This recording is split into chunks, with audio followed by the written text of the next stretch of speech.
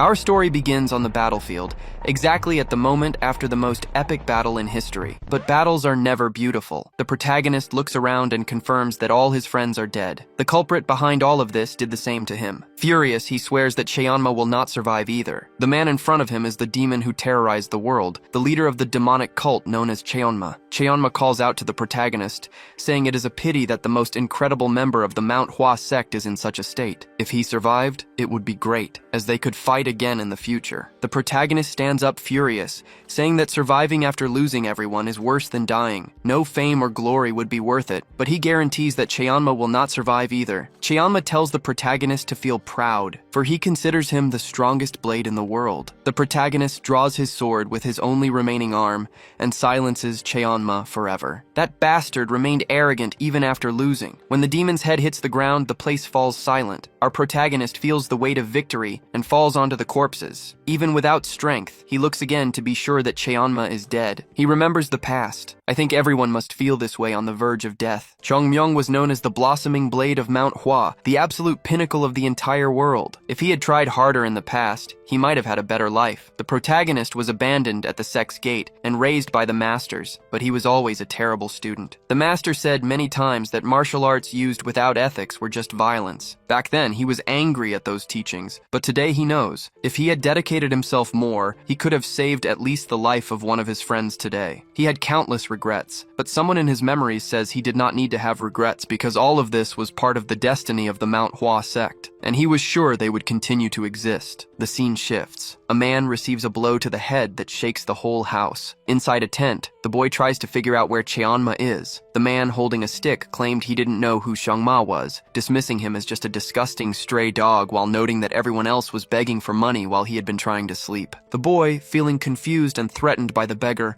demanded that he lower his weapon immediately or face a beating. The beggar simply laughed in response, which infuriated the boy, who felt that no one on earth should dare to disrespect him. When the beggar raised his stick and warned him that he was in trouble, the protagonist reached out, intending to teach the man a lesson. However, he quickly realized something was wrong. As the stick came toward him, he wondered why his arms felt so short. He was unable to block the blow and took a hard hit to the head. The boy attacking him wore an expression full of hatred and continued to land consecutive blows, shouting that there was a limit to a person's patience. Suddenly, another person watched the scene from a nearby tent with a worried face and, after a shout, said they would come back later. While wiping his injured nose, the protagonist thought about how cruel the boy was and decided that one day he would deal with the beggars from the Beggars' Union, who were part of one of the 10 great sects. Standing with his feet in the water, his body trembled slightly. When he looked at his own reflection, something deeply unsettled him. He didn't recognize the child he saw, no matter how closely he looked. Pulling at his own face with his hands, the young man tried to understand if this was the reincarnation mentioned in Buddhism, and thought that if he had known, he might have chosen the Shaolin Temple. Suddenly, someone called his name, interrupting his thoughts. Cheonmyeong recognized the young man who had arrived while he was being beaten in the tent. The boy approached and said that Wang Cho always acted that way, but that today he had gone too far. Raising a finger, the protagonist asked for a moment and said he wanted to ask 2 questions, his eyes full of curiosity. The other boy watched, confused, as Cheonmyeong, with a firm but doubtful voice, asked if he was a beggar. The boy replied that it was obvious, just by looking at his clothes. In despair, the protagonist crouched down, unable to believe the situation, but he decided to ask his second question, asking if the boy knew who Cheonma was. The other hesitated, commenting that he thought he was acting strangely because of the beating, but now he seemed even worse. Annoyed, the protagonist demanded a straight answer. The boy crossed his arms, thought for a moment, and replied that he knew who Cheonma was, the leader of the demonic cult who died 100 years ago. Cheonmyeong's eyes widened even further, unable to believe it as the words echoed in his mind. He couldn't contain himself and shouted, repeating what the boy had told him. Grabbing the other boy's collar, the protagonist questioned with a trembling voice if it had really been 100 years since Cheonma's death. The other boy replied that he had nothing to gain by lying. Sweat began to run down Cheonmyeong's face as he slowly released the boy's collar, his mind collapsing as he realized it had taken him all this time to be reborn, left all alone in this world. Bringing his hands to his face, the young man despaired, but his thoughts soon turned to the Mount Hua sect, and he decided to ask what had happened to it. The boy, however, replied that he didn't know what he was talking about, leaving Cheonmyeong with an expression of dread and confusion. The protagonist insisted, reminding him that as a member of the Beggars' Union, he should know about the Mount Hua sect, which was part of the 10 great sects. The other boy, however, answered without hesitation that there was no sect with that name among the 10 great sects, and that, in fact, it didn't even exist anymore. Chung Myung was left completely stunned, unable to comprehend what was happening. Unable to believe what he had just heard, Chung Myung grabbed the boy's collar again and began to shake him violently. His voice was filled with indignation as he pointed out that even the Southern Island sect and those country bumpkins from a distant island had become part of the 10 great sects. He concluded that this could only mean the Manhwa sect had been excluded. As he was being shaken, the boy reacted with confusion, but then he grew thoughtful, commenting that he might have heard that name before in relation to a map of the Shanxi province. Chung Myung immediately stopped shaking him and asked if there was anything else he knew. The boy brought a hand to his chin, thinking hard for a few seconds before answering that, as far as he knew, the Manhwa sect had already fallen. In that instant, Chung Myung's world seemed to collapse, his expression filled with despair, as he couldn't accept that the sect, once one of the 3 greatest in the world, had met such an end. Losing all his strength, Chung Myung let go of the boy, who fell backward and hit his head on the ground. While the boy winced from the impact, the protagonist remained paralyzed, his face a mask of pure desperation. Refusing to believe it, Chung Myung declared that he needed to see it with his own eyes. He clenched his fists, affirming that he would go to Manhwa immediately. Confused by this sudden determination, the other boy scratched the back of his neck and said he wouldn't do that, as it would just be a reason to get beaten again. He suggested that Chung Myung should just go beg somewhere else. However, Chung Myung raised his voice, insisting that he still had questions and demanded answers. Placing a hand on his abdomen, he asked about his current body and what this person's name was. As he got to his feet, the boy answered casually that a beggar doesn't need a name, but that people usually called him Cho Sam. Analyzing his own face, Chung Myung stretched the skin and asked about his age, guessing from its firmness that he must be between 15 or 16, but the boy said he didn't know. The protagonist then decided to press further, wanting to know the names of both the boy he was talking to and the one who had attacked him with the bamboo. The boy answered without hesitation that his name was Ku Chil and the attacker was named Ku Pal, though he was better known as Wang Cho. After taking a deep breath, Chung Myung told Ku Chil to listen carefully, declaring that he repays favors twice over and grudges 10 times over. He ordered the boy to memorize his name, Chung Myung of the Manhwa sect, and warned that when they met again, he would repay what happened today. With that, he turned and began to walk away with firm steps, but he suddenly stopped and came back as if he had forgotten something important. He then asked for the way to Manhwa in the Shanxi province. Ku Chil just sighed in disbelief, realizing he was dealing with someone truly different. The scene changes, and we see Chung Myung running with all his might through the grass. He had decided to travel on foot, since even in his past life, he never trusted slow mounts. His face was red and his breathing was heavy as he pushed himself to the limit, but suddenly his body failed him and he collapsed. The young body couldn't handle so much pressure and was completely exhausted after only a few minutes of effort. He knew there was no other way to get there, but if he continued like this, he might pass out or even die on the way. With his face pressed into the dirt, the young man lay motionless and wondered how he would ever make it to Shanxi province. With a suspicious laugh, the protagonist realized this was the moment his cunning could come into play. He lifted his face from the ground and began to laugh with uncontained excitement,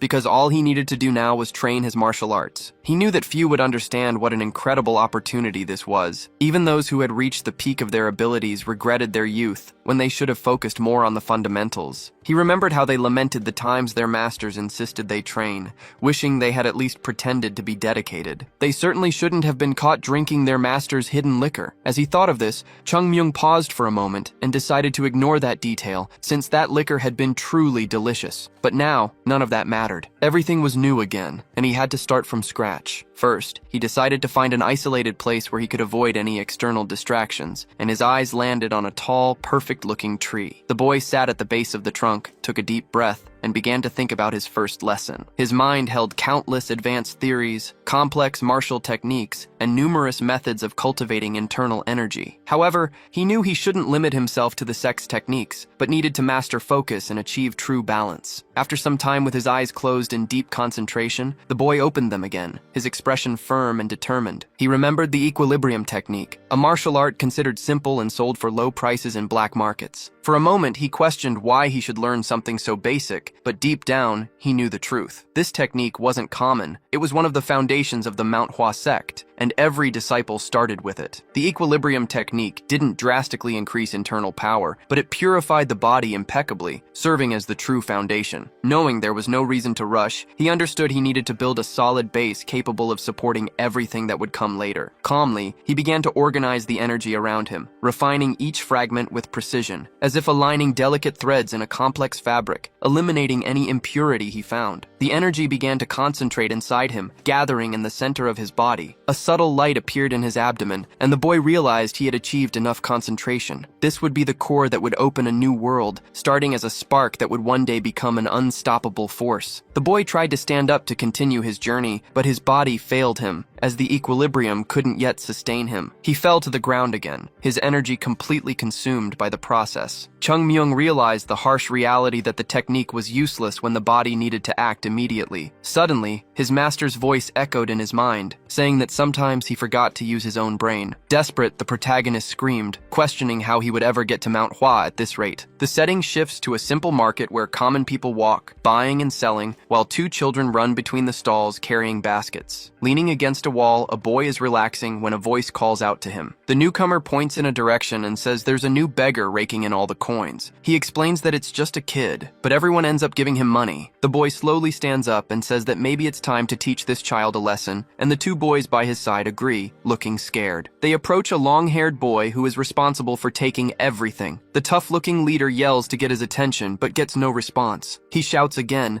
asking if the boy is deaf. Finally, the boy reacts, still chewing, and looks at the three with his mouth full of food, asking if they are talking to him. The leader gets angry and questions his carefree attitude, saying he must have lost his mind at such a young age. Cracking his knuckles, he makes a demand, stating that he doesn't know who allowed the boy to beg there, but he can leave if he hands everything over to them. Chung Myung stares at them with a serious expression, and then looks down at the food in his hands. He responds without hesitation, asking if the three of them have no shame, calling them useless and adding that they won't be taking anything from him. The protagonist slowly stands up and cracks his arms, knowing he has provoked them too much and that the consequences are inevitable. He begins to warm up, stretching his arms, adapting to their size, and repeatedly opening and closing his hands to prepare for combat. Chung Myung knows his core isn't perfect yet, but he believes it will be enough. Now used to this body, he provokes them one more time, saying that he's weak and might not even be able to hit hard, but that the three of them are still going to get beaten up a little. These words leave the leader of the beggars furious, and he orders the other two to advance and kill him. One of them prepares a powerful punch,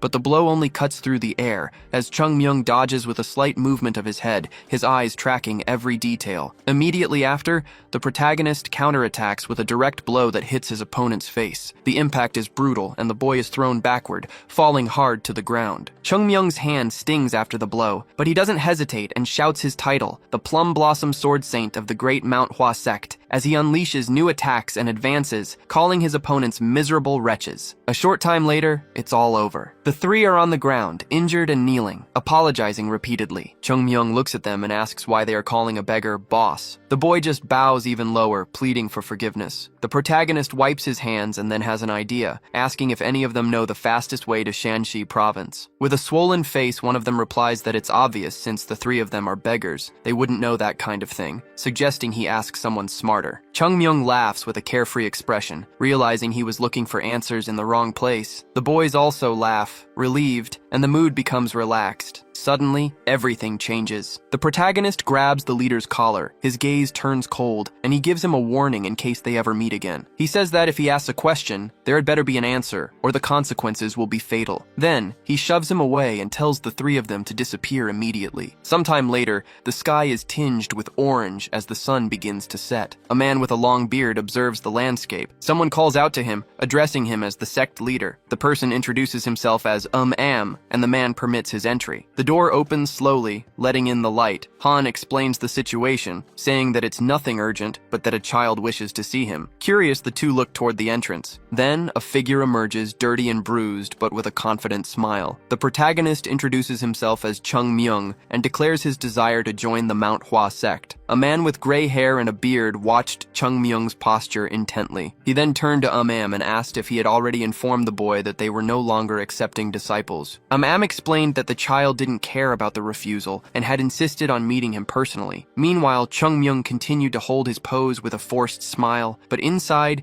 a tremendous irritation was growing in his heart. To understand his frustration, it's necessary to go back in time. Exhausted and sweating profusely, the boy leaned on a stick, realizing he had finally reached his destination, Mount Hua. The shortcut the beggars had shown him was completely useless, and he swore he would never forgive them if he saw them again. Tossing the stick aside, Chung Myung filled himself with determination, knowing it was time to begin the long climb up the great mountain. With hurried steps, the boy started his ascent up the steep and dangerous terrain, pouring all of his resolve into the climb as if his life depended on it. At a critical moment, however, one of the rocks he was holding onto began to give way, causing him to lose his balance and swing precariously in the air. The stone plummeted to the ground with a loud crash, making Chung Myung worry about what would have happened if he had been the one to fall. Still, our hero knew that anything was possible with persistence, so his hand quickly found another hold, and he resumed his climb. After some time, the setting sun began to paint the sky orange. The boy was utterly exhausted from the difficult journey, but upon reaching his goal, he noticed something important was missing. The sign for the Mount Hua sect, which Sahyung Jongmun used to clean so meticulously every morning, had simply vanished. The sight of the entrance without its sign made Chung Myung feel like he was going to lose his mind, and his shouting finally drew someone to the door, who opened it cautiously to see the unexpected visitor. The man who answered was surprised to see a child and asked how someone so small had managed to get there alone. Chung Myung ignored the question, instead asking if the man was a martial practitioner of the Mount Hua sect. The man confirmed that he was, giving Chung Myung hope that the sect hadn't disappeared completely. Hearing this, Am invited the young boy inside, explaining that while they didn't normally accept outsiders, it was far too late and dangerous to make the trip back down the cold mountain at night. As soon as Chung Myung stepped through the gates, his expression changed completely. The ground, which was once made of clean, luxurious marble, was now worn down and covered in dirt. The boy decided to hide his surprise, commenting to that the place seemed quite spacious. As they walked, he noticed something else was wrong. The golden celestial palace was also gone. Unable to conceal his shock, he pointed to the empty space and asked if something wasn't supposed to be there. Confirmed that a palace had indeed once stood in that spot. He proudly remarked that it was admirable for a boy his age to notice such a detail, adding that while it might be embarrassing for a martial artist to admit, the missing palace was like a scar of glory. Chung Myung, however, cut him off, stating that there was no glory in it at all. Didn't quite understand what the boy meant, so the protagonist decided to drop the subject. As they continued on, Chung Myung thought to himself that none of this was Am's fault, as everyone there had likely been through the worst trying to keep the sect from disappearing. Finally, the two arrived at the Yuyuan temple, which, to Chung Myung's relief, appeared to be intact. Since the Mount Hua sect is a martial arts sect, guests have their duties. While opening the door to a room, Am told Chung Myung to enter and prepare to pay his respects to the ancestors. But as the boy looked around more closely, he noticed something else was different. Gazing at the area where the incense was kept, he realized that important items were no longer there. In the past, there had been a golden candlestick granted by the emperor of the Jin dynasty and a handwritten scroll from the ancestor. In addition, there were gold-plated decorations and numerous paintings that had once filled the room, all of which were now gone. With wide eyes and an expression of pure shock, Chung Myung began to stammer, frantically searching for a specific flower that was supposed to be there. Impressed, asked how the boy knew about that and stroked his chin thoughtfully. He then recalled that there was once a plum blossom flower made of a strange white metal, but it had been sold some time ago. According to him, it had no use, didn't fit with the temple's aesthetic, and was just taking up space. At this declaration, Chung Myung fell to his knees. His heart ached as he remembered Sahyung, thinking that the Mount Hua sect was truly finished. That flower was one of the sacred artifacts that maintained the sect's righteous spirit, and the people now in charge had sold it off as if it were nothing. Resolute, Chung Myung decided he needed to intervene as quickly as possible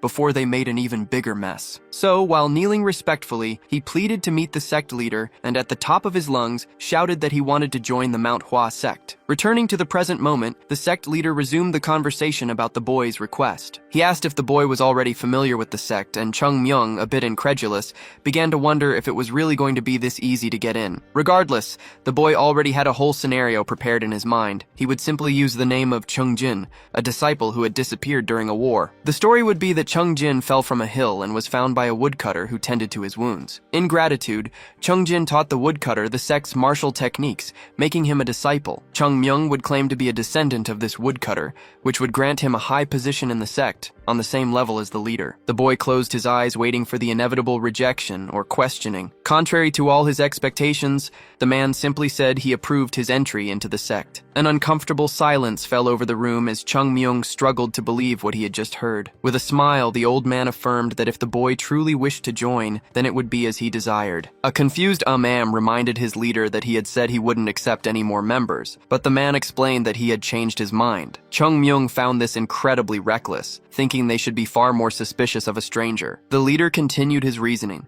saying that the child's motive didn't matter, since he had come seeking them out. He compared the situation to not turning away a small bird seeking refuge from the rain, and for that reason, they could not deny a child entry. He then asked Am to prepare a place for the boy and the entrance ceremony. The protagonist was so skeptical of the situation that he could barely speak, realizing his planned position in the sect had just plummeted. Sometime later, Am handed the boy a uniform, explaining that it was the clothing of a third-rank disciple. Chung Myung tried to recognize the room, but only remembered it being used for guests, which was strange. In the old days, aspirants would form a bond with their teacher and stay in their master's room. Curious, he wondered if other people were staying in these rooms, but was startled when someone demanded to know who was there. Slowly, the boy looked back and saw another boy his age, who was furious and asking why he was snooping around someone else's room. A short while later, a few students began to gather, and one of them quickly explained to a senior disciple that Chung Myung had been snooping around his room. The commotion soon attracted the attention of an older man, who appeared and demanded to know what was going on. With a firm voice, he scolded the young men, reminding them that it was still training time and they should not be causing a disturbance. Immediately, all the students bowed, apologizing to the great Sasuk, the junior of the masters. It was then that the Sasuk noticed Chung Myung, who formally introduced himself. The man recognized him as the newcomer to the White Plum Pension, and seeing how late it was, told the young man to rest for the day, but to be sure to join the training the following morning. He then ordered everyone else to return downstairs at once. Before leaving, the irritated boy from earlier glared at Chung Myung, warning that he would deal with him later and teach him a lesson. Left alone in the hallway, Chung Myung tried to calm himself, remembering that these boys were his successors in the sect. He knew he needed to give them proper attention, even if his methods were a little different. When night fell under a star-filled sky, the same irritated senior ordered Chung Myung to take everything off. Shocked, the protagonist asked what he meant by that. The young man explained that he was to remove all his clothes, claiming it was how men grew closer and built bonds with their seniors. Chung Myung's expression, however, made it clear he was not happy with the idea. Before doing anything, he said he had just one question and asked where the pension's instructor, Sasuk Eungum, was. The senior replied that the instructor didn't train at night and that they would start with a little warm-up. However, before the young man could act, Chung Myung called out to him and told him to flex his neck muscles. The boy barely had time to react before an unexpected punch landed on his cheek. The impact was so fast and powerful that it took him a moment to realize he had been hit, and a loud crash echoed from the temple roof shortly after. The other students stared with wide eyes, shocked by the scene, as the punch had launched the boy with such force that he ended up stuck in the ceiling. With a sadistic expression, Chung Myung asked if they really wanted to start with a little warm-up, then began screaming, calling all the seniors bastards. The tension escalated so much that the surrounding birds flew away in fright. A while later, a senior named Yoon Jong was massaging the protagonist's shoulders. Chung Myung told the boy to put more effort into it, and he promptly replied that he would do his best. Meanwhile, our hero called over to Jo Gul, assuring him that he wouldn't hurt him and asking him to come closer. Chung Myung explained that he wasn't yet used to the sect's situation and had a few questions. The first thing he wanted to know was what happened to the Golden Celestial Palace and why the sect was in such a mess. With his face swollen from the beating, Jo Gul began to answer. He asked if the newcomer had ever heard of the Plum Blossom Sword Saint, and our hero knew they were talking about him in his past life. According to the Sasuks, the Sword Saint played a vital role in defeating Chuma, but afterward, the enraged members of the demonic sect invaded the Zhongyuan region and set the mountains on fire. The damage at the time was so great that the sect never managed to recover the strength it once had. Hearing this, Chung Myung began to sweat, thinking that he himself might be the reason for their precarious situation. Sometime later, in another conversation, someone mentioned the Tai Flummox sword technique, stating that it lacked Taoist aspects and wasn't very powerful.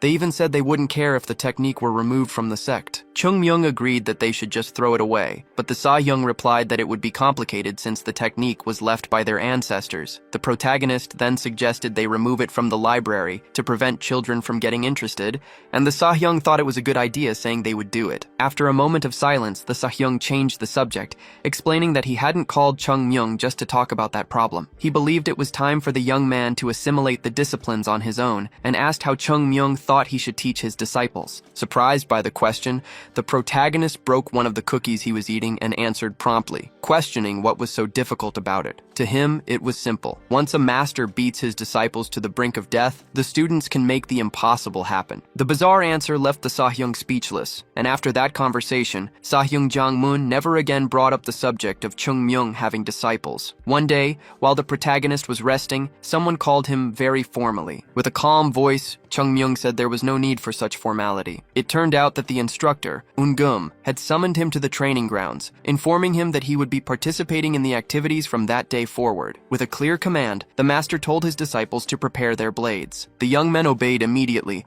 raising their swords, and then the master gave the order for everyone to swing their weapons, which they did with determination. Chung Myung watched everything beside Eun-gum with a strange expression, as if he were seeing something very odd. The teacher's sword technique was truly bizarre. Eun-gum explained that it was called the equilibrium sword technique, and that it was essential for all other techniques of the Manhwa sect. Shocked, Chung Myung wondered what kind of nonsense the masters were teaching the disciples. To him, it only made it harder for the children to get stronger, like teaching the alphabet using an advanced grammar book. This way, the boys might get ahead for a short time, but nothing more, as techniques without fundamentals could not take warriors very far. Determined, the young man thought that if they were going to follow this path, they should at least do it right. Suddenly, something distracted the protagonist, who looked up. The sky was clear, which made him think it was the equivalent of the Mount Hua sect's future. Nothing. Feeling pessimistic, Chung Myung didn't even know where to begin. He decided to call over the senior who was teaching the students and asked what else they learned there besides that technique. The teacher explained that after the equilibrium technique, they learned the Seven Sages sword technique, and after graduating, the Lesser Qing sword technique. Chung Myung sighed without much hope. The teacher continued, explaining that after learning all that, it was time for the sect's sacred technique, the famous Tai Yi Flummox sword technique. Hearing this, the protagonist was shocked. He remembered the conversation he had with Jang-moon, where they both agreed that this technique wasn't good enough for warriors, and that they wouldn't mind if it were removed. And yet, this was the technique they were learning at the highest levels, instead of something truly important like the 24-movement Plum Blossom sword technique. As the teacher walked away, shouting and asking who was chattering again, the day began to grow dark. Later, someone called for the senior Jo-gul, who was surprised. The boy tried to be as respectful and formal as possible with Chung Myung, but the protagonist said it wasn't necessary and got straight to the point, asking if he could ask for a favor. He asked Jo-gul to tell everyone to be in front of the Plum Blossom pension at 5 in the morning the next day, and to prepare a few things he was about to list, starting with 5 people of specific types. The night wore on as they talked. Scratching the back of his neck in confusion, Jo-gul repeated the order to be sure. Chung Myung noticed the boy's unease and asked if he wouldn't be able to do it, but the young man confirmed that he could. Praising his enthusiasm, our hero said he could leave. After the conversation ended, Chung Myung began to reflect. In their current state, the sect members had no physique, technique, or talent, so it wouldn't be surprising if the sect disappeared overnight. Of the 3 characteristics, the only one he had control over was talent. The current 3rd generation of disciples didn't seem very talented, but as they say, a journey of 1,000 miles must begin with a single step. Watching Jo-gul walk away, he knew that educating these untalented seniors would be his first step. As arranged, a group of people gathered at the location Chung Myung had requested. Many were still sleepy, and one of them wondered why a freshman was able to manipulate his seniors as he pleased. Jo-gul, however, thought that this disgruntled guy most likely wasn't at the pension when they got beaten up last time. Just then, Chung Myung appeared, asking if that was the freshman the boy was complaining about. Everyone was surprised to see him there, and the complaining boy's eyes widened. Angrily, he replied that it was him, because making seniors wake up at 5 in the morning showed no respect at all. The protagonist closed his eyes, remaining calm. With a sweet, forced voice,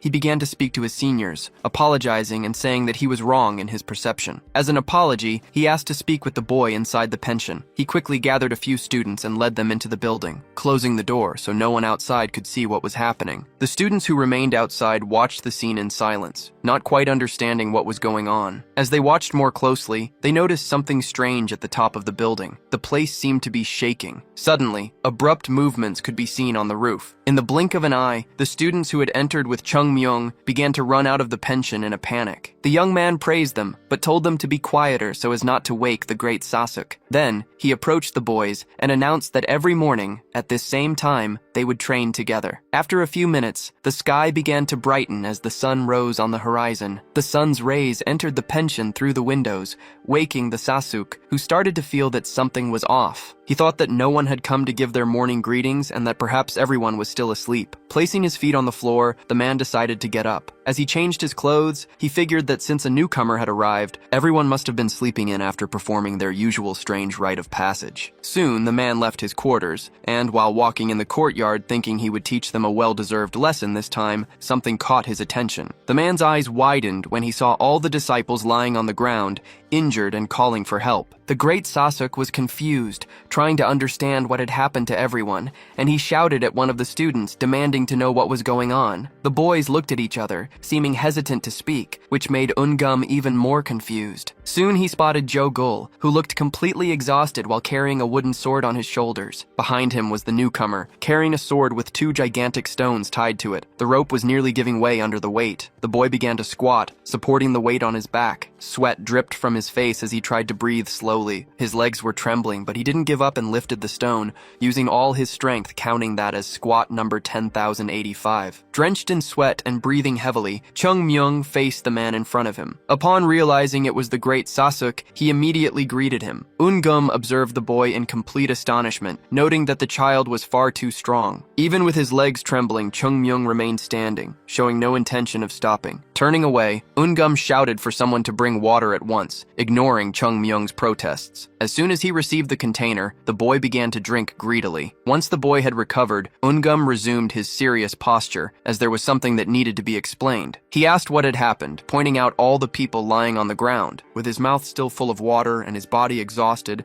Chung Myung replied that it was nothing serious, just a morning training session they had decided to start that day. He claimed that since it was their first time, everyone had gotten a little carried away. Ungum glanced around to confirm the story, but the other students shook their heads in denial, stopping immediately when Chung Myung glared at them. The great Sasuk understood instantly that they were all afraid of the newcomer. Ungum reflected on how his students called themselves disciples of the Flower Mountain sect, yet they trembled before a new arrival. He brought a hand to his chin, considering a reprimand, but instead shifted his focus back to Chung Myung, questioning his audacity. The Plum Blossom boarding house had clear rules, and no one had authorized training at that hour, much less sacrificing the students' rest. Despite the scolding, Chung Myung remained silent with a calm and serene expression. He replied peacefully that if it was the master's will, the training could stop, an answer that surprised Ungum. Noticing the great Sasuk's reaction, Chung Myung maintained a gentle smile as if nothing were wrong. Ungum found himself in a dilemma. If he punished the boy, he would make his own students look weak for being pushed around by a novice. But if he ignored the situation, his authority would be compromised and he would look like a fool. Suddenly, Chung Myung broke the silence and asked for 1 month. With a smile, the boy requested this opportunity from the great Sasuk, promising to prove his worth in that time. Chung Myung continued, saying that he deeply admired and respected his seniors, because even with such intense training, not a single one had complained. He raised his hand enthusiastically and asked the other boys if that was not true, and they all confirmed it at once. Ungum watched the scene carefully and understood that no one there dared to contradict the young man. Still, there was something different about him. The man observed his slender body and wondered where someone like him could have come from. The great Sasuk then said it would not be an easy task and asked why he insisted so much on training every morning. Without hesitation,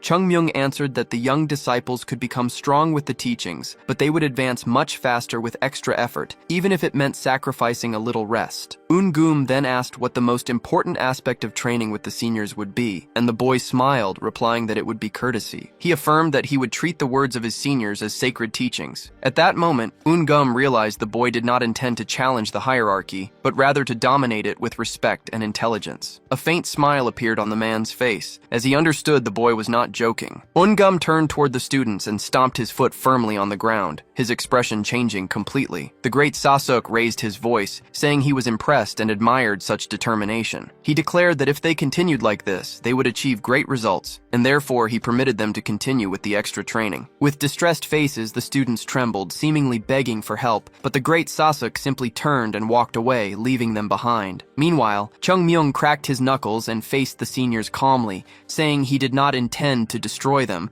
but that they should have a better talk back at the boarding house later. The seniors froze, their faces showing pure terror. Shortly after, sounds of sudden movements and shaking structures began to echo from inside the building. A few days passed. The protagonist was seen concentrating energy at the base of his abdomen, thinking that the disciples' energy cores were still small but were already showing progress. During this time, Chung Myung discovered that the White Plum boarding house was a type of private dormitory, just as he had expected. The sect leader came from a respectable lineage, but was just another weakling whose strength could not compare to the leaders from 100 years ago. His disciples reflected this, with most being third-class members who had joined merely for social convenience. As he focused, Chung Myung reflected that none of this mattered, because he was here now, and he was determined. After finishing his concentration, the boy stood up, his feet firm on the ground, ready for the next step as he remembered the strongest sect in all of Kangho. Sometime later in the dining hall, the students were having their meal. One of them was trembling so much while holding his chopsticks that he could barely keep control, letting his food slip. The boy complained that they had trained so hard they could no longer even eat properly, and turned to Jo Gul, asking him to speak with the crazy master of their morning training. Jo Gul lowered his head, closed his eyes, and replied that the boys there talked too much. He placed his chopsticks back on the table firmly and asked if he looked like some kind of messenger, telling them that if they had a problem, they should solve it themselves. Irritated, he stood up without having touched his food and called over another, more senior colleague, asking for a moment. Later, the two young men were walking down an illuminated corridor surrounded by sakura trees. One of them commented that Jo Gul seemed more cheerful. The boy looked up at the sky calmly and asked what his friend thought of the mountain sect. The other hesitated, saying it was a difficult question. Jo Gul continued, explaining that all of this would be over for him when he returned home, but it was different for his friend, who intended to stay there forever, which the boy confirmed. Silence filled the air until, suddenly, Jo Gul admitted that he used to think the sect was finished. Surprised, his friend asked him to be more respectful, but Jo Gul shook his head and explained that he had changed his mind. After Chung Myung arrived, everything was different. Even though they were being forced, they had evolved and been pushed to their limits. And yet, that boy never showed any signs of fatigue, despite training more intensely than everyone else. Seeing this, Jo Gul had decided to truly put in the effort. He turned to face his friend and, with a confident look, declared that he wanted to become strong enough to lead the world. His friend offered a warm smile and said that he felt the same way. As they talked, someone was watching them from the top of a tree. It was Chung Myung, who had listened to the entire conversation in silence. A confident smile appeared on his face, as he knew that two more had been won over. Eun-gum had also been easy to convince, but there was still much to do. Suddenly, his thoughts were interrupted by a shout that cut through the air. Someone was demanding the presence of the sect leader, surprising Chung Myung. Loud bangs echoed from the main gate, with demands for the door to be opened immediately. The men outside struck with such force that they eventually broke it down, and individuals carrying torches with hostile faces began to pour in. Staff members tried to stop them, saying they could not enter like that, while Chung Myung watched everything from the tree, not understanding what was happening. The invaders lost their patience, shouting that they had already waited long enough. Then, they began to demand payment, wanting to know when they would get their money back. In that moment, the boy understood everything. The sect was drowning in debt. The invaders continued to shout, demanding that the sect leader appear at once. In response, the door opened and the leader finally emerged, facing them as they stared back with harsh expressions, making the atmosphere heavy. Chung Myung silently approached and watched everything closely as the leader asked what brought them there at this hour of the night. Chung Myung analyzed his posture, noting an impeccable presence worthy of a true leader of the Manhwa sect. A refined aura emanated from his every gesture, and each word carried authority, as if he were born for the role. The invaders, however, were not impressed and questioned his attitude. One of them raised a hand to his mouth, cleared his throat slightly, and with a forced smile, asked how the leader had been. Jang Mun replied calmly, saying he hadn't expected a visit from the owner of the Kong Pavilion. The man, in turn, claimed he didn't want to be there either, but was pressured to come, as climbing Mount Hua again was quite a hassle. He then got straight to the point, reminding them that the payment deadline had passed a long time ago. The pavilion owner explained that they had tried to be patient, but there were limits. According to the contract, they could demand severe fines, but considering their past relationship, they had decided not to be so harsh. He then set a condition, giving them 7 more days to make the payment. If the debt was not settled by then, they would confiscate everything from the Mount Hua sect. The news was so shocking that a small sound escaped Chung Myung's mouth, causing everyone to look in his direction. One of the men commented that the child had seen something he shouldn't have. Sometime later, the disciples were talking among themselves about the merchants from the Hua district, leaving Chung Myung quite worried about the consequences of having witnessed that scene. Jogul approached and asked if the Hua district wasn't located just below the mountain, and the other boy confirmed it. He suspected that the sect had borrowed money from the merchants, but his friend couldn't say for sure. The boy then revealed that he knew the owner of the Kong Pavilion, who also owned the Tai Hua Pavilion, the largest in the Hua district, and an influential man in various business sectors. Hearing this, Chung Myung reacted and asked about the pavilion. The others were surprised to see the tension on the young man's face, telling him to calm down because his expression was twisted with anger. But Chung Myung had already figured it out. The Tai Hua Pavilion had originally been a possession of the Mount Hua sect. He suddenly grabbed the boy's collar and forcefully asked if that man was really the owner of the Tai Hua Pavilion and was still trying to confiscate their temple after lending them money. The boy confirmed it. Chung Myung slowly released his collar, his mind racing. If the Tai Hua Pavilion belonged to the sect, it made no sense that they were now borrowing money from it. Something was very wrong, and he felt they had been on the wrong path from the very beginning. With a firm gaze, Chung Myung turned to Jogul and made a direct request, asking him to bring that thing. Jogul understood immediately, and with a slight nod, ran off, saying he would get it right away. Shortly after, he returned with a different black kimono and handed it to a still confused Chung Myung. Jogul asked what he planned to do with it, and Chung Myung calmly quoted an old Buddhist teaching. He explained that the phrase, "If you meet the Buddha, destroy the Buddha," was not literal, but meant to abandon any attachment that blocks one's path. As he adjusted his clothes, he repeated the words, stating that to walk the true path of the Tao, one must learn to break from their own path. Prepared to leave, he announced he was going to find the true path, but his friends reacted, saying he looked ridiculous dressed like that. Chung Myung ignored them completely, and, without looking back, leaped from rooftop to rooftop, moving like a shadow in the night. A short time later, the boy stopped atop a roof and observed the city below. His target was a luxurious and brightly lit building. Meanwhile, inside, the merchants were gathered, eating and talking about the sect leader. One of them mentioned the value of the dead, which was over 100,000 ryang, while another commented on the impact of Kong's presence. Soon, the pavilion owner himself spoke up,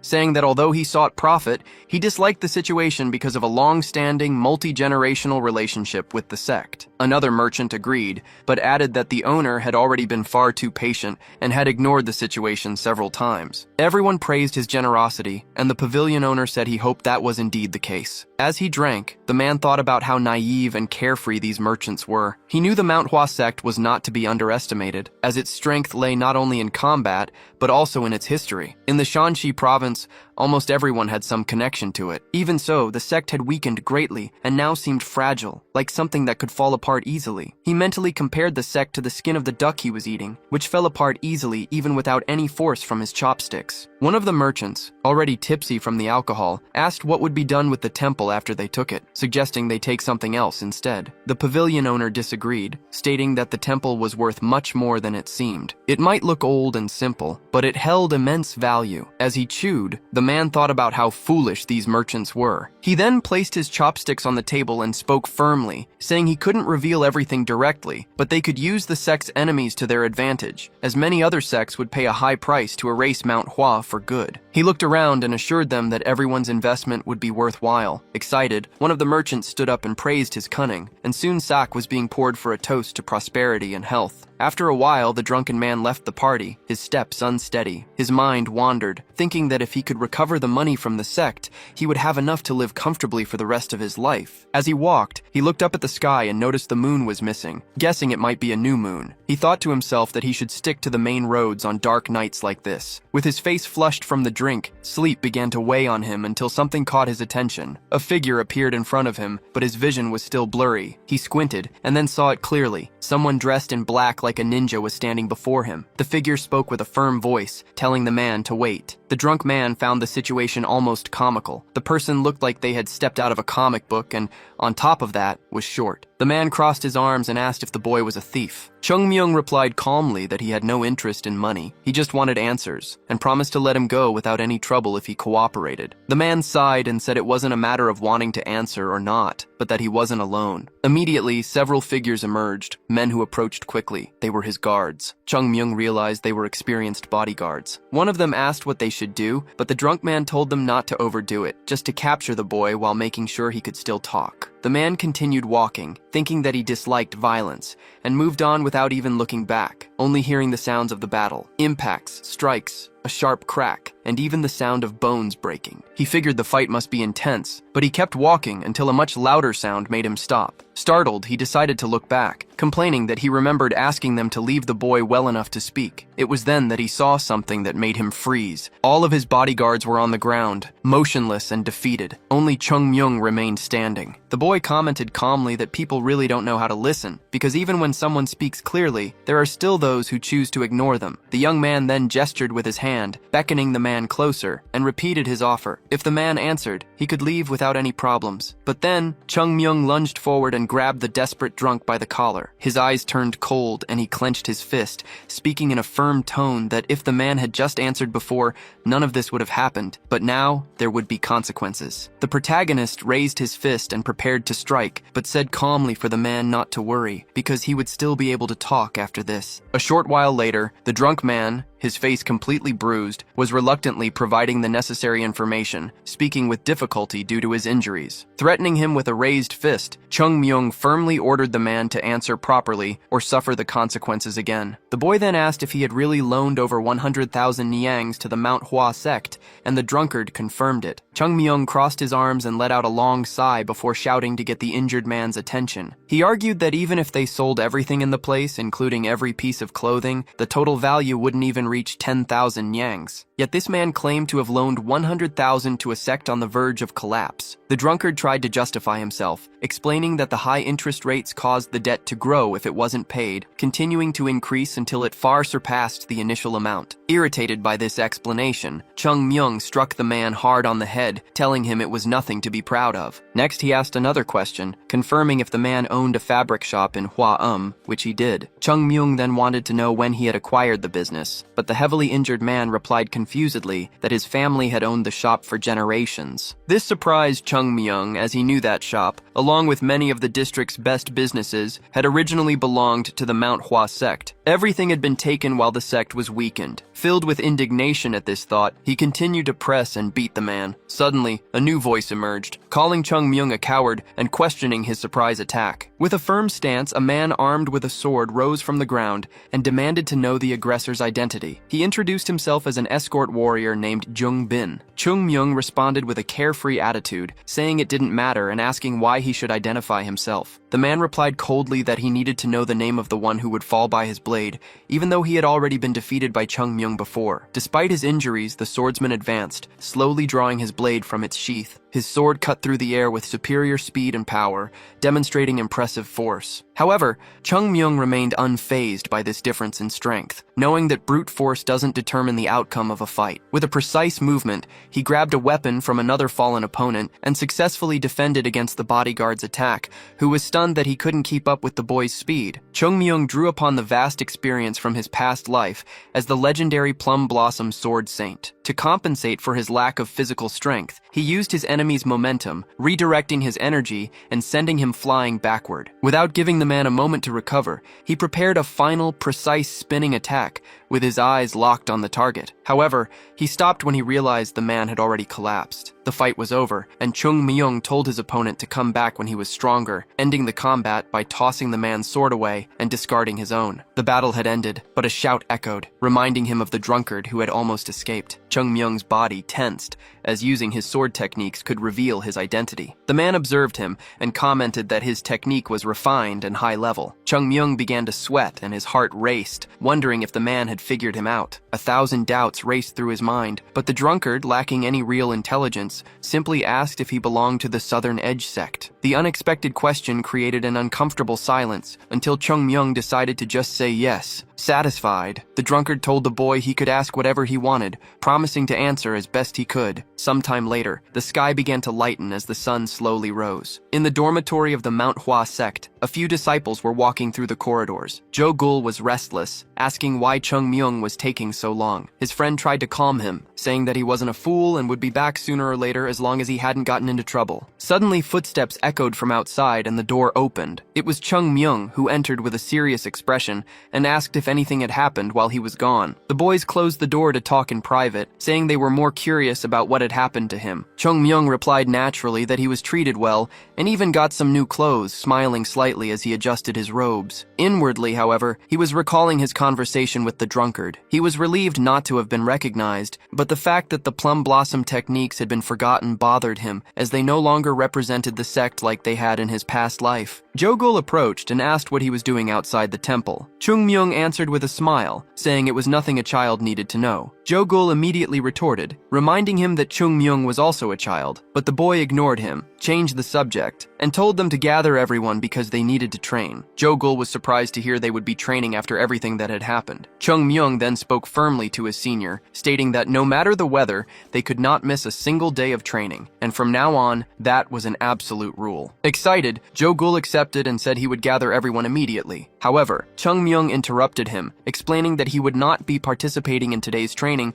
because he had another task to complete. The other senior was disappointed, saying the training only worked with him present and the results wouldn't be the same. Even so, the two eventually left, telling Chung Myung to take care. Left alone, the protagonist lay down on his bed and let out a tired sigh, looking at the ceiling and thinking about what he should do. All of the sect's businesses had been taken, and the records that could prove their ownership had been burned by the demonic sect. He considered the option of invading and eliminating all the merchants, but quickly dismissed it, as that would only create more problems and worsen the sect's reputation. He understood that he needed a justification or something to nullify the debt, but he had no idea where to find it. Lost in thought, he turned over in bed, searching for any glimmer of a solution in his mind. Then, a memory surfaced. The boy remembered seeing his old master, Jang Moon, writing in old ledgers and quickly hiding them whenever he entered the room. This made him think that perhaps those weren't the only records. If the sect controlled so many businesses, it would make sense for more records to be scattered about. His heart raced with the idea that they might have hidden the rest somewhere else, perhaps in a secret location like a hidden repository, accessible only to the leader. He had heard rumors of something like that, and if it existed, it would have to be near the leader's residence. His mind racing, the boy began to scratch his head, trying to think more clearly. Maybe the location was in the hills behind the residence, where many martial masters had lived. Or perhaps it was something subterranean, like a hidden warehouse. A slight smile appeared on his face, as he knew this would be a true treasure hunt. Without wasting time, he got up,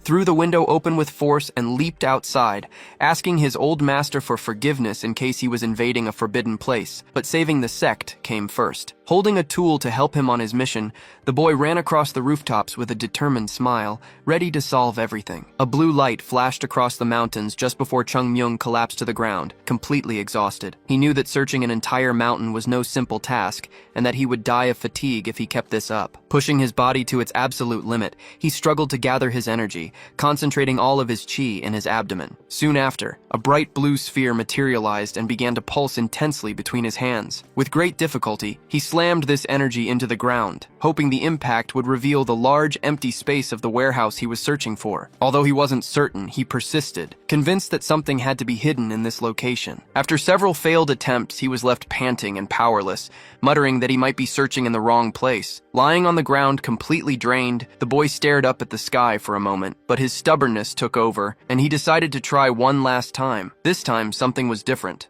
The flow of energy felt like a single drop falling into a silent ocean, and he realized his efforts were finally yielding results. The ground seemed to give way, as if the energy were being pulled downward, and a jolt of excitement ran through him as he understood he had found the right spot. Mustering the last of his strength, the boy began to dig, determined to confirm what was hidden there with his own eyes. After a short while, his fingers brushed against something hard, and Chung Myung quickly realized he had found a brick structure. His heart began to race. This had to be the secret warehouse of the Manhwa sect. He carefully removed one of the bricks from the wall and leaned in to peek, spotting a dark corridor that confirmed his suspicions. But then, something made him freeze. He wasn't alone. Footsteps were echoing from down the hall, slowly growing closer. Chung Myung watched in silence, trying to identify the approaching figure. He soon made out a man with long hair and a beard walking calmly down the corridor. It was the sect leader, which meant he also knew about this secret location. The man stopped in front of a large door and pushed it slowly with his fingertips, but something was clearly wrong. Chung Myung's eyes widened as he noticed the door was covered in scratches, as if someone had tried to force it open countless times. More importantly, the sect leader's hand was not firm and confident, but trembling and hesitant. As he watched, Chung Myung understood the truth. This was not a gesture of authority, but the posture of a man powerless against his own reality. The sect was collapsing, its martial arts were weakening, and its fortune was disappearing. It must have been unbearable to watch the place he had dedicated his entire life to crumble before his very eyes. And yet, he had to carry that weight alone, because a leader can never show weakness to his disciples. Sometime later, as the sky began to brighten with the sunrise, Chung Myung finished removing the bricks and created a passage large enough to enter. He jumped down into the corridor, landing silently and remaining alert for any movement. As he looked around the empty space, his mind raced. He briefly wondered if he was somehow responsible for the sect's decline, but he quickly pushed the thought aside. There was still time to change its destiny, and he knew that opening the door before him was the first step. He approached the door slowly and placed a hand on its surface, channeling the energy from his abdomen directly into his arm. The instant he made contact,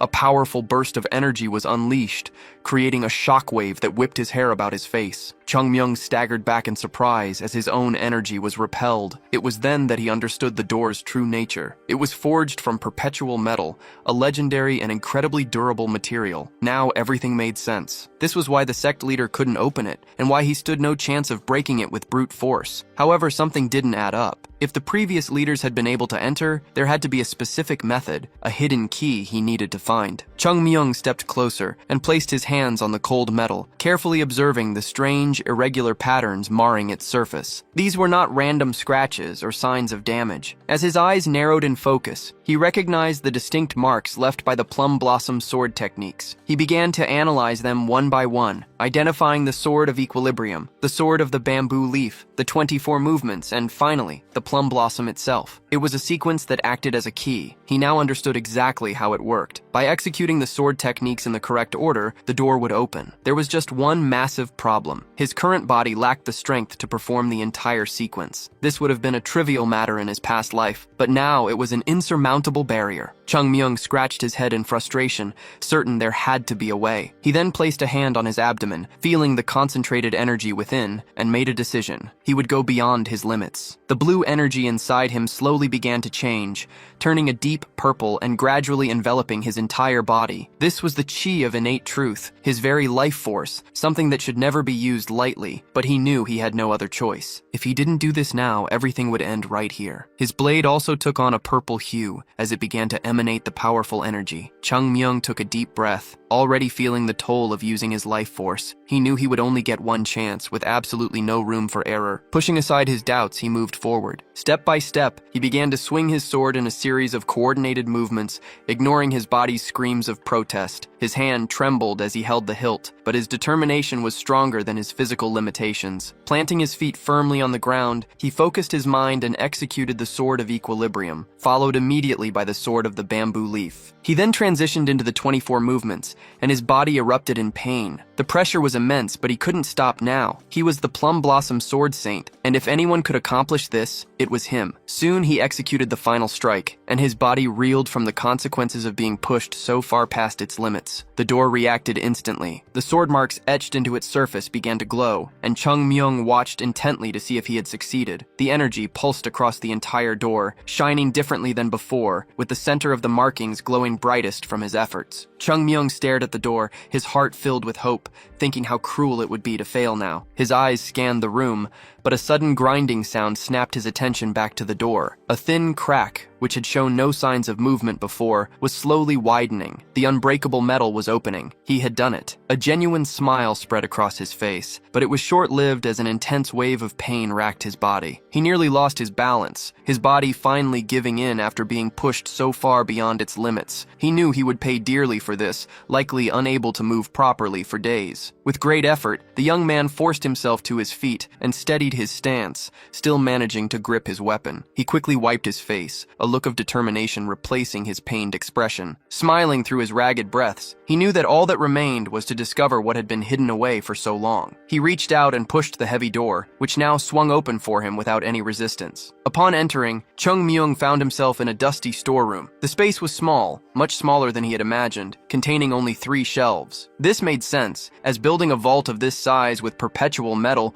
would require absurd resources, something only the world's largest sects could afford. He then recalled how the old leader constantly complained about their lack of money, and figured this vault must have been where all the funds had gone. Chung Myung picked up one of the books and examined it closely. His eyes widened as he read the title, and he immediately began flipping through the pages with excitement. They were the accounting ledgers he had been searching for. It seemed the old leader had made copies of the original documents from the Economics and Finance Agency. Unable to hide his glee, Chung Myung hastily gathered the books, realizing the merchants would now have nowhere to run. As his kimono grew heavy with ledgers and records, he paused and looked around, thinking the hideout was far too secure for just paperwork. He briefly wished there was money here to restore the sect and live comfortably, but quickly dismissed the thought, deciding he was probably hoping for too much. Moving on, he approached the second shelf and picked up a green-covered book, curiously flipping through it. He soon realized it contained secret martial arts techniques that had never been used, techniques the sect had long since forgotten and abandoned. Looking closer, Chung Myung understood that the old leader couldn't bring himself to discard them, choosing instead to preserve a piece of their history. If the first shelf represented duty, this second one represented attachment. Closing the book slowly, Chung Myung thought to himself that the old leader no longer needed to worry, because he would bring the sect back and make it stronger than ever before. His gaze then swept across the room, landing on a single isolated scroll. Chung Myung approached it carefully and unrolled it, his eyes tracing the words written by the former leader himself. The message was clear. If someone was reading this, it meant the next sect leader had been chosen. The old leader explained that the role of the Manhwa sect's leader was not just to guide, but to protect and motivate, allowing each member to follow their own path. He stated that a leader must abandon the idea of control,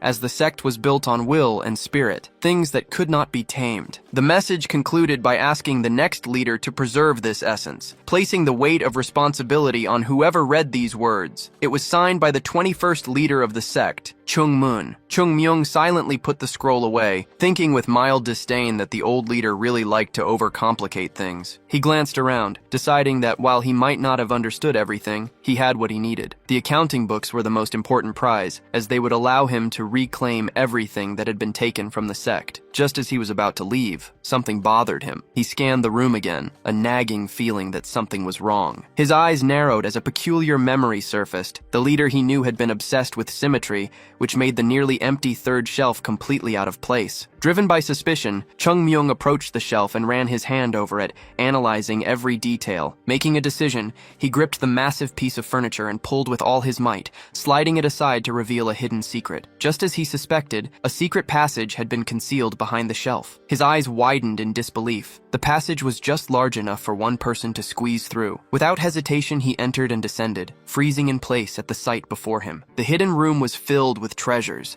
stacked gold bars, the rarest swords he had ever seen, unknown jewels, and even more secret books. His eyes gleamed with a mix of greed and satisfaction as he realized it was all worth an unimaginable fortune. Chung Myung thought to himself that he was now incredibly rich. Meanwhile, elsewhere, the current sect leader was watching the sunrise as the sky slowly brightened. He sighed, contemplating his predicament. While it might be a beautiful day for some, for him it was just another day of worry, with only 5 days left until his meeting with the owner of the Kong Pavilion. Suddenly, an urgent shout broke the silence, someone desperately calling his name. The leader quickly opened his door to find his disciple, Gum, looking frantic. The disciple said he would explain on the way, but insisted they had to leave immediately. Seeing the worried look on Gum's face, the leader agreed, and the two set off without delay. As they ran through the dense forest, the leader noticed people lying on the ground as if a fierce battle had taken place. Startled, he asked what had happened, but Gum explained it was just the children doing their extra morning training. They slowed their pace as they neared their destination, where they found Chung Myung crouched over some books. Gum called out his name, and the boy answered. When the leader looked over, he was shocked by what he saw. The boy's condition was deplorable. He looked completely exhausted, as if he hadn't slept in days. Chung Myung brushed off his own appearance, insisting there was something more important as he pointed to a box. The leader hesitated, thinking few things could be more urgent than a living person looking like a zombie, but he looked where the boy pointed anyway. The moment his eyes landed on the object, he was struck by an intense light, a brilliant gleam that radiated pure magnificence. The wind even seemed to pick up, rustling their hair as Chung Myung broke into a smile. Before them was an unbelievable, glittering pile of gold. The leader stammered, asking how this was possible, to which the boy simply replied that he must have trained too hard. But that wasn't all. There was something even more important. Beyond the absurd amount of gold, the chest held an even more spectacular secret, the sect's records. They were so significant that when the leader reached out, his hands began to tremble. He stopped himself abruptly, knowing that a rash move could lead to eternal regret, and gripped his own wrist to steady himself. It was then that his eyes focused on a curious green-covered book, and he had a feeling he knew what it contained. His hand shook as he picked it up, his entire expression changing in an instant. As the leader began to read, his cheeks flushed red, and his eyes widened as if he were witnessing the most incredible thing in his life. The shock was too much for his heart, and he collapsed backward, leaving Gum in a panic. Sometime later, the leader's eyes fluttered open. He shot up with a start, shouting that he had seen 7 records of the plum blossom sword techniques. Only then did he realize he was in a room resting on a bed. Wasting no time, he began yelling, asking if his disciple had brought the chest and demanding they summon Hung Young, the head of the Finance and Economics Agency. A short while later, Hung Young arrived and began to inspect the records. With an expression of pure joy, he confirmed that all the books were legitimate. He added that he had also secured the government verification documents found beneath the treasure, which would prove the ledger's authenticity. With this evidence, they could immediately reclaim the businesses of the pavilion and the province. The sect leader breathed a sigh of relief at the wonderful news. His thoughts turned to the one responsible for all of this, marveling at how the decision to accept that child had brought such prosperity. That boy was truly a good luck charm for the Manhwa sect. More importantly, now that the books were verified, the leader knew he had to confront his creditors. With a commanding shout, he ordered his men to bring him everyone connected to the business ledgers of the Hua province. Several days later, the scene shifts to the mountains leading to the Mount Hua sect. Pavilion leader Kong, accompanied by other merchants, struggles up the steep path. Looking back,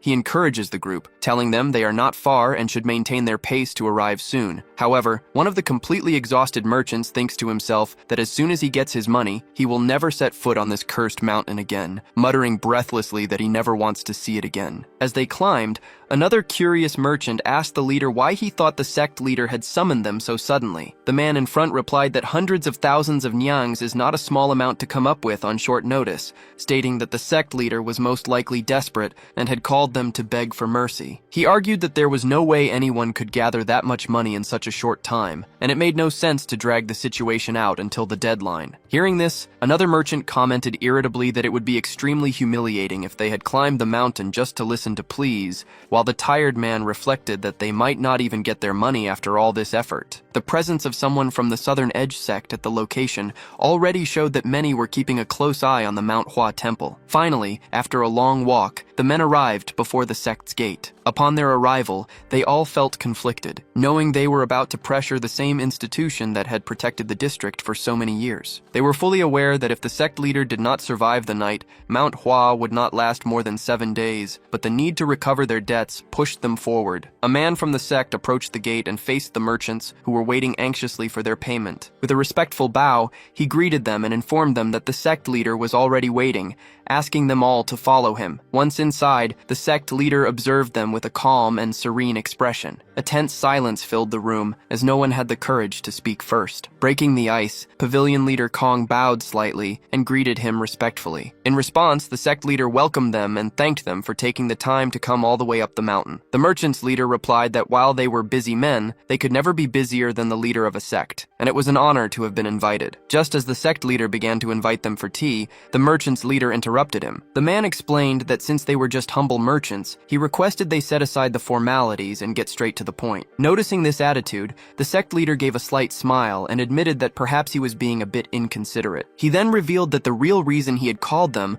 was to inform them that the Manhwa sect's position regarding their business had changed. He explained that after contacting various people and places, he had been unable to find anyone willing to lend him money, and therefore, he would not be able to pay off his debt within the stipulated deadline. Hearing this, the merchant's leader took a surprised step back and immediately stated that they had already granted more than enough time. He emphasized that as merchants who depend on profit to survive, it was impossible to extend the deadline any further. The sect leader replied that this was precisely why he had brought up the matter, explaining that even though he could not pay the full amount, it was still possible to pay off part of the debt. Therefore, he asked that if anyone present was willing to postpone the payment date a little longer, they should show some compassion. With a deep bow, he pleaded for this favor, an act that left all the merchants visibly surprised. The atmosphere grew heavy, almost funereal, and an uncomfortable silence dominated the room as the situation began to take a strange turn. From a distance, Chung Myung watched everything attentively with a mischievous smile, thinking that this was how the leader intended to handle things. Still, he could not understand if this was an attempt to get rid of the merchants or a subtle way to manipulate them with cunning. But of one thing Chung Myung was certain: Hyunjong was not a simple man. The most essential quality for a sect leader is patience,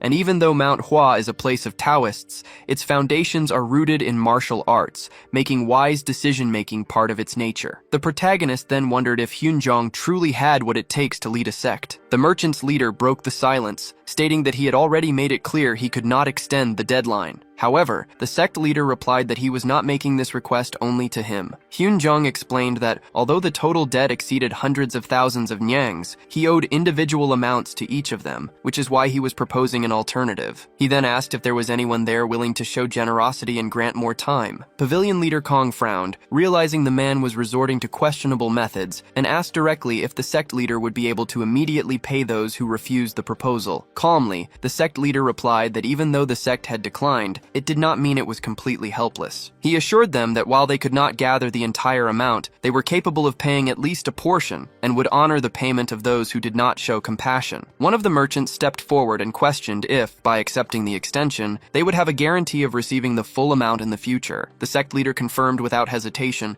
but the man retorted, pointing out the obvious risk that the Mount Hua sect could simply collapse overnight. Everyone there shared this same thought, knowing that if that happened, relying on words alone would be worthless. With a firm gaze, the merchant asked what the point of accepting such a proposal would be. Hyunjong let out a calm sigh and looked directly at the merchant. He stated that all they could offer was the name of the Mount Hua sect and its long history, and that this alone should be enough. Suddenly, Pavilion leader Kong began to laugh, and his laughter grew louder, filled with mockery, while Chung Myung watched the scene from a distance with slight contempt. The man continued to laugh and questioned if the sect leader was not being unreasonable. Hyunjong then faced him seriously and repeated his words, asking if that was what he really meant. He followed up with another question, asking what the Mount Hua sect meant to all of them, and who would dare treat the sect's name so lightly, ignoring the weight of its history. Hyunjong continued, reminding them that the Mount Hua sect had passed down its energy and spirit through generations, spreading its influence throughout the district. For that reason,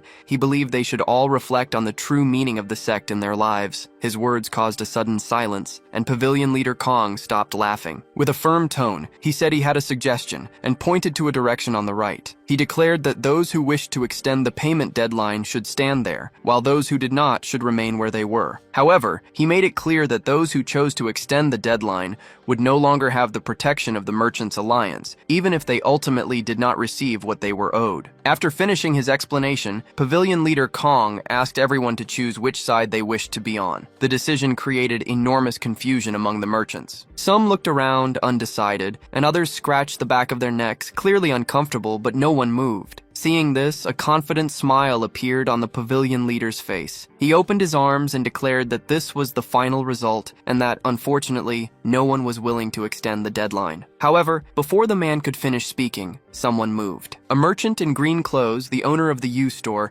stepped forward and walked toward the right side with firm resolve. Hyun-jung watched the scene with a serious expression, while the pavilion leader immediately became agitated, asking what that man thought he was doing. The store owner asked him not to look at him that way, and admitted that he knew his decision might seem stupid, but that there was a reason for it in his heart. He then recalled that pavilion leader Kong was not originally from the Hwa district, and for that reason, perhaps he had never understood what the sect represented to the people. He explained that everyone who grows up there hears stories about the Mount Hwa sect from a young age, with countless encouragements for children to join the sect and become strong warriors. This is part of the childhood of everyone born and raised in the region, and even as the years pass, these teachings remain alive in people's hearts. Even those who realize they do not have the talent to join the sect continue to hear stories about how it protected the world. The pavilion leader made a contemptuous expression and asked where he was going with this. The man continued, saying that the same had happened with his father and his grandfather. He argued that for the pavilion leader, postponing the payment might not make a difference, as there were many cities like Hangzhou where he could spend his money. The pavilion leader retorted, asking if the young man was willing to give up such a large sum for sentimental reasons,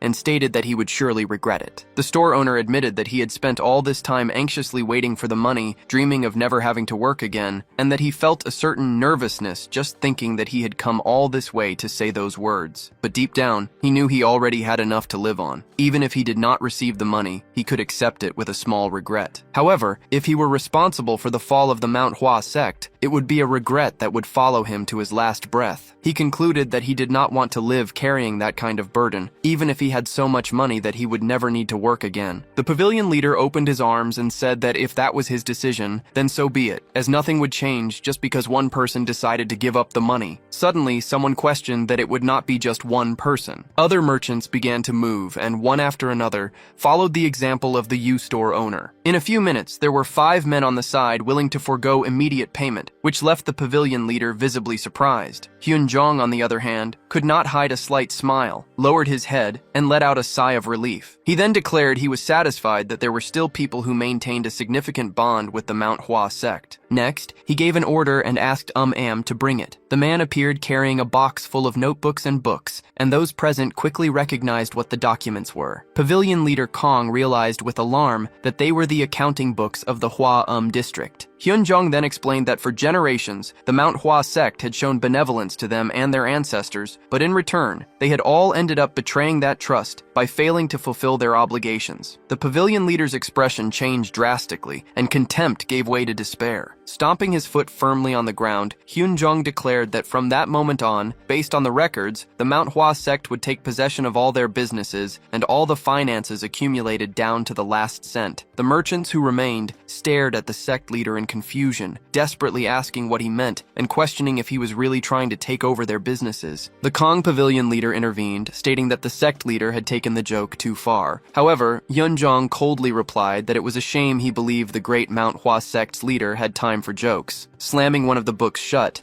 the pavilion leader shot back that there was a problem, demanding to know how Hyun-jong could prove the records were authentic. Hyun-jong asked if the merchant was implying the Mount Hwa sect had forged the evidence. The man replied that he didn't believe the sect would do such a thing, but he raised the possibility that the sect leader himself was being deceived by fake documents. With a slight smile, Hyun-jong showed that he already understood where this was going, and ordered Am to bring in the head of the financial agency. Shortly after, the man arrived and agreed that this was an extremely important matter, and that the authenticity of the books should be considered, which excited the merchants, who immediately voiced their agreement. However, the man continued with a very serious expression, explaining that the sect leader had anticipated this exact situation. 2 days earlier, he had already sent half of the accounting books to the Hwa prefectural office for analysis. The revelation hit the Kong pavilion leader like a physical blow as he realized what this meant. If government officials started confiscating their businesses while the merchants were here, there would be nothing they could do. That was exactly why they had been summoned, to be kept away from their assets while the sect made its move. The pavilion leader understood that 2 days was more than enough time to verify the records. If only half were sent,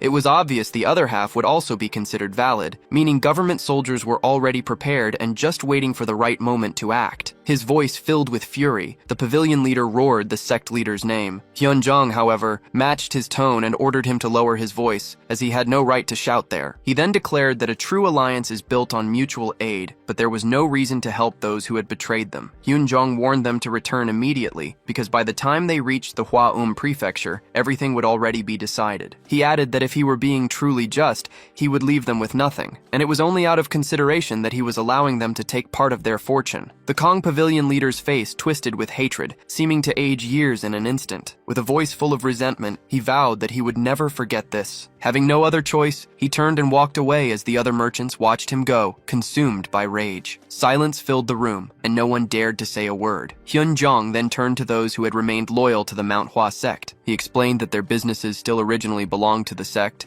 and would naturally return to its possession. However, he would allow them to continue managing the businesses and keep the profits. Furthermore, he wished to discuss a new arrangement that would benefit both sides, inviting all who were interested to come inside. The owner of the U-store reflected silently that, despite being in a better position than those who left, his situation had changed drastically. In an instant, he had gone from being an independent owner to a mere manager, and he let out a sigh. A slight regret filled his heart as he remembered his grandfather's teachings. Meanwhile, Chung Myung was fuming as he recalled Hyunjong's words. The boy couldn't accept that the leader had allowed the traitors to take any part of the sect's fortune. Leaping from a rooftop, he angrily questioned who Hyunjong thought he was to give away something that belonged to the Mount Hwa sect. Sometime later, a caravan of carts made its way down the road. The merchants traveled with what little fortune they had left, their faces heavy with frustration and anger. They had discovered that all their businesses had already been seized by government soldiers, and if it weren't for the sect leader's mercy, they would have lost everything. Now, they all knew the Kong pavilion leader was to blame, and many regretted trusting him. One merchant, overcome with anger, demanded answers, reminding the pavilion leader that he was the one who had told them to just trust his word. The pavilion leader shot him a cold look and asked if he was being blamed for everything, causing the other man to hesitate. Suddenly, the pavilion leader dropped his cart and turned around,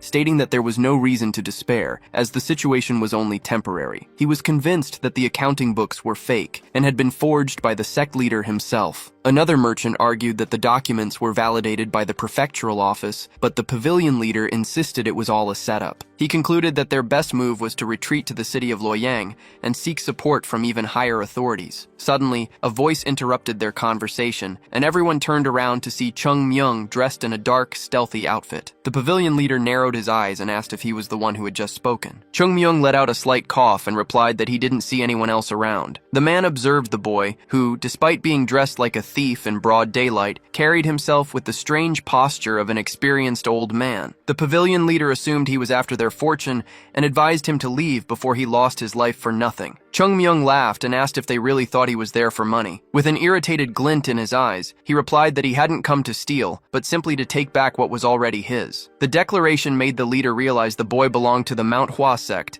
and he considered it a perfect opportunity for revenge. But before he could give an order, several other warriors appeared surrounding them. Without hesitation, they advanced on Chung Myung with their weapons drawn. Alone against several opponents, the boy showed no fear, only raising a calm and confident gaze. In the next instant, he leaped and dodged their attacks with ease. Before they knew it, he was face to face with the warriors. Using his sword scabbard, he struck one man in the cheek. A precise kick then caught another on the chin, knocking him down, while a third was struck on the back of the neck and fell unconscious. His movements were too fast to follow, and in a matter of seconds, everyone was on the ground. Chung Myung then walked toward the pavilion leader and explained that no one who defies his words gets away unscathed. The leader was visibly shocked to see that someone of that level still existed in the Mount Hwa sect and ordered his remaining men to stand down. Facing Chung Myung, he said that if a warrior like him had appeared sooner, the sect wouldn't have fallen into such a state. But now, he had arrived too late and would pay for it with his life. The man declared he would kill the boy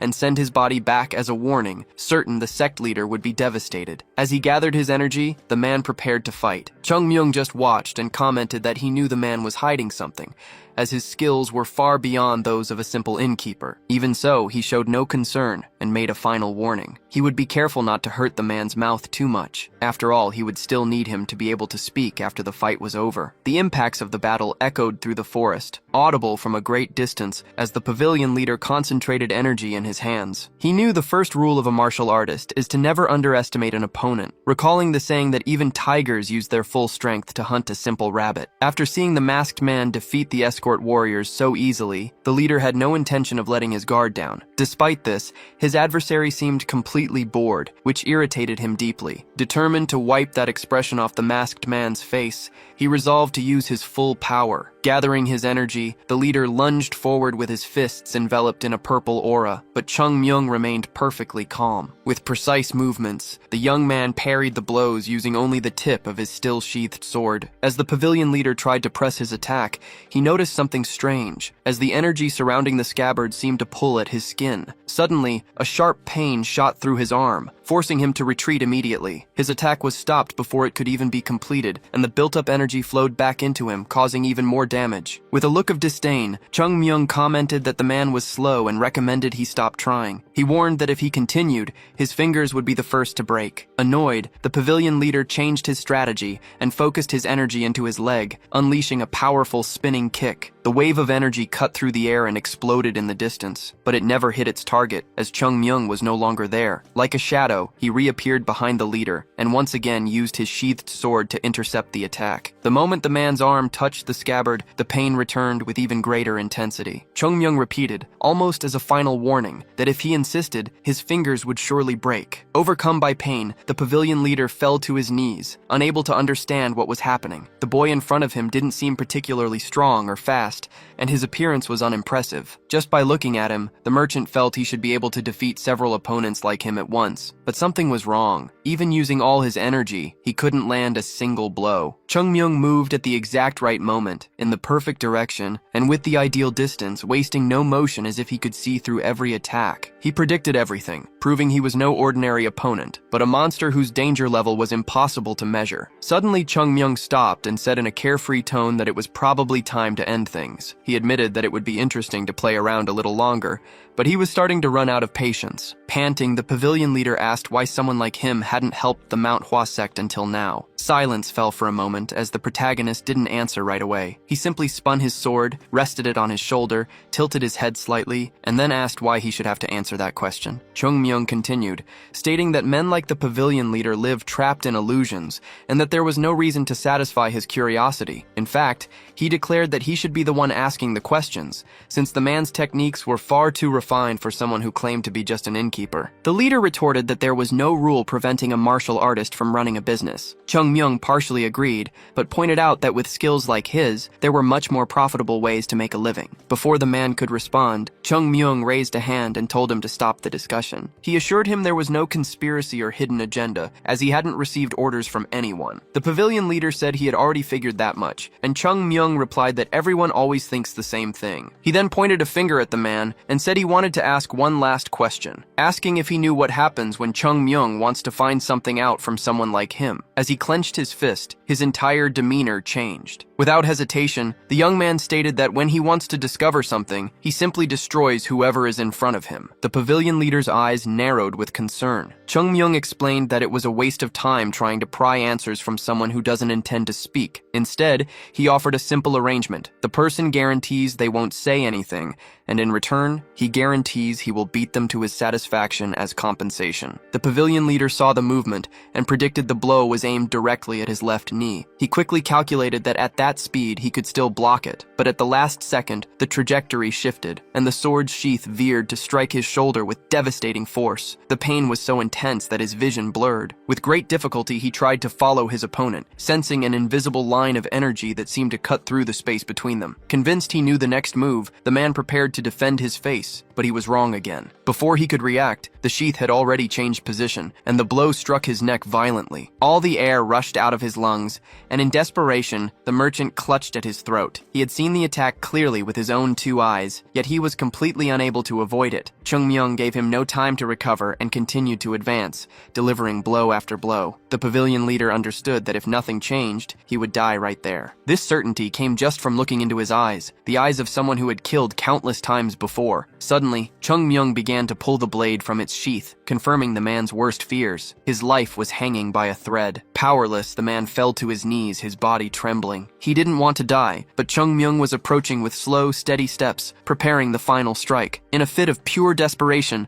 the pavilion leader screamed and instinctively threw his hand up in front of his face. Just then, an explosion of blue energy shattered the forest's silence, echoing throughout the entire region. Sometime later, the dust began to settle, and the trees slowly came back into view. The merchant's hand was trembling, a small spark of energy still dancing on his fingertips. He stared at his own hand, in disbelief that he was still alive. The technique he had just used was the Tai Divine Palm. Kneeling beside him was Chung Myung, observing everything with rapt attention. His eyes were now red as he stared at the man. With a firm voice, the young man asked if he belonged to the Southern Edge sect. Continuing his line of thought, Chung Myung stated that it was too much of a coincidence, and that he was convinced the pavilion leader was part of the Southern Edge sect. Stepping even closer, he stared the man down and asked directly if he had been sent by them. Cornered, the merchant realized the fatal mistake he had made by using the Tai Divine Palm technique in front of someone from the Manhwa sect. He knew he would now have to face the consequences,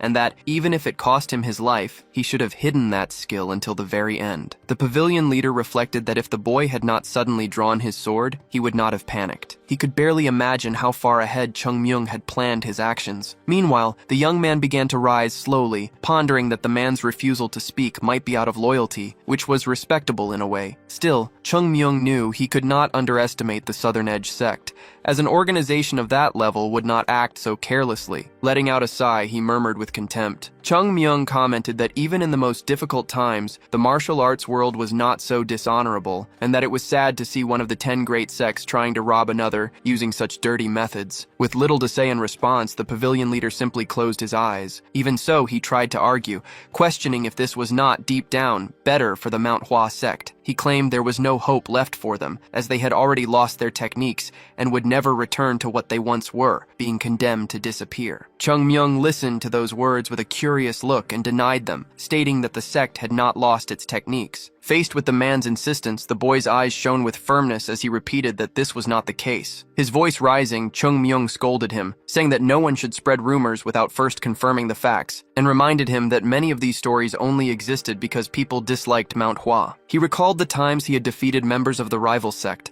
aware that when two such similar great sects coexist, it is inevitable that one of them is destined to fall. The man shouted, claiming he did not belong to the Southern Edge sect, to which Chung Myung sarcastically replied that he did not belong to the Manhwa sect either. Suddenly, the tone of the conversation shifted, and the air grew heavy. Coldly, Chung Myung said he would show the man something interesting in exchange for revealing the Tai Divine Palm. The merchant tried to get up, but his body trembled with the blade threatening his life. Chung Myung continued, saying it would be a shame if the man could not see the interesting experience through to the end. With his eyes red and filled with malicious intent, he demanded that the man say exactly what he had reported to the person who sent him there. Chung Myung's hands gripped the sword firmly, and the blade touched the pavilion leader's neck. Suddenly, the boy began to move only his arm at a speed impossible to follow. The wind generated by the movements was so intense that the man almost lost his balance. Even without advancing, just by swinging the sword, Chung Myung created an overwhelming pressure, though no cut directly struck his opponent's body. Calmly, the young man explained that plum blossoms reveal their most intense essence when they bloom in the snow, and that even in winter, the spirit of Manhwa does not disappear. In a single motion, a slash cut through the air, and Chung Myung passed his opponent like a flash of lightning, stating that everything would change when spring arrived. The trail left by the sword began to glow, and the confused pavilion leader lowered his hands from his face. Suddenly, the environment around him transformed completely. His eyes widened as he saw the mountain covered in hundreds of thousands of plum blossoms that seemed to have emerged from the protagonist's sword. They fell from the sky without stopping, leaving the man paralyzed and hypnotized as if he were witnessing a divine work. As the flowers fell, the world around him was dyed red until the man finally understood the technique. It was something much greater than the simple blooming of flowers. It was one of the 24 plum blossom movements, the plum blossom fall. Unable to accept what he was seeing, his knees gave out. Chung Myung sheathed his sword firmly, and in the same instant, the pavilion leader's body collapsed to the ground, strengthless. However, Chung Myung did not escape unscathed either, as his own body weakened. He knew that if he kept pushing himself like that, he could die, because that single move, which would have been trivial in the past, had now consumed almost all of his internal energy. Suddenly, the boy realized someone else was there. He turned his head quickly and called out to the intruder, a frightened merchant who was hiding. With a gesture, Chung Myung beckoned him closer, and soon saw that it was not just one, but several men who had watched everything from a distance. Facing them with his arms crossed, he casually asked who wanted to get beaten before leaving. When no one answered, he asked who wanted to leave unharmed. Immediately, everyone raised their hands and begged to be left in peace. Chung Myung nodded, commented that they were quite cooperative, and as soon as he finished speaking, they all started to run. The boy did not move, simply watching the men flee cowardly before giving a single warning for them to stop. Instantly, they all froze, not daring to continue. He then asked if they really did not know how to use their brains, as it would be impossible for him to take all those carts by himself. Next, he ordered them to report how much money was in each cart. One by one, the merchants obeyed and revealed the amounts while Chung Myung listened in silence. After thinking for a few seconds, he opened his eyes and made a decision. He ordered one of them to go to the city of Zhenjiang to convert everything into cash, with no names and no records. Chung Myung warned that if he found out they did not follow the agreement, he would kill them all. One of the men, trembling, asked what would happen if the person sent to Zhenjiang did not return. With a contemptuous laugh, Chung Myung retorted, questioning what they would do after running away, since they would be without money and with nothing but the carts. He concluded that if they wanted to recover what was left, they would have to come back. Another merchant raised his hand and asked what would happen if they reported him to the government. Without answering directly, Chung Myung lifted his leg and slammed it into the ground, causing an impact that made the earth tremble. A loud boom echoed through the forest, startling even the birds. Only then did the protagonist reply that they could try, but that they had better flee to the other side of the continent, because he would find them wherever they went. Silence fell over the group, and they all came to the conclusion that there was no escape, so they simply obeyed under Chung Myung's watchful eye. Sometime later, the protagonist held a wad of cash and sniffed it with satisfaction. His eyes shone and a smile spread across his face. Without wasting any time, he ran towards a wall, leaped over it lightly, and went on his way to store his new fortune. By the banks of a crystal-clear river, Jo Gul wrung out his kimono before leaving it to dry. Around him, all the other disciples were also tending to their clothes, commenting on how exhausting the day's training had been. Observing the scene with a slight smile, Jo Gul felt satisfied, noticing a real change in himself and his companions. They finally looked like a true group of martial artists. The senior disciple Yoon Jong approached and asked about his smile. Jo Gul stared at the river for a moment, before replying that he felt they finally seemed like real practitioners, even though it was strange to think that way since they always had been. To his surprise, the senior shook his head and admitted he felt the exact same way, which made Jo Gul laugh. Just a few days ago, the students couldn't have imagined training so hard at the Manhwa sect. Before, they just killed time, as real training wasn't part of their routine. Everything changed with the arrival of Chung Myung, who was undoubtedly responsible for this transformation. Although his influence still felt like a gentle breeze, no one knew if it would stay that way or soon become a hurricane. Later, as Jo Gul approached another area, he heard shouts and orders. The environment was chaotic, with workers carrying pieces of wood from one side to the other, while a man complained that something shouldn't be placed there, and that he had already told them to organize everything after bringing the materials. The disciples approached in confusion, trying to understand what was happening, and then they saw the great Sasuk energetically coordinating everything. Noticing the students' presence, he stared at them. Yoon Jong stepped forward and asked what was going on, and Sasuk replied with an animated smile, explaining that these were workers hired to renovate the temple, something that had been planned for a long time. After all, as everyone knew, the place was old and in urgent need of repairs. Suddenly, Sasuk's tone changed as he asked why the boys were still standing around. He harshly ordered them to start helping immediately, since the workers were exhausted from carrying materials up the mountain. Then, laughing, he pointed in a direction and told them to get to to work. When the sun set, it was time for dinner. On the table, a beautiful piece of roasted chicken, golden and juicy, made the disciples' eyes sparkle. It had been a long time since they had seen a meal like this, and their hunger was instantly awakened. Excitement filled the room as they realized there was enough meat for everyone, and raising their chopsticks, the young men celebrated the true feast. The changes Chung Myung brought were happening faster than anyone expected. During the meal, the students talked, surprised at how they never imagined they would be renovating the temple, eating meat, and even receiving new uniforms. In the midst of the conversation, Yoon-jong fell silent, and Jo-gul, noticing this, asked what he was thinking about. The young man replied that he was reflecting on how, in the end, money really made a difference. Jo-gul agreed, saying he had also caught himself thinking about that, especially since they suddenly had access to such a large sum. Yoon-jong commented that the superiors probably didn't enjoy living in poverty either, but had no choice. Still, he had never seen the great Sasukun Gum smile like that before. Jo-gul then asked his friend what he thought they should do from now on, and the other replied with conviction that the Mount Hua sect was changing rapidly, so they needed to prepare for what was yet to come. As he observed the new set of uniforms in his hands, Jo-gul wondered what it would take to keep up with these changes. Yoon-jong added that it wasn't just about financial prosperity, as the secret martial arts books that had been stored away had also reappeared. The scene had been almost comical, with Chung Myung pretending to trip to reveal the chest with the books and gold bars. No one knew how he had found it, but one thing was certain: the sect was undergoing drastic transformations, and everyone would inevitably be swept up in this storm. If they weren't prepared, they would be left behind. Jo-gul laughed, telling his friend he didn't need to worry so much, and Yoon-jong laughed along. The young man then changed the subject,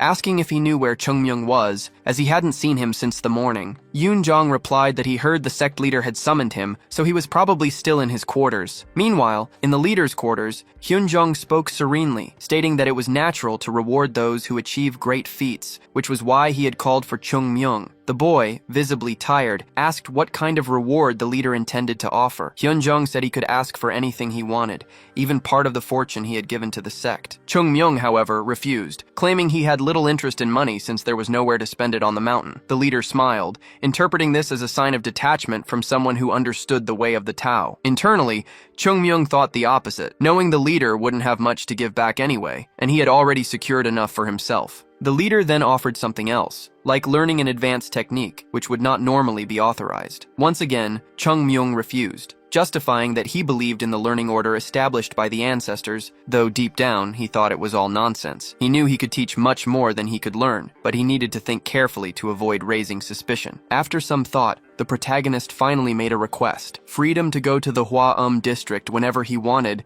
as he believed staying only at the temple limited his growth. The leader hesitated, explaining that this would violate the sect's rules and could generate criticism. Frustrated, Chung Myung scratched his head, deep in thought. Suddenly, an idea struck him. The young man stood up and changed his approach, saying that his body was in bad shape and that, according to the doctor, his internal energy was damaged. The leader confirmed he had heard about this. Chung Myung then made a new request: some life pills to restore his health. The leader was silent for a few seconds, and then called the attention of the assistants present. Chung Myung watched hopefully. The leader Hyun-jong took a sip of tea, placed the cup on the table, and declared that he was granting Chung Myung permission to leave the temple without prior authorization. The only conditions were that he not leave the Hua district, and that he be fully responsible for his actions. Chung Myung accepted, confused, as the man seemed in a hurry to get him out of his quarters. In the end, the truth was simple. The leader didn't have a single pill to offer, not even for himself, and so he decided to end the matter right there. As soon as Chung Myung left, the sect leader closed the door to his quarters and turned to his assistants, asking for their thoughts on the boy. The great Sasuk Ungum answered first, stating that he could tell the young man definitely understood the path of the Tao. He felt that even though Chung Myung was just a child, there was a noticeable wisdom in the way he spoke. Ungum admitted the boy could be a bit harsh at times, but considered it understandable for his age. In fact, during their conversations, he felt Chung Myung didn't seem like a child at all, not just because of his manner of speaking, but also due to a lack of childishness that was difficult to describe. Next, Hyun-jong asked for Hyun-sang's opinion. Placing a hand on his head, the man said he didn't feel qualified to evaluate people in the sect, but the leader insisted, wanting to know if he had noticed anything different. Hyun-sang then agreed that Chung Myung was not a childish boy in the slightest. Hearing this, Eun-gum was convinced he wasn't the only one with that impression. Hyun-sang added that children who have had a difficult life are often more mature, but Chung-myung seemed like a genuine adult when he spoke. With a smile, Hyun-jong asked if he thought the boy was corrupt on the inside, but Hyun-sang quickly denied it, saying that wasn't what he meant. Closing his eyes, the leader said he understood their point and knew what they were all thinking. However, he asked them to avoid such thoughts, because in reality, Chung-myung was just an innocent child. Hyun-jong explained that the sect's purpose was to educate people, not use them for their own benefit, so they needed to help the boy in his growth. The two assistants bowed and agreed with their leader. Changing the subject, Hyun-jong asked Eun-gum about the progress of the construction. The great Sasik explained that due to the mountain's incline, they were having trouble gathering more lumber. Even after felling the nearby trees to make the most of their resources, the situation remained difficult, as they would need several more days to dry and trim the logs. The leader asked if it seemed like he was caring too much about the temple's appearance just because he had secured some funds, but Eun-gum denied it. Hyun-jong then asked them to understand his good intentions, explaining that the Manhwa sect needed to be rebuilt, and when a person makes new resolutions, they must first organize their surroundings. Eun-gum bowed, agreeing that his leader was absolutely right. The leader then instructed Hyun-sang to finish interpreting the new techniques they had acquired as quickly as possible. He warned him not to make any careless mistakes, as the sect's fate depended on how these techniques were taught to the disciples. To conclude the meeting, Hyun-jong said that he was counting on both of them to do good work. After the meeting, Hyun-sang wondered if he should tell the leader about something he had noticed. The technique books were strangely new, considering they should have been at least 100 years old. There were even fresh ink marks, as if someone had written them in a hurry. At first, he thought it might be some kind of scheme, but after a careful analysis, he confirmed the books were real. It seemed that someone was trying to help the sect, but needed to keep their identity a secret. Far away, Chung-myung was furious, thinking that the leader shouldn't have kicked him out just because he didn't want to give him any pills. The boy felt he had gained nothing by interrupting his own goals to rewrite all those technique books, especially to help a sect that not even a beggar would want to join. He suspected the leader had lost the recipe for the life pill along with all the sect's money. Suddenly, the boy stopped walking, thinking that this whole situation was a pain. While channeling his purple energy, the young man had expected some side effects, but the situation was much worse than he had imagined. His body wasn't healing as quickly as he thought it would, and at this rate, it could take half a year to fully recover. A child's body is constantly growing and changing, making it the ideal period to build the foundations of internal strength. Once that window of opportunity is lost, it never comes back, so Chung-myung urgently needed to find a way to regain his form. There were two ways to recover his innate qi, by consuming a life pill or by receiving help from a qi transfer technique. But it would be very difficult to find someone willing to do that now. He remembered that in the old days, life pills were practically rolling around on the sect's grounds. You just had to look for them a little. This memory brought him to a specific situation from his other life, when he consumed a plum blossom pill as a hangover cure. It was extremely effective, and thinking about it made him want to drink. Back then, he would drink as much as he could without getting caught and then take the pill, making the hangover disappear immediately. Suddenly, the boy's expression changed as if he'd had an idea. Remembering this gave him a notion of where the pills might be, and now he had hope of getting some. In a rush, Chung-myung started running in the direction he remembered.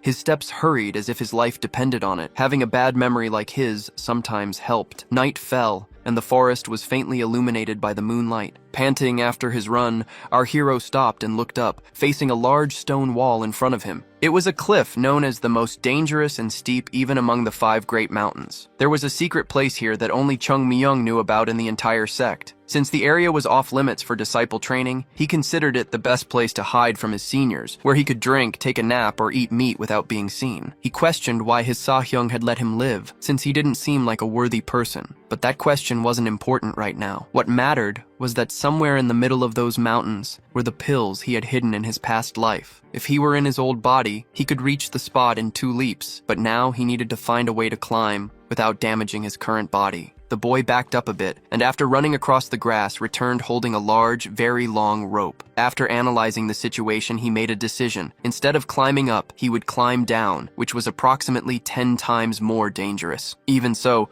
Chung-myung decided to face the challenge, thinking that you only live once, although this was technically his second time. The young man tied the end of the rope to a very thick tree trunk at the edge of the cliff. In a situation of extreme risk, he wondered why it was so difficult to revive the Manhwa sect. The incline wasn't the only reason the place had been banned for training, as the cliff was called the disconnected uneven cliff for a reason. There was simply nothing to hold on to or step on along its walls. Because of this, As soon as he began his descent, the boy quickly lost his footing. This cliff was extremely difficult to climb, and our hero began to fall, held only by a thin rope. In desperation, the protagonist screams as he plummets from the cliff, believing he is truly going to die as he watches the top grow more and more distant. He thinks these might be his last moments, but then the rope tied to his waist catches him. His body ricochets violently, and the rope immediately begins to swing him dangerously from side to side, threatening to slam him into the cliff wall. To avoid the collision, Chung Myung concentrates energy in his hands and uses the chi suction technique the instant he reaches the wall. The impact makes his bones creak and some of them break, sending a wave of pain through his entire body. Despite this, he manages to cling to the cliff, internally complaining about how his bones now feel as fragile as twigs. Looking to the side, something catches his attention. The entrance to the hideout is finally visible, but the rope does not quite reach in that direction. He realizes he will have to swing himself over there, which means abandoning the chi suction technique and using the rope's own momentum to gain impulse. The rope creaks dangerously as he begins to move, swinging from one side to the other with each motion increasing his speed. Chung Myung pushes even harder, needing enough distance for the jump. When he feels he has reached the ideal momentum, he decides to go for it, but the rope can no longer take the strain and snaps. The boy's eyes widen as his only salvation disappears. His body plummets like a stone, fast and without control. Desperate, he uses the chi suction technique again, but the pressure nearly shatters the bones in his fingers, preventing him from getting a firm grip and causing him to slip. He is thrown violently to the other side, slamming against a small stone platform, but still sliding dangerously toward the void. Then, like a miracle, the broken end of the rope snags on a sharp edge of the cliff, and the sudden jolt halts his fall. Now, the boy is left dangling right next to the hideout he built in his past life. His entire body aches from the numerous injuries sustained during the descent. Even so, using the last remnants of his strength, he begins to climb slowly. When he finally reaches the cave entrance, he breathes heavily and starts complaining out loud that the Plum Blossom Sword Saint was a complete lunatic, because no one in their right mind would build a hideout in such a place. He concludes that the man must have gone crazy after so much training, but deep down, Chung Myung knows very well that he is talking about himself. Still, against all odds, the young man had managed to survive. With his fingertips, the boy pulls away an old cloth covering some items inside the cave, and a cloud of dust immediately rises, showing how the years had left the place abandoned. However, what is revealed beneath the fabric is surprisingly cozy. Chung Myung had been careful, and also left a nightlight crystal for illumination. The boy observes this and praises the intelligence of the person responsible, but soon realizes he is just complimenting himself. After looking around the hideout more carefully, he finds some things destroyed by time, like spoiled food and rotted fabrics, until his eyes land on something important. A chest. Instantly, he understands that this is where the plum blossom pills must be, the precious pills he hid in his past life that will be essential for restoring his body. Carefully, Chung Myung slowly opens the chest. As soon as the lid moves,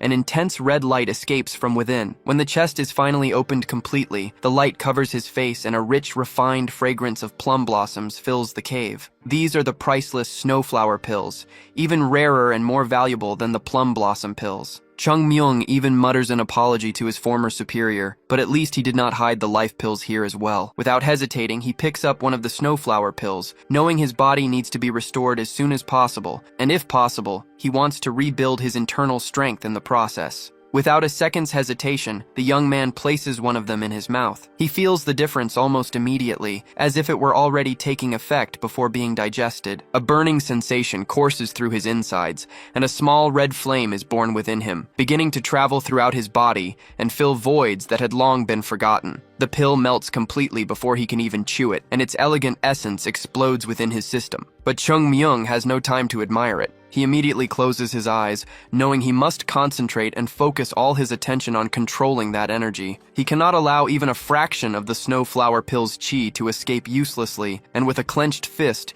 he begins to circulate the energy. A red aura fills the cave, but Chung Myung immediately realizes the problem. It will not be possible to use the pill to recover his true innate chi in its current state. Even being the pride of the Manhwa sect, these pills still contain too many impurities, and he cannot absorb something so imperfect directly into his dantian. He needs to purify it all, even if it means discarding most of the energy. He knows he is choosing the most difficult, slowest, and most painful path, but it is also the most perfect one for building the ideal foundation. He will not allow his impatience to destroy this, so he begins to filter everything, discarding any trace of impure chi. After a long process, only a minuscule amount remains. It is an absurd waste, but it is exactly what he wanted. Chung Myung gathers these small, refined fragments and guides them to the deepest parts of his dantian. The remnants slowly begin to condense, unite, and compress until they form a small, brilliant sphere resembling a tiny but absurdly powerful star. The instant it is complete, a colossal wave of energy explodes through the cave, and a blue aura begins to spread in all directions. It is a monstrous amount of energy, dense and heavy, and the small ball that remained falls to the cave floor. It is as if the very air is trembling. The energy overflows from the boy's body uncontrollably, and suddenly his body begins to float. Like someone entering a state of enlightenment, his neck tenses violently, causing the veins to bulge. When Chung Myung opens his eyes, his pupils have vanished, replaced by an intense blue light. The energy escapes from his eyes and mouth, as if his body can no longer contain such immense power. The sheer concentration of energy was almost too much for his body to handle, making his hand tremble with overwhelming force. Yet Chung Myung's perseverance was absolute, and he finally managed to clench his fist. The cave fell into a deep silence, illuminated only by the power radiating from his body. With his eyes still closed and his focus unwavering, he slowly opened them to reveal a startling transformation. His gaze had shifted, and an intense blue light now poured from his irises. Something deep within him had transformed. The fractures riddling his body began to seal, and his scars faded away as his bones strengthened, becoming even more resilient than before. His body's response to the pills was extraordinary, far exceeding any expectation. Impurities were expelled through his pores, and with every breath, as each part of him purged accumulated waste. Simultaneously, his meridians expanded like rivers that had finally been given space to flow freely. Suddenly, his heart began to race, followed by a sharp pain that exploded in his head like an electric shock. The qi flowing back from his lower dantian surged violently toward his middle dantian, like a massive tidal wave about to crash into everything in its path. Chung Myung knew that if this energy reached his upper dantian without control, the situation would become unstable and irreversible. Desperate, he tried to contain the flow, contracting his muscles and pressing down on his abdomen with all his might to block the energy's ascent. Just then, a voice echoed in his mind. It was his master, asking whether Chung Myung was a martial artist or a Taoist. The voice went on to explain that a martial artist tries to dominate by forcing and controlling, but one who follows the path of the Tao simply allows things to flow. The master warned him not to think he could dominate the flow of the world. If you try to dam a river, the water will only overflow and find its own way. The ideal is to let things go, because then everything will flow as it should. Since humans are also a part of nature, one should not try to control, but simply let be. The words echoed, penetrating deep into his mind. The tension in Chung Myung's arms began to fade, and his fingers loosened. Suddenly, everything went black for an instant. When he regained consciousness, he found himself in another place, standing on a surface that resembled water in a silent, empty space. Looking around in confusion, he saw a closed-off area above him, crisscrossed by thin lines of blue energy. He then understood that he was inside his own upper dantian, a place he had entered instinctively. Before him stood a cracked and completely unstable wall, a reflection of how damaged his body truly was. Chung Myung approached and placed a hand on it, closing his eyes for a moment to sense the energy on the other side. He felt an absurd pressure, a massive flow of qi on the verge of breaking through, a force that could not be ignored. He knew it was only a matter of time. The situation was perilous. If he didn't open a path, everything would collapse. But if he opened it all at once, the sheer force of the impact would destroy his upper dantian. Taking a deep breath, Chung Myung realized there was no simple choice. Once again, his master's words about trying to dam a river echoed in his mind. He understood that if he tried to contain the energy, it would simply destroy him. So this time, he slowly opened his hand, and a red energy began to flow out. At the same moment, the blue fissure before him expanded, as if finally allowing everything to escape. The two forces, red and blue, collided. He thought back to how he never used to pay attention to his master's words, dismissing them as nagging. A bright light emanated from the impact, but the two energies didn't conflict. Instead, they intertwined and balanced each other, and in that instant, he finally understood what his master meant. The flow of qi inside Chung Myung transformed completely, and for the first time, he felt true harmony. Meanwhile, outside the cave, the sun was rising over the horizon. Time had passed without him even noticing. Suddenly, his eyes snapped open to find his body floating, suspended in midair. But as soon as he fully awoke, the levitation failed, and he dropped right onto his mat. A dull pain shot through his body, and he grumbled in confusion, wondering why he had been floating. He then raised his hand and stared at it. The same hand that had been so grievously injured was now completely restored. Memories of the colliding energies flooded back, and he could feel that his meridians were unblocked and his strength had fundamentally changed. Chung Myung found it hard to believe his young body had endured such an ordeal, as even the slightest mistake would have been fatal. Deep down, he knew he couldn't have succeeded without his master's teachings, and now he felt it had all been worth it. He hadn't just recovered his innate chi, he had refined it, expanded his meridians, and elevated his entire foundation. In short, his body was on a completely different level. Perhaps it was the effect of living a second life, or maybe he was finally beginning to understand the Tao. His master's words returned to him, speaking of the martial artist who tries to control versus the Taoist who allows things to be. In his past life, Chung Myung had been only a swordsman. Now he understood that the Manhwa sect was not just a sword sect, but a Taoist one as well. This was its true essence, and he could finally comprehend it completely. Chung Myung focused his gaze on the horizon, lost in thought. He wondered if someone like him could truly restore the sect, but he resolved to try his best. He opened the chest containing the pills again, realizing they were now useless to him. An idea struck him, and he decided to leave them for others. Chung Myung was about to leave when he stopped suddenly. Remembering something, he quickly ducked back into the hideout and emerged just as fast, carrying a special extra load. He now had a few small bottles tied to his waist. It didn't mean he was a drunkard. He was just extremely curious to taste a 100-year-old liquor. Stepping out of the cave, he looked around and thought about how much the sect had changed, yet this cavern remained exactly as it had always been. For some reason, this brought him comfort, making him feel as if he were reliving his past. A wave of nostalgia washed over him, and a pang of longing tightened in his chest. He decided he should try to come back here more often. Without a second thought, he bent his knees and leaped with an absurd amount of force. His body shot into the air, reaching an impressive height before he landed lightly and effortlessly on another part of the slope. Now he ascended the mountain using only his feet, without needing his hands for support. His movements were fluid and natural, his body responding perfectly through a series of jumps, spins, and bursts of speed. He gave one last push, planting his feet firmly on the ground. With this final leap, he soared high enough to nearly touch the clouds. From that vantage point, he watched the slowly rising sun create a magnificent view on the horizon. Then he descended, landing from the absurd height without taking any damage. He dusted off his clothes and noticed how light his body felt, as if it were free from any weight, a sensation he had always longed for. Chung Myung took a deep breath, intending to savor the fresh mountain air, but his face immediately scrunched up in disgust. A horrible smell invaded his nostrils, and it took him a moment to realize the stench was coming from his own body. It seemed it was definitely time for a bath. Discontent was brewing in the sect's temple. One student complained about how cold it was, while another said his body was so tired that the fatigue just wouldn't go away. A third grumbled about being too sleepy to rest properly. Amidst the complaints, two boys whispered about the protagonist, Chung Myung, commenting on how strange he had seemed lately. With his face a mess and looking completely out of shape,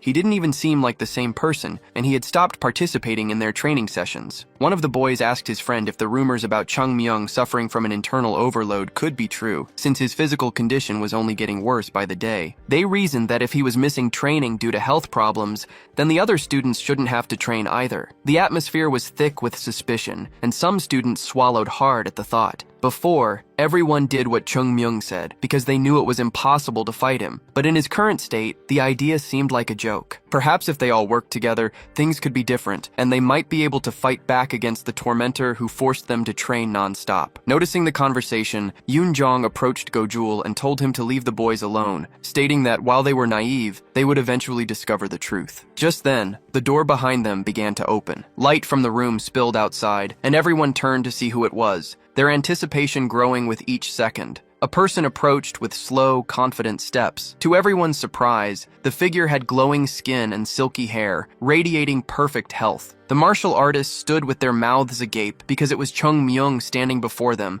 looking like the very picture of health. Witnessing the scene, they all realized they would die if they tried to fight him, as the boy looked completely renewed. Chung Myung then got their attention, saying he couldn't express how bad he felt for them. He explained that he had no choice but to neglect their training because of his health, and he felt a deep sense of responsibility for his actions. Observing the situation, the students began to sense that something bad was about to happen, and tried to console him. But the young man placed a hand on his heart and said he knew they had all been training hard in his absence. He continued, stating that even if mistakes are made, they can always be compensated for, and if what they lacked was training, they would simply have to train more than usual. With a gesture, Chung Myung pointed his thumb behind him toward a huge, steep mountain that was difficult to climb, and uttered a single word for everyone to run. The group was thrown into a state of deep confusion, unsure of what to do. The protagonist then clarified that the first to arrive would be the first to be rewarded, and the slower half would have to run it again. The students were stunned, realizing that Chung Myung wanted them to climb Lotus Mountain. Suddenly, one of them started moving. It was Yoon Jong, followed closely by Jo Gul, both ready to accept the challenge. They leaped over the temple wall with great determination, and soon more students followed their lead. Everyone remembered that if they finished too far behind, they would have to run again, so they all began making their way to the mountain with all their strength. Once the dust from the stampede settled, Chung Myung commented to himself that it was cute to see his friends conspiring against him. Deep down, he admired those who had the courage to try something like that. However, he believed that if they didn't have the skills to back up their plans, they were nothing but trash. If they wanted to earn the right to speak their minds, the first thing they needed was skill, and Chung Myung was more than happy to help them get it. He reflected that in the 1,000-year history of the martial arts world, there had been countless individuals who had single-handedly risen to become one of the strongest in the world, but a single person can never make an entire sect prominent. For that, all its members need to be strong. The protagonist wanted to restore that strength so the sect would become even more powerful than it was in the past. His dear, beloved Manhwa sect would prosper again. To boost his colleagues' motivation, Chung Myung shouted that the last one to arrive wouldn't get breakfast today.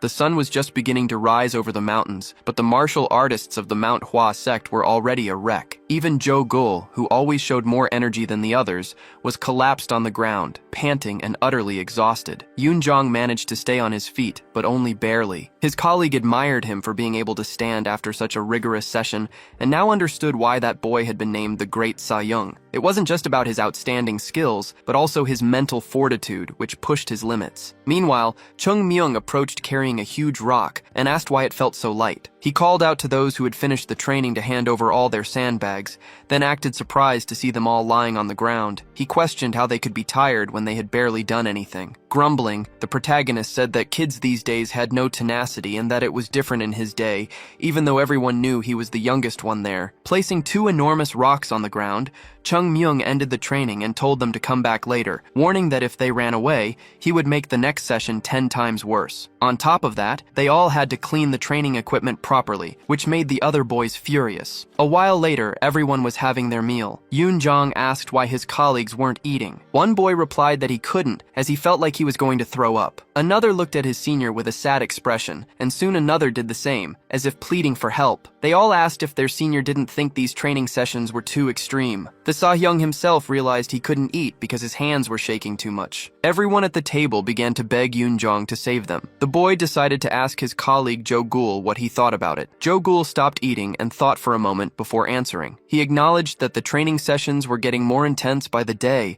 and had reached a point where their bodies were suffering greatly. Jo Gul said that iron gets stronger the more you hammer it, but that wasn't the case for humans. However, for some reason, Chung Myung hadn't realized that yet. Therefore, Jo Gul believed it would be best to just continue at this pace for now. But if nothing changed over time, then they would talk to him. The other students were satisfied with their colleagues' words and agreed. Yoon Jong added that if it came to that, he would be the first to object. Sometime later, Jo Gul threw himself onto his bed, completely drained. The boy took a deep breath, trying to rest, but he knew he would have to train again before he even woke up, and felt like his body was going to break. In his mind, the young man had thought he could overcome any challenge no matter what it was, but now he questioned if he could keep up with such intense training. A moment later, he heard a voice calling his name a few times and opened his eyes. It was Chung Myung, who gestured for his colleague to be quiet. The boy was holding something and explained that it was difficult to get, but he was giving it to him because he believed Jo Gul deserved it. Then, the protagonist held out his hand and showed his friend. The young man's eyes widened when he saw what Chung Myung was holding. Unable to control his voice, the boy asked if that was a pill of life. The protagonist insisted he keep quiet, and the boy asked why his colleague was giving him something so precious. Chung Myung explained that he was doing it because he knew Jo Gul needed it, but that he had to keep it an absolute secret from the other students. He then told his friend to swallow it first and said he would help him. The boy felt ashamed for ever thinking thinking Chung Myung was a bad person. The protagonist placed his hand on his colleague's back, and while helping him, he thought with a sadistic expression that, as the saying goes, a thirsty man is only grateful when his thirst is quenched, and that things were about to get even harder for his senior from now on. Night fell, and a malicious laugh could be heard. The next day, the students gathered again to train, this time holding their swords. Everyone was determined to improve their skills and practice their movements. The great Sasuk watched the class, feeling that something was different. The students' sword paths seemed much more stable. Although they had been practicing the same thing over and over, their movements were sharper and more consistent. Furthermore, the man could feel the firmness and strength in their stances. This strength allowed their upper bodies to stiffen, enabling them to put more weight into their swords. Eun-gum wondered if this was really possible in such a short amount of training. He remembered when Chung Myung had asked with a confident smile for just 1 month, promising he would definitely deliver results within that period. The great Sasuk wondered if it could be thanks to the morning training, but then his eyes caught something that drew his attention. The student's eyes were sharp, something he hadn't seen in those kids for a long time. Forcing a cough, the man decided to call a break in the training. He commented to the students that the tips of their swords looked very lively,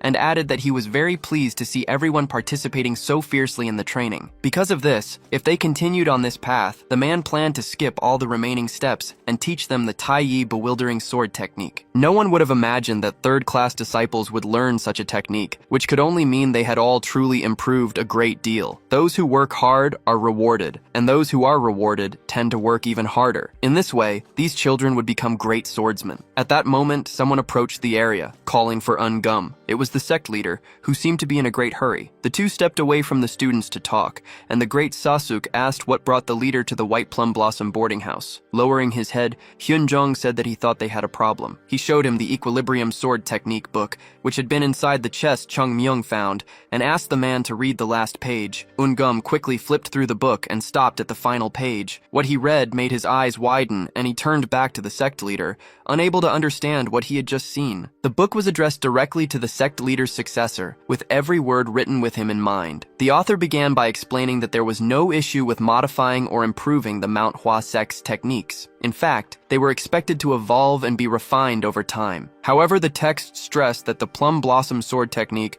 was the foundation and pillar that supported the entire sect. To alter it would be to transform the very essence of their organization. For this reason, the author hoped that the successor reading these words would fully understand the weight of this responsibility. Eun-gum held the pages tightly, his expression shifting as his eyes scanned the words. He absorbed the message that the Plum Blossom sword was fundamental, serving as the base for all other techniques, just as one must first learn to hold a sword before wielding it properly. After grasping that mastering this technique was a prerequisite for learning any other, Eun-gum looked up and addressed the sect leader. He argued that times had changed, yet they were still insisting on the old ways. He then questioned why a new technique had been created by the Manhwa sect's own members, if not for the very reason that mastering the original took too long. The leader responded calmly, explaining that this was precisely why he was there seeking his ally's opinion. He recalled that the sect had decided to abandon the old technique and adopt the so-called true technique as its new foundation, but he stressed that the words of their ancestors could not be ignored. On the contrary, their words were the path that should guide their successors, as every sect carries the weight of following the legacy of those who came before. Given this, the leader asked how they could simply deny such a clear wish left by an ancestor. He then turned to Eun-gum,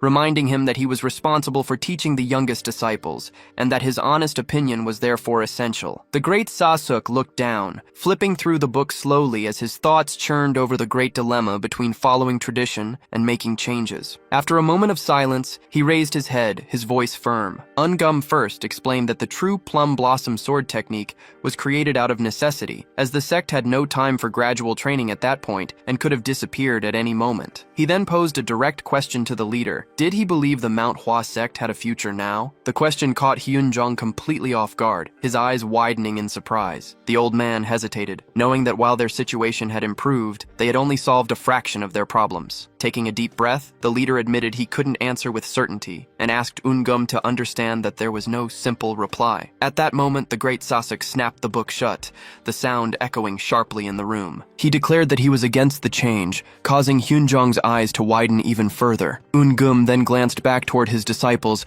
and warned the leader that the task would not be easy. He explained that even though the two techniques were born from the same roots, they were completely different. One offered slow progress, while the other focused on rapid mastery. The children, who were quick learners, had already grown accustomed to the true plum blossom sword technique, and teaching them the old way now could have harmful consequences. Furthermore, Gum pointed out that the most important aspects for mastering the old technique were a strong lower body and a serious attitude, qualities he believed it was too late for the children to develop. The leader asked Gum to repeat the most important aspects, and as the great Sasuk spoke the words again, he had a realization.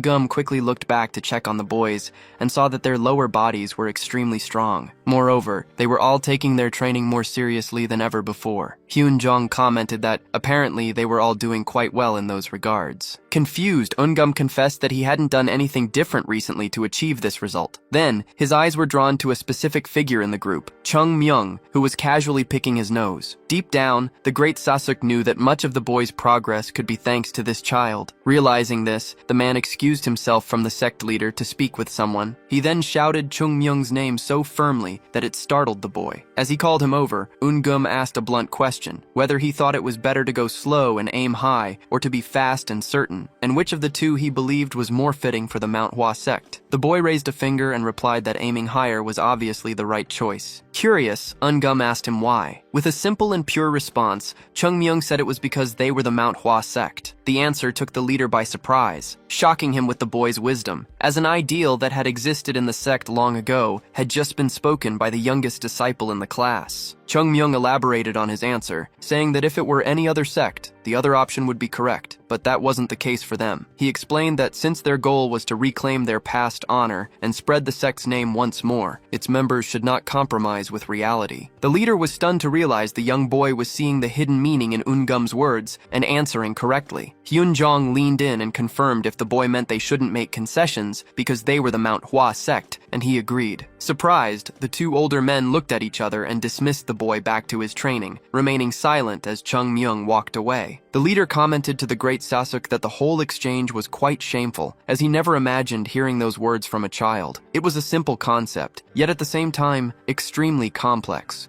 Gum agreed, pondering that perhaps the boy could say such things without much thought, precisely because he was a child, since children aren't usually affected by the reality of a situation. After that scene, despite knowing the difficulty, the great Sasuk came to a personal conclusion. He did not want to bring shame upon that boy. The conversation had made the issue even bigger, and the decision more daunting. After all, choosing a sect's fundamental technique was a matter that would define the entire future path of Mount Hua. After a few seconds of silence, Hyun-jong addressed Gum, issuing an order as the leader of the Mount Hua sect. He declared that, from that moment on, they would change the sect's fundamental technique, reverting from the true plum blossom sword back to the old technique. Furthermore, he stated that they would rethink not only this technique, but all others in the sect. The leader emphasized that as the head of the White Plum boarding house, Gum's role in all of this was essential. He proclaimed that their members would not be content to be a powerless sect, and that as long as they carried the name of Mount Hua, they would always aim to be the strongest. This was their obligation and their calling. Finally, he reminded him that they must think of the younger members, for those children were the future. Even if they couldn't achieve their goals in the current generation, when those children led the sect, its name would finally regain its prominence. Meanwhile, the protagonist walked back to the training grounds, thinking that the whole situation was pathetic. He reflected that it was absurd for a sect leader to ask a boy a question like that, feeling as though on top of putting food in everyone's mouths, they were now asking him how to chew it. Disappointed, Chung Myung thought that these men couldn't do anything right, and were probably messing up everything he had done so far. Because of this, the boy decided he would need to visit the Hua district soon, since they were likely ruining the businesses there as well. In the end, he let his thoughts slip out loud, grumbling that the sect was truly lost without him. After a long period of hardship, the Mount Hua sect finally seemed to have found peace. Their financial problems had been solved, and new techniques were established, paving a new path to a future where laughter should have filled the temple. At least, that's how it was supposed to be, but the reality was quite different. Seeing that the place was in absolute chaos,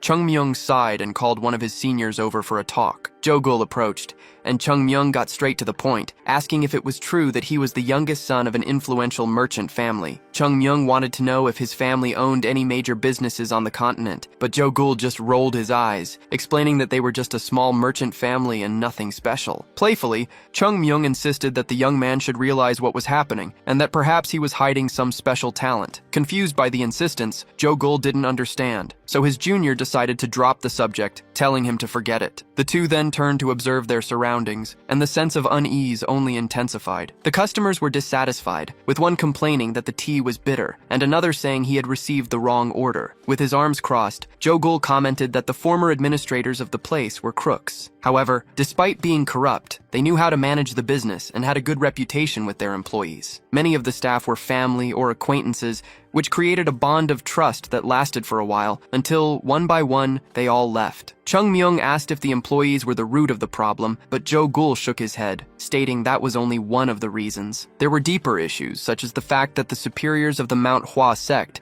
had absolutely no skill in managing a business. It was like putting a pearl necklace on a pig, as they possessed something valuable but had no idea how to use it. Nearby, the sect's disciples were panicking over backed-up orders and widespread confusion, with one of them trying to defend himself by saying he had never handled such expensive teas before. Observing the scene, Jogul sighed and continued his explanation, saying that running a business was far from simple. It was necessary to carefully choose every item and material, because if they opted for high-quality products, they wouldn't make a profit. On the other hand, if they chose cheap items, the customers wouldn't return. Furthermore, if they hired other people to manage it, those people could end up taking all the profits, leaving the sect with nothing. Chung Myung then asked if they should just start learning how to run a business now. Jogul stared at him and answered with another question, asking if he would teach martial arts to 40-year-old men starting from scratch. He argued that even if they tried to learn, they would continue to be cheated, as suppliers would quickly notice their lack of experience and take advantage, draining all the sect's money. Discouraged,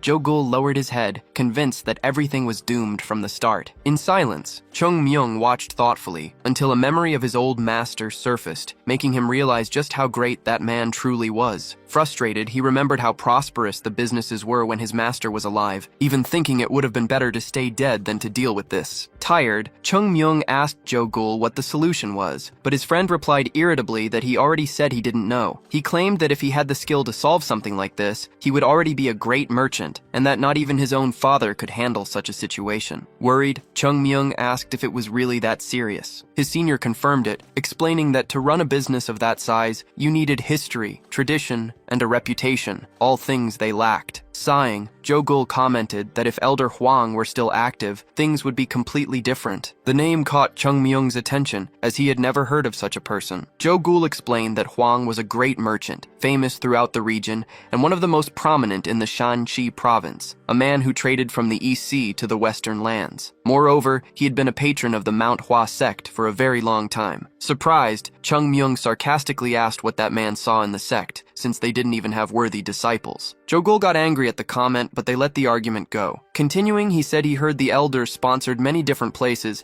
and that if he were around, it would be a great help to ask for his advice. Excited by the idea, the protagonist stood up, saying the problem was solved, they just had to ask Huang for help. However, Jogul quickly crushed his enthusiasm, explaining that it wasn't possible. The man had been bedridden for a year, and there was even a rumor that he was unconscious. Hearing this, Chung Myung sat down again, losing his last shred of hope. Suddenly, the silence was broken by a voice calling his name. It was the great Sasuk, holding an envelope. The two disciples bowed respectfully to their master, who announced he had something very important to discuss. He said it would be necessary for Chung Myung to return to Manhwa. The boy disliked the idea, complaining about the arduous journey. He tried to negotiate, saying his body was the youngest and therefore the weakest, but Ungum retorted that he was also the only one not doing anything. The young man laughed and argued that he had swept the garden earlier, but seeing there was no escape, he asked the reason for the trip. Handing over the envelope, the great Sasuk explained that he needed the boy to deliver it to the sect leader, as it seemed to be something urgent and very important. The sender was the Yunha Merchant Guild, so he should handle the matter with great care. Upon hearing the name, Jogul whispered to his friend that this was the guild Elder Huang belonged to. With this new information,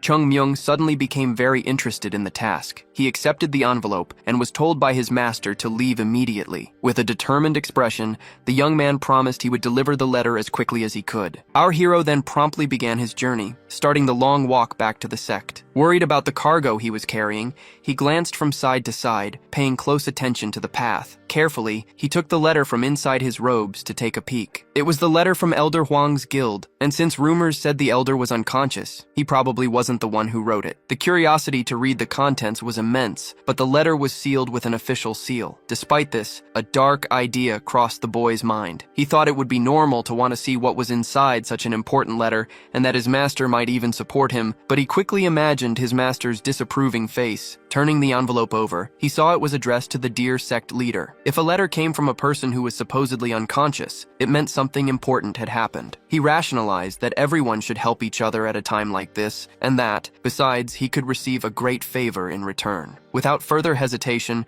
Chung Myung opened the letter and began to read. He skipped the polite greetings and went straight to the real reason. Apparently, it was Huang's son who was writing, explaining that his father's condition was worsening. Old age had brought new illnesses, and his qi veins were acting uncontrollably. His body had turned completely red, and the man had lost consciousness, becoming unable to move. And then, a black spot had appeared on his forehead. Upon reading about the black spot, Chung Myung recognized something he hadn't seen in a very long time: the mark of a known enemy. The Yunha Merchant Guild had hired many famous doctors to treat Elder Huang, but none of them could diagnose his mysterious illness. As a last resort, his son sent a letter to everyone connected to his father, asking them to get in touch if they knew anything. The man promised a tremendous reward in the guild's name to anyone who could provide information on how to treat the sickness. With that, Zhongyi Huang, the guild leader, waited anxiously for good news. As Chung Myung read the letter, a mix of thoughts filled his head. He knew it was impossible for ordinary doctors to cure this type of illness, known as the demon flower. Outwardly, its symptoms resembled severe poisoning, which was likely how the doctors had tried to treat it. However, the real reason the protagonist was so nervous was something else entirely. The demon flower was connected to his old acquaintance, the feared Chunma, as it was a symptom that appeared when someone was struck by specific techniques of the celestial demon sect. Angrily, the boy gritted his teeth and blamed the demonic sect. For a while, he had believed most of them were eliminated in the Kilian Mountains, but it seemed their lineage had survived. The problem was that if those fiends were still alive, they must be plotting something in Zhongyuan. Still, something else worried him more. Perhaps these demons still held a deep grudge against the Mount Hua sect, as they continued to cause trouble even after so much time. Of all people, they had decided to attack Elder Huang, a figure who could greatly help their current situation. Chung Myung stared at the letter, lost in thought. He wasn't absolutely certain it was the demon flower just from the description, so the best course of action was to confirm it with his own eyes. Besides, the words "tremendous reward" echoed in his mind, fueling his desire to go. According to Joe Gould, the Yuna Merchant Guild possessed an absurd fortune, so a reward from them would be truly substantial. On top of that, there couldn't be many people who even knew about the demon flower, meaning the competition was practically non-existent, since those who knew anything were wiped out in the great battle. While resealing the note, the boy considered that he didn't know what had happened all this time, and that someone else might still recognize the disease. If the letter fell into the wrong hands, it could turn into a huge problem. He couldn't let that happen, so he needed to act before anyone else. Quickening his pace, he decided he had to resolve this as soon as possible, and of course, secure his reward. He then broke into a full sprint and let out an excited shout, warning that no one should dare steal the prize from the great Chung Myung. After a long journey, night finally fell, and the sky filled with stars. The disciples were wearily climbing the mountain, and some began to complain about how difficult it was to do this every day. Yun Zhong led the group in silence, until someone suddenly called his name with urgency. It was Zhou Gull, running toward him in a complete panic. Yun Zhong narrowed his eyes, thinking his colleague was becoming more and more immature, but something about his desperation caught his attention. The boy arrived out of breath, and unable to control himself, yelled that it was an emergency involving Chung Myung. The moment he heard that name, Yun Zhong's demeanor changed completely. Without a second thought, he shot forward, running as fast as he could. The two of them reached the boy's room and threw the door open, only to find the space empty. Worried, Yun Zhong frowned, wondering where that maniac had gone now. Zhou Gul then pointed to the bed where a small note lay. Without wasting time, Yun Zhong grabbed the paper and began to read. The message said that Chung Myung would be away for a few days, and asked them to invent an excuse for his absence, while also demanding they not skip their training. A vein instantly popped on Yun Zhong's forehead as his patience reached its limit. Zhou Gul, completely lost, looked at him and asked what they should do. Yoonjong took a deep breath and took the lead, saying that for now, they needed to make sure no one else found out about his absence. Crushing the letter in his hand, the young man stated firmly that it wouldn't make a difference to tell the other disciples. Since Chung-myung said he would be gone for a few days, it was best to hide it for as long as possible. If no one started a search for him, the superiors wouldn't even notice, since he was just a third-class disciple. Jo-gul swallowed hard, saying he had no idea what would happen if they were caught. Yoonjong turned slowly to his friend and asked if that was really his biggest concern right now, because in reality, there was something much worse. The senior was more curious about what kind of mess that maniac had gotten himself into this time and what sort of trouble he was about to cause. Meanwhile, far away, the scene shifted to a dense forest that stretched as far as the eye could see. Suddenly, a sound cut through the air like a thunderclap. A figure shot across the sky, leaping from tree to tree with unbelievable lightness. It was the protagonist, his movements swift and precise, his body seeming as light as a feather. He advanced without hesitation, knowing he couldn't waste a single second, and stayed high in the treetops to avoid any hidden dangers on the ground. With his light body, he crossed the forest without difficulty, occasionally making even higher leaps to gain momentum and calculate his path. As soon as he landed, he continued moving without stopping, but not even a well-trained body can last forever, and the strain began to show. The boy slowed down to catch his breath. He had already traveled about 150 kilometers from the sect. His mouth was dry and his body was beginning to feel heavy. He looked up at the sky, remembering his prime when a single leap was enough to cross an entire mountain and 2 small steps were all it took to cross a river. Back then, even walking slowly was incredibly fast, but now, all the young man wanted was a huge glass of ice water. Chung-myung wiped the sweat from his face, and his thoughts shifted as he recognized the place. Down below, the city of Xi'an shone brightly, alive and bustling, as he watched it all from the mountaintop. This place held many memories, and one of them surfaced immediately. He saw himself in his past life, holding a bottle of liquor. At that time, he was known as Chung-myung, the great second-class disciple of the Manhwa sect. Walking through the streets completely carefree, he thought there was nothing better than drinking in secret, away from the elders. Laughing and living without a worry, he was already a bit drunk after a few drinks when his shoulder bumped against someone else's. The bottle, still half full, slipped from his hand and fell to the ground, grabbing his attention. The young man turned and met the gaze of the person he had bumped into. The man in front of him looked anything but pleased, and asked with irritation if the boy shouldn't apologize. A moment later, his tone shifted to heavy mockery, saying he could already smell rotten plums nearby. He stared at the boy with contempt and asked if he was another fool from the Manhwa sect. The spilled drink bottle still lay on the ground from the collision. The protagonist watched in silence, waiting for a reaction from the man who had bumped into him. When nothing happened, he coldly ordered the man to pick it up, but in response, the man just gave a sarcastic smile. He remarked that everyone from the great Manhwa sect seemed the same and had no respect, adding that many of their young masters had been chased away like dogs because of their arrogance. The man continued his tirade, saying that despite this, they insisted on coming to Shanxi, spreading the stench of rotten plums and proving they never learned their lesson. With a threatening expression, he declared that the Southern Edge sect would teach them what happens when someone causes trouble in their territory. Upon hearing this, Chung-myung's gaze transformed completely, consumed by hatred and absolute focus. He then advanced, stepping right over the fallen bottle as he walked toward the men from the rival sect. With a swift reverse kick, Chung-myung sent the bottle flying into the air. The man's eyes followed it, distracted by the spinning object. In that exact instant, the protagonist moved like a bolt of lightning through the group. He landed a quick blow on the first man, moved past the second so fast he only felt a rush of wind, and the last one could barely even track his movements. At the end of the sequence, Chung-myung extended his hand and caught the bottle with perfect precision. At the very same moment, all 3 men were struck directly in the chest, leaving their bodies trembling and unable to react. The rivalry between the Manhwa sect and the Southern Edge sect was anything but simple, and many people wondered about the reason for so much competition. In truth, perhaps the right question was not why they were enemies, but why they would not be. Since both were Taoist sects that used swords as their primary weapon, a fierce competition had always existed between them. Every dispute to decide which was stronger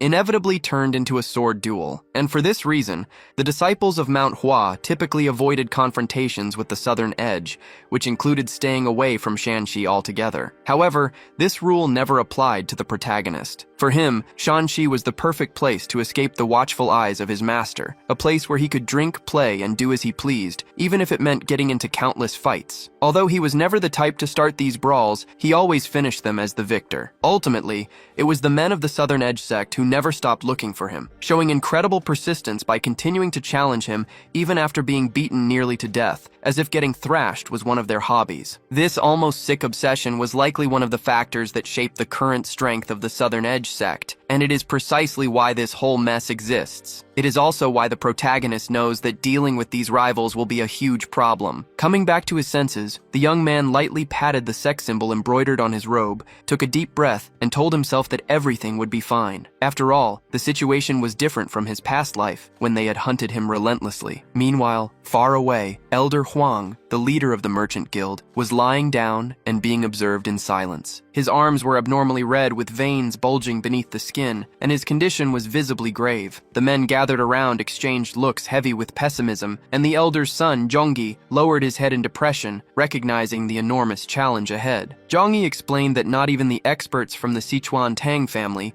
renowned masters of poison, had been able to find a cure. The other man present replied that while that family's mastery of poisons was unparalleled, there was a fundamental problem. What his father was suffering from was not poisoning. Surprised, Zhongyi Huang found it hard to believe that something could not be poison when all the symptoms pointed directly to it. The man, however, remained calm and asserted that despite appearances, it had a different cause. Overcome with desperation, Zhongyi grabbed the man's sleeve tightly, begging for answers and demanding to know the origin and nature of the illness. His heart raced with a mix of hope and fear, but he quickly realized what he had done, let go of the sleeve, and apologized, admitting he had gotten carried away by frustration. The doctor simply shook his head and, with regret, said he could not help any further before taking his leave without offering a cure, an answer, or any real hope. Alone, Zhongyi sat beside his father and watched his condition worsen by the day. He realized how powerless he was, as all the money in the world could not save him. His father had spent his life helping others and was now condemned to suffer from an unknown illness. With his eyes full of tears and his body trembling, the young man could not accept the situation. Suddenly, a voice interrupted the heavy silence in the room, asking for permission to enter. The door opened slowly as Zhongyi wiped away his tears, and a man entered with calm, respectful steps. It was Moksung Ki, an elder from the Southern Edge sect. Moksung Ki observed the scene for a moment before speaking bluntly, stating that it was past time for the young master to accept reality. According to him, there was only one way to save Elder Huang, a Taoist ritual. Zhongyi's face hardened, as he understood the suggestion perfectly, but he replied firmly that he did not intend to submit to something like that right now. The elder insisted, saying it was not common for a great leader of the Southern Edge sect to offer to perform the ritual personally, but Zhongyi explained that he wanted to wait for the replies to the letters he had recently sent. This clearly irritated the sect leader,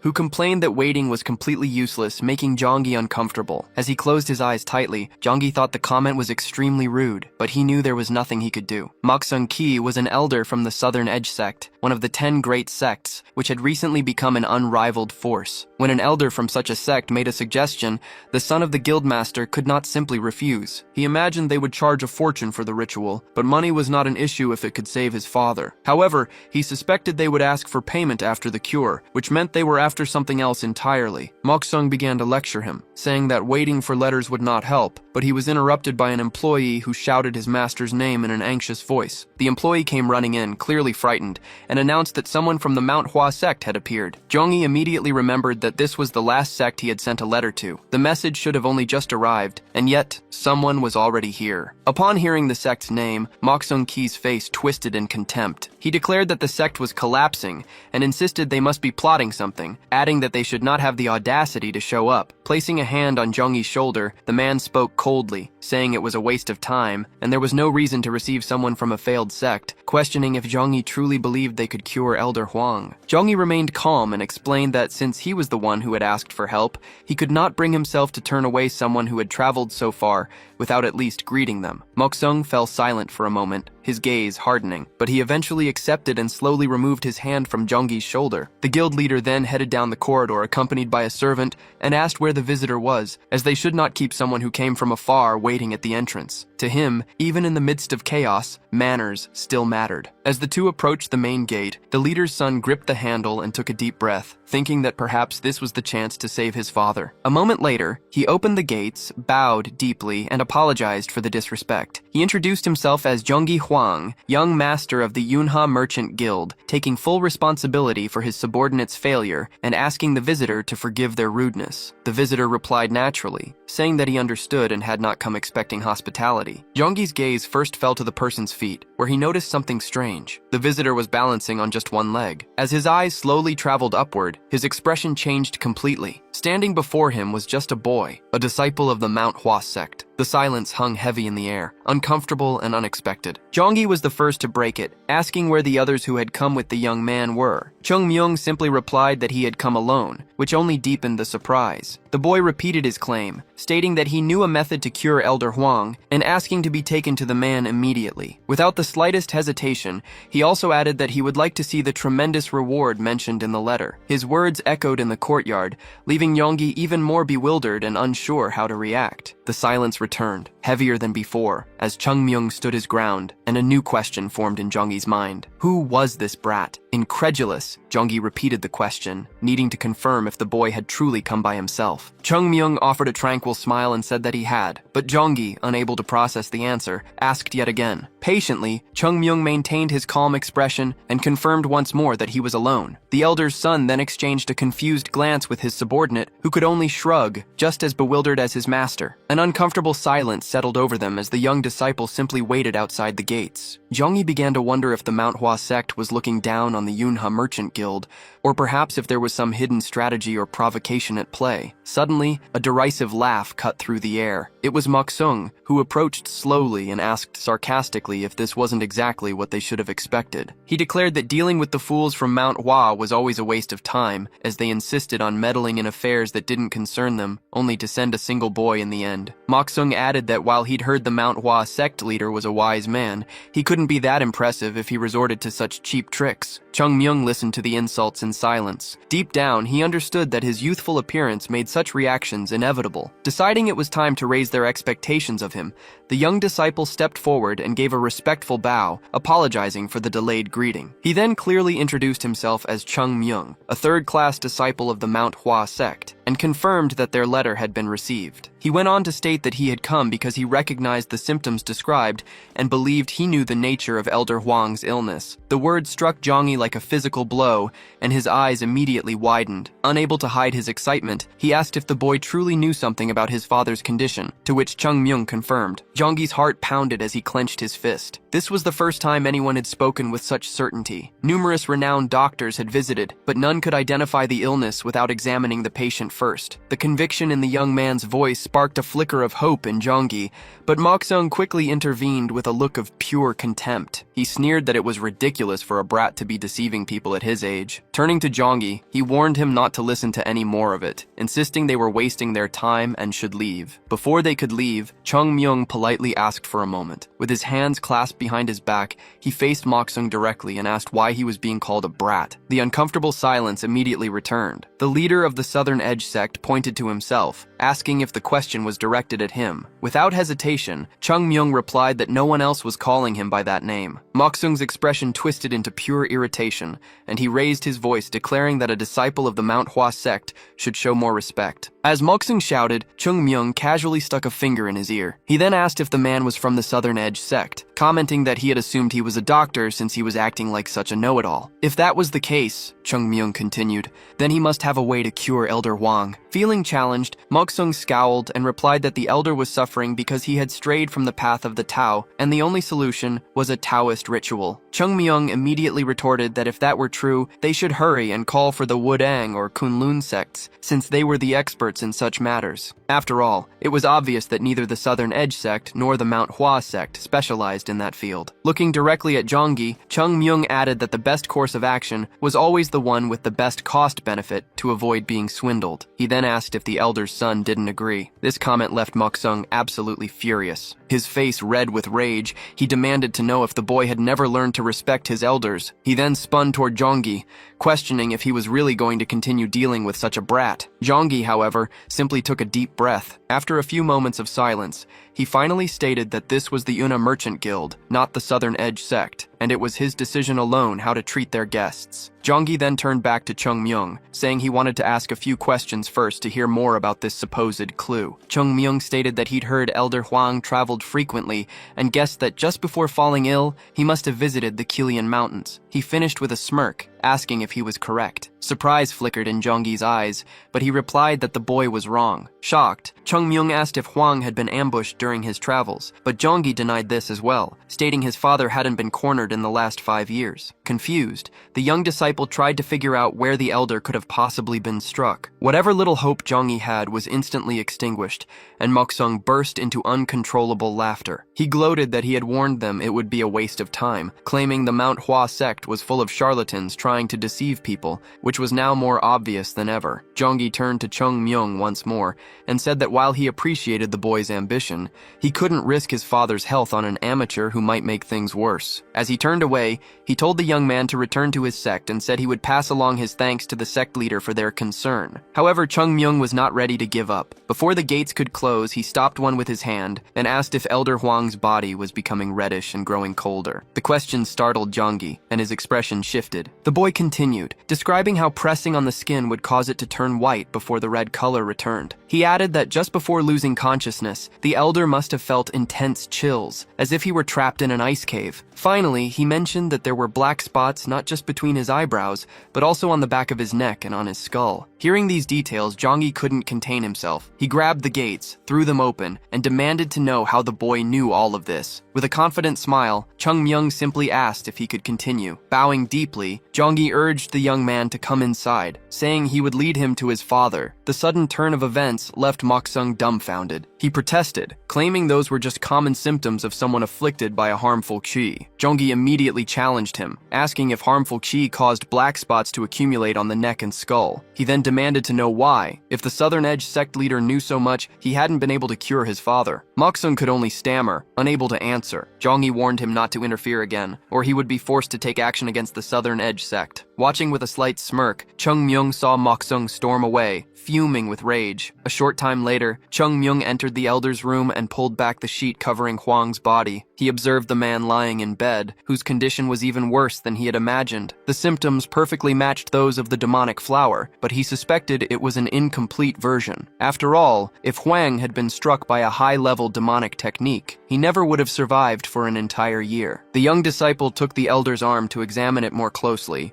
and a blue energy began to flow from his hands into Hwang's body. With this, Chung Myung confirmed his suspicion. The demonic flower was indeed incomplete. Anxiously, Jonggi asked if it would be difficult to solve the problem. Chung Myung replied that he didn't think treating Hwang would be very hard. Jonggi, however, misheard him and began to lament how difficult it would be, only for the words to finally register a moment later. He let out a startled cry, realizing the young man had said it would not be difficult. Chung Myung simply widened his eyes and repeated that it would not be a hard task, and because he had already taken some preliminary measures, the elder was no longer in danger of dying. A closer look revealed that the center of Hwang's forehead was already returning to a more normal color. Chung Myung explained that a full recovery would take time and require several stages of preparation. Shocked, Jonggi asked what kind of preparations were needed. Looking up, the boy listed the very first thing on his list: breakfast. Some time and several empty bowls later, Chung Myung was happily devouring the hearty breakfast provided by the guild. Still anxious, Jonggi asked again about the preparations. The hungry hero took a moment to swallow his food before explaining that the treatment required a great deal of energy, so it was crucial for him to eat a proper meal. This explanation made Jonggi a bit suspicious, but Chung Myung simply used the moment to praise the delicious food. After what he had witnessed, Hwang's son knew he had little choice but to trust him. Chung Myung then admitted that, to be honest, treating the elder was not the main problem. The real issue was discovering why he had gotten sick in the first place. To that end, he needed to ask a few questions. His first question was about who was closest to Hwang, someone who was with the elder at all times, both at home and on his journeys, but not Jonggi himself. The man was confused and asked why, but Chung Myung simply said it was for treatment purposes. Jonggi thought for a moment, replying that he was not sure. Many people served his father and were always near him, and he could think of at least 5 individuals who fit that description. As he bit into a piece of juicy chicken, Chung Myung concluded that finding the right person was going to be difficult. After cleaning the meat off a chicken bone, Jonggi asked what exactly the boy was trying to find. Chung Myung took a moment to finish chewing before he answered. Judging by the elder's condition, he explained, Hwang had not been attacked by an outsider. In other words, this was an act of cruelty committed by someone very close to him. Furious, Jonggi shot to his feet and slammed his hands on the table, warning the young disciple to watch his words. He insisted that everyone in the Yuna Merchant Guild was like family and deeply respected his father. Setting down his chopsticks, Chung Myung calmly replied that if he was wrong, then it would be a great relief for everyone, a point with which Jonggi had to agree. Chung Myung told Jonggi not to worry, assuring him that everything would be revealed after a short investigation. He explained that someone who had incompletely practiced demonic arts had been exposing the elder to demonic chi over a long period. In the beginning, there would have been no noticeable effects. As he casually picked his teeth, Chung Myung continued to mull over the possibilities. Jonggi asked how he planned to conduct this investigation, and the young man replied that he would do it by talking, right there in that room, just as they were now. All Jonggi had to do was sit back and watch. With an eager smile, Chung Myung said he knew things were about to get interesting. He then asked a favor of his host, who promised to do his best. The boy held up a bottle with a long, thin neck and asked the man to bring him another bottle of Yontai liquor. Meanwhile, in another location, someone else was eating a meal, his heart filled with resentment. His hatred was so intense that he snapped his chopsticks in his hand. It was Moksung, the leader of the Southern Edge sect, who was grumbling about how a brat from the Manhwa sect had been allowed into the Merchant Guild. He felt the boy's name was familiar, and then it hit him. He clearly remembered the name associated with the Plum Blossom Sword Saint. Songbak Lee, a second-class disciple of the Southern Edge sect, asked his master if he was talking about the Plum Blossom Sword Saint. The leader's reaction was immediate and violent, as he slammed his fist on the table and angrily shouted that the scoundrel did not deserve such an honorable title. Meanwhile, the disciple watched silently, noting that his elder always lost control whenever the Mount Hua sect was mentioned. This intrigued the young man, since the Plum Blossom Sword Saint had died over 100 years ago, yet his name lived on. Trying to calm the situation, the disciple urged his master not to get worked up, but the leader was unconvinced. He retorted indignantly that some arrogant brat had shown up claiming he could cure Elder Hwang, yet his own disciple was asking him to just ignore it. More seriously, Songbike asked if the boy could really do such a thing. The leader, now more composed, replied that the elder's condition did seem to be genuinely improving. These words came as a shock to Songbek, who lowered his gaze. He knew that Elder Hwang was known for honoring his debts, and if that boy actually managed to cure him, the Merchant Guild would be indebted to the Mount Hua sect. This would change everything, as the guild would never again let the sect struggle and would use all its resources to help them. Quickly grasping the weight of the situation, Songbike realized he had to stop this from happening at all costs. He turned to his master and declared that if the boy was the problem, they just needed to get him out of the way. Songbak argued that even if the elder could not act directly, the disciples could, since a duel between them would not be unusual. A second-class disciple facing a third-class one would not be seen as anything out of the ordinary. The leader frowned, questioning if this would start rumors that they were picking on a child. However, Songbek countered that everyone in the region knew about the rivalry between the two sects, so no one would find a confrontation strange, as it could be justified as a chance encounter or as preparation for their upcoming conference. The room fell silent for a moment, and the now calmer elder began to tap his finger lightly on the table. He said he understood the disciple's point, but would not allow it, explaining that the boy was still just a third-class disciple. Attacking someone in that position would tarnish the prestige of the Southern Edge sect. As the master questioned how they would be perceived for harassing a child from an already weakened sect, Songbak listened in silence with a sly grin. Ignoring the prohibition, Songbak picked up his sword, saying he would assume his leader never permitted such an act. As he stood up, he added that if a disciple happened to make a mistake, he would simply need to be properly punished afterward. In a calm voice, the leader replied that this was true, and that he himself would punish anyone who laid a hand on that boy. Songbak understood perfectly what that meant. There was a punishment, but also an implied reward, and he had no intention of forgetting it. Shortly after, the disciple left the room, and the door closed quickly behind him. While sipping his tea, the elder thought that it was natural for his disciple to underestimate the Mount Hua sect, because when Songbek was born, it was already in decline. However, when the elder himself was young, the Southern Edge sect did not even stand a chance against them. He was convinced that if it were not for the demonic invasion that befell Mount Hua, the Southern Edge sect would still be in an inferior position to this day, and he could not let those dark times return. The elder reflected that seeing how the child had come all the way from Mount Hua, it was safe to assume the sect had begun to spread its influence again. This worried him, as Moksung had thought he had schemed enough to ensure they would never be able to rise again. Faced with this, the man decided he would speak with the sect leader as soon as this incident was over. Meanwhile, the two disciples were leaving the temple and walking down the street. Huin Go, a second-class disciple, asked his senior what he planned to do with the child. Songbak replied that he would try to convince him to go back home, explaining that while he did not like the idea of picking on kids, it would be far worse if one of the elders had to do it. Huingo then questioned what the Mount Hua sect was thinking by sending a child on this mission, something that would be completely forbidden in their own sect. Songbak simply replied that the circumstances in the other sect were different and that they could not forget their priority was to help the elder. Suddenly, Songbak stopped walking and looked ahead intently, saying he believed they would not even have to go out of their way to find their target. Just ahead, the two could see a boy wearing the uniform of the Mount Hua sect, whistling carefree as he walked. It was Chung Myung himself. Songbak approached the protagonist to get his attention and gave a polite bow, saying he was more than honored to meet a disciple of the Mount Hua sect. He then introduced himself as Songbak Lee, a second-class disciple of the Southern Edge sect. Without much courtesy, Chung Myung just nodded and said hello. Surprised by the boy's manners, Songbak asked where he was going, and the protagonist replied that he was on his way to see Elder Huang to check on his condition. This answer left Songbak even more stunned, as he found the boy's entire demeanor incredibly brazen. After all, there was no way a child could cure Huang's illness when even proficient doctors had failed, yet the boy spoke as if he could do it easily. With a controlled smile, Songbak held out his hand and politely asked if the boy could spare a moment to talk. He began to explain that the Southern Edge sect and the Mount Hua sect had grown up amidst constant sword duels, an ancient rivalry kept alive through the Mount Hua and Southern Edge conference. Songbak asked if Chung Myung knew about this, but he replied that he did not, as he had only recently joined the sect. Resting his hand on the hilt of his sword,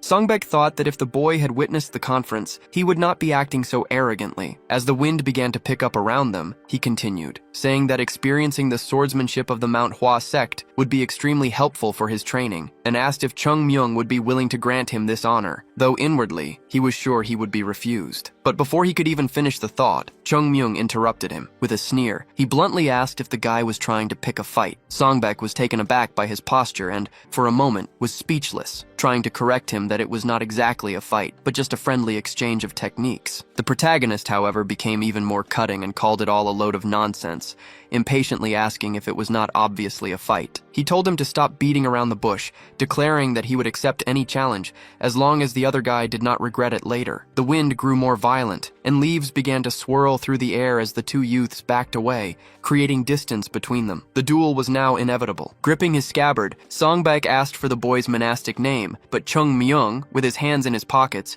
replied that he did not have one, and that his name was just Chung Myung. Songbak nodded in agreement and decided to offer one last piece of advice, since the other was still young and inexperienced. He said that even if Chung Myung thought he was right, the world did not operate simply on right and wrong, and advised him to return to the Mount Hua sect before he got into bigger trouble. However, Chung Myung cut off the lecture, his patience worn thin, and asked if his opponent was going to fight or not, taunting that the Southern Edge disciples seemed to prefer words to swords. The provocation deeply irritated the other disciple, who clenched his fist in anger. However, Songbak raised a hand, ordering silence. As he gripped his sword, his hand trembled slightly, and he realized he was not as calm as he should be, as his anger was taking over. At the same time, he thought that maybe there was no reason to hold back anymore, since all he could think about was beating the pulp out of that brat. He adjusted his stance, prepared his body, and with his hands filled with a unique energy, he declared loudly that Songbak Lee of the Southern Edge sect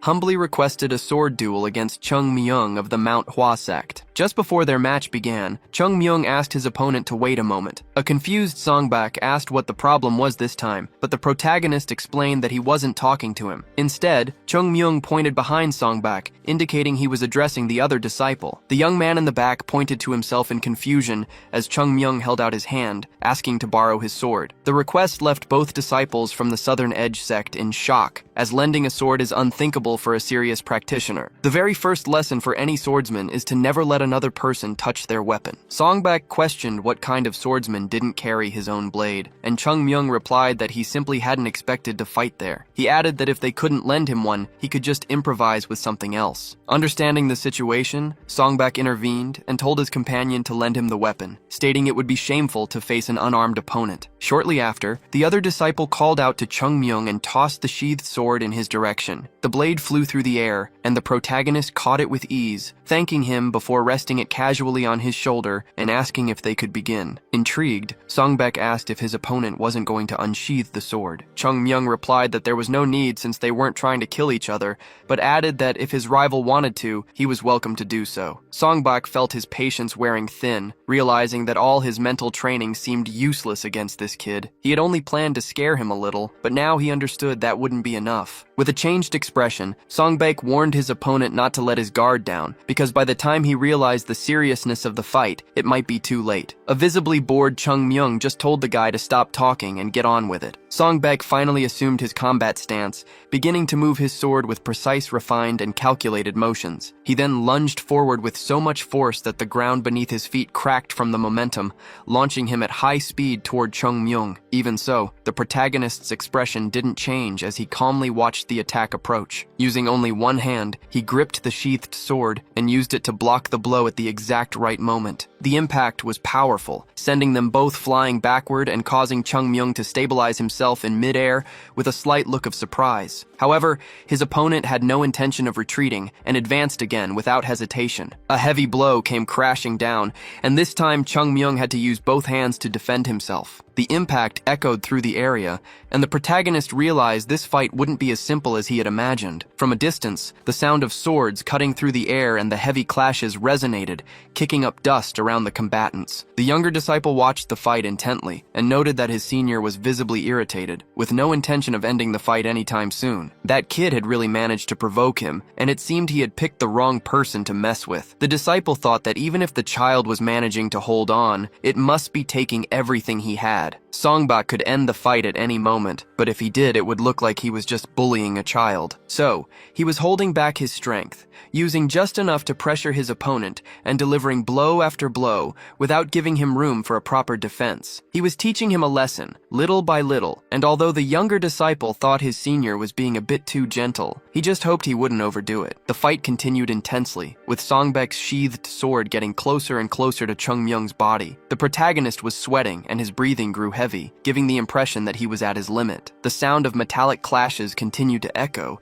and each impact required more effort to maintain his balance. Suddenly, the two retreated for a moment. Songbak was also breathing harder now, with sweat dripping down his face, when he realized something strange had happened again. Once more, his attack had been blocked and deflected with precision, even though he was using a heavy, sheathed sword. Only then did he notice something important. The boy had blocked the previous blow as if he already knew where it was going, as if he had predicted the blade's trajectory. Songbak narrowed his eyes, wondering if his opponent was reading his movements. Even if he was exaggerating, the kid couldn't be more than 15 years old, and it was absurd to think someone so young could pull off such incredible moves. On the other side, Chung Myung stared firmly at his opponent, now taking the fight more seriously. Songbak, however, refused to give up and lunged forward again, cracking the ground with the force of his push-off. The young man cut across the battlefield, rushing Chung Myung with everything he had. But the protagonist used some quick footwork and turned his sword just before his opponent got close. Then, with only one hand, he managed to block the rival's powerful strike. Songbak realized the boy was indeed deflecting every single one of his attacks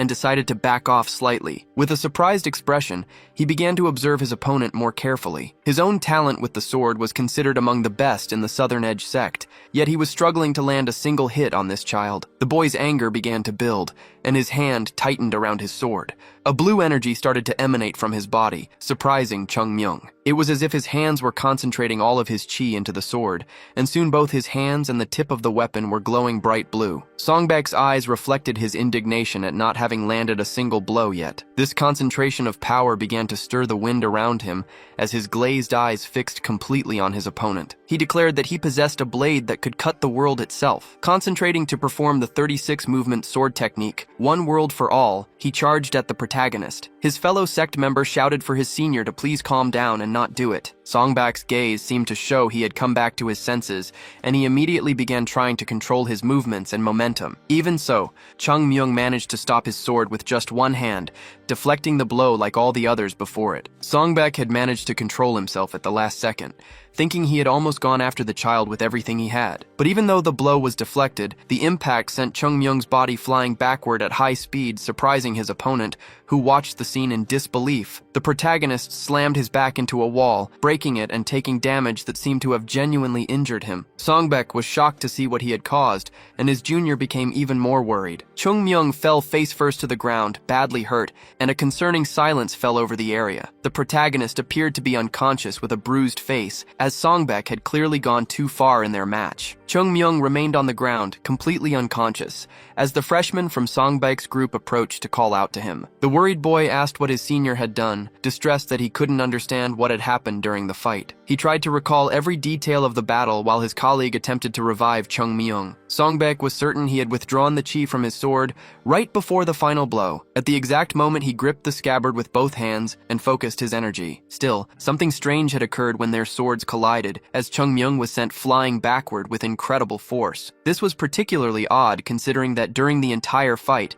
Songbak hadn't been able to land a single scratch on him, even when attacking at full power. It was inexplicable that the boy had been thrown so violently by a sword without any chi. Suddenly, like a geyser, Chung Myung began to spew jets of red liquid from his mouth, sending the poor freshman into a panic. Songbak thought he had never imagined something like this could happen to a person, and the sight sent a strange, uncomfortable shiver down his spine. Just then, a new figure appeared on the battlefield, and upon hearing his voice, Songbak knew immediately that he was in deep trouble. The freshman, who was holding the blood-soaked protagonist, was also shocked, his eyes wide with the realization of who had just arrived. It was Zhongyi Huang, who began shouting and demanding to know what was going on. The courtyard was a complete mess, with parts of the ground completely destroyed. Shortly after, a few medics arrived to examine Chung Myung. One of them stated that the boy's condition was extremely delicate, explaining that his insides were in total disarray and that he required immediate treatment. Without wasting a moment, the medics rushed away, carefully carrying the boy with them. Meanwhile, Songbak was overcome with guilt,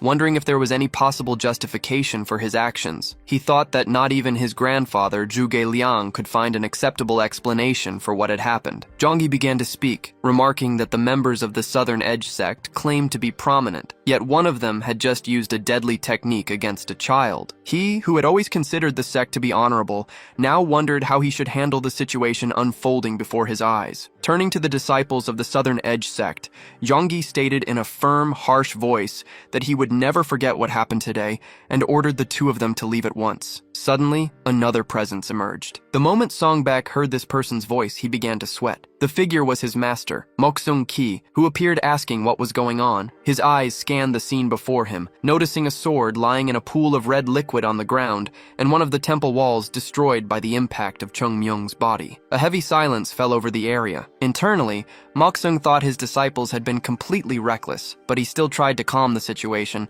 telling Yongyi that it all seemed to have been an accident. Yongyi, however, responded sharply, questioning if this truly looked like an accident. After all, the child who was treating his father had nearly lost his life at the hands of Moksung's disciple, and yet the man dared to call it an accident. He continued, stating that an accident is something that happens without intention. Songbak tried to intervene to de-escalate the situation, claiming it was all a misunderstanding and that he never intended to use so much force. With a serious expression, Yongyi immediately shot back, asking if using excessive force was really the only problem here. The real issue, according to Yongyi, was that Songbak had pointed his sword at a disciple of the Manhwa sect, something that should never have happened. Although he wasn't fully familiar with the rules of Kangho, the man remembered hearing that sword duels only make sense between people of similar levels. Songbak had faced a child who hadn't even lived half his age. With a tone full of contempt, he questioned if this was how things were done in the Southern Edge sect. Yongyi then declared that there was nothing more to be said and ordered Moksung to take his disciples and leave immediately, making it clear that this was an order from the leader of the Unha Merchant Guild. With a grim expression,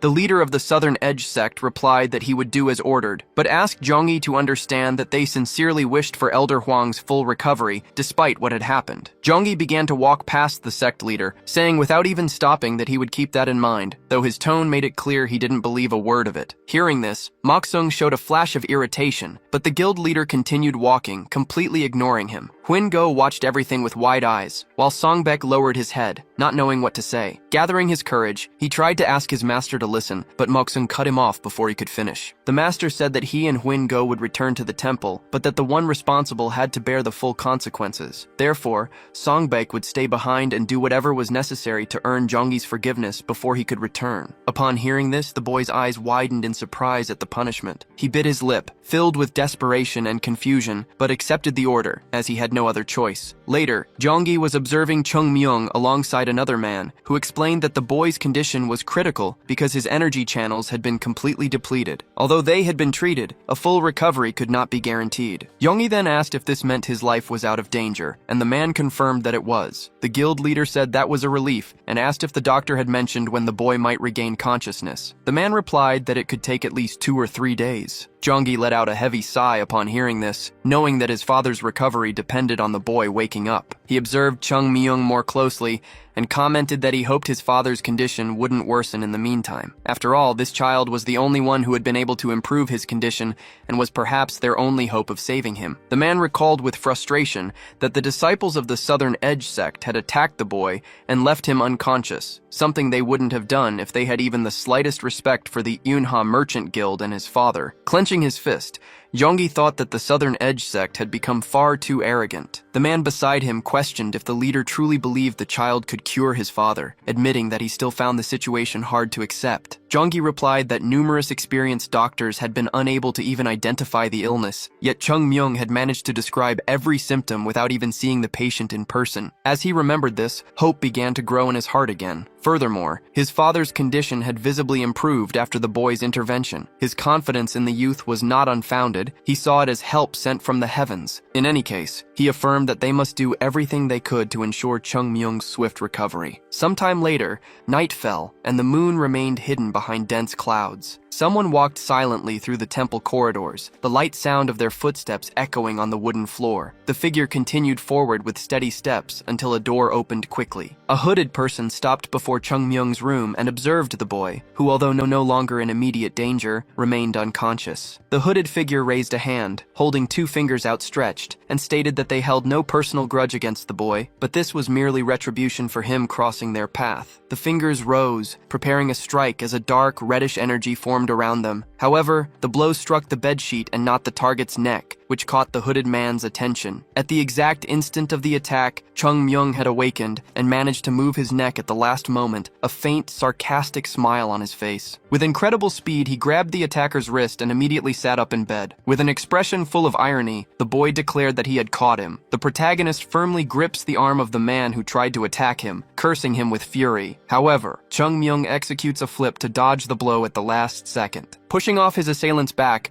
the boy gains more momentum and lands on the ground just behind him, leaving the hooded man gritting his teeth in rage. Chung Myung then notices another attack is coming, as his enemy's fingers are now completely enveloped in a dark reddish energy. The man fires the blow in the boy's direction, but Chung Myung dodges once more with another agile flip and observes his opponent from above while still in the air. The hooded man prepares a new attack, believing he has finally cornered the boy and doubting he can escape this time. He then opens his hand and launches the strike with all his might, but the protagonist reacts at the last moment, deflecting the attack with a precise kick. The energy is diverted and hits the wall behind the enemy, leaving him completely surprised by the display of power. Shortly after, Chung Myung uses his internal energy to control his descent and lands firmly on the ground, stable and ready. The boy says his adversary still doesn't understand the situation, stating that someone there is truly out of luck. Meanwhile, drawn by the noise, someone approaches the room, and the hooded man also notices their presence. It is Zhongyi and several of his men, who have come to see what is happening. With their arrival, Chung Myung disdainfully declares that the unlucky one is the hooded man himself, adding another insult. Jonggi immediately asks what the man is doing there and recognizes him as Jabok Bum. As the revelation unfolds, Chung Myung picks up a piece of cloth from the floor and uses it to tie back his long hair, calmly walking toward the room's exit. With a confident smile, the young man says he told them the suspect would appear on his own. Jonggi replies that although he had his doubts before, there is no denying it now, as the general was the last person they expected to be behind such a low attack. Now exposed, Jabok Bum glares at the boy and asks why Chung Myung suspected him. The protagonist explains that he didn't actually suspect anyone specific. He just created a situation to lure out the culprit by pretending to be injured after demonstrating he could heal Elder Huang. The man questions what would have happened if he hadn't shown up, and Chung Myung replies that he would have had no choice, since eliminating the boy would have allowed him to pin all the blame on the Southern Edge sect, an opportunity too convenient to ignore. The man retorts that this must have all been planned with the sect, but Chung Myung immediately denies it, stating they only proposed a duel and that everything just happened to work out in his favor. The hooded man then asks about the boy's injuries, since the doctor had claimed he lost consciousness. Chung Myung ironically replies that if he couldn't even fool a doctor,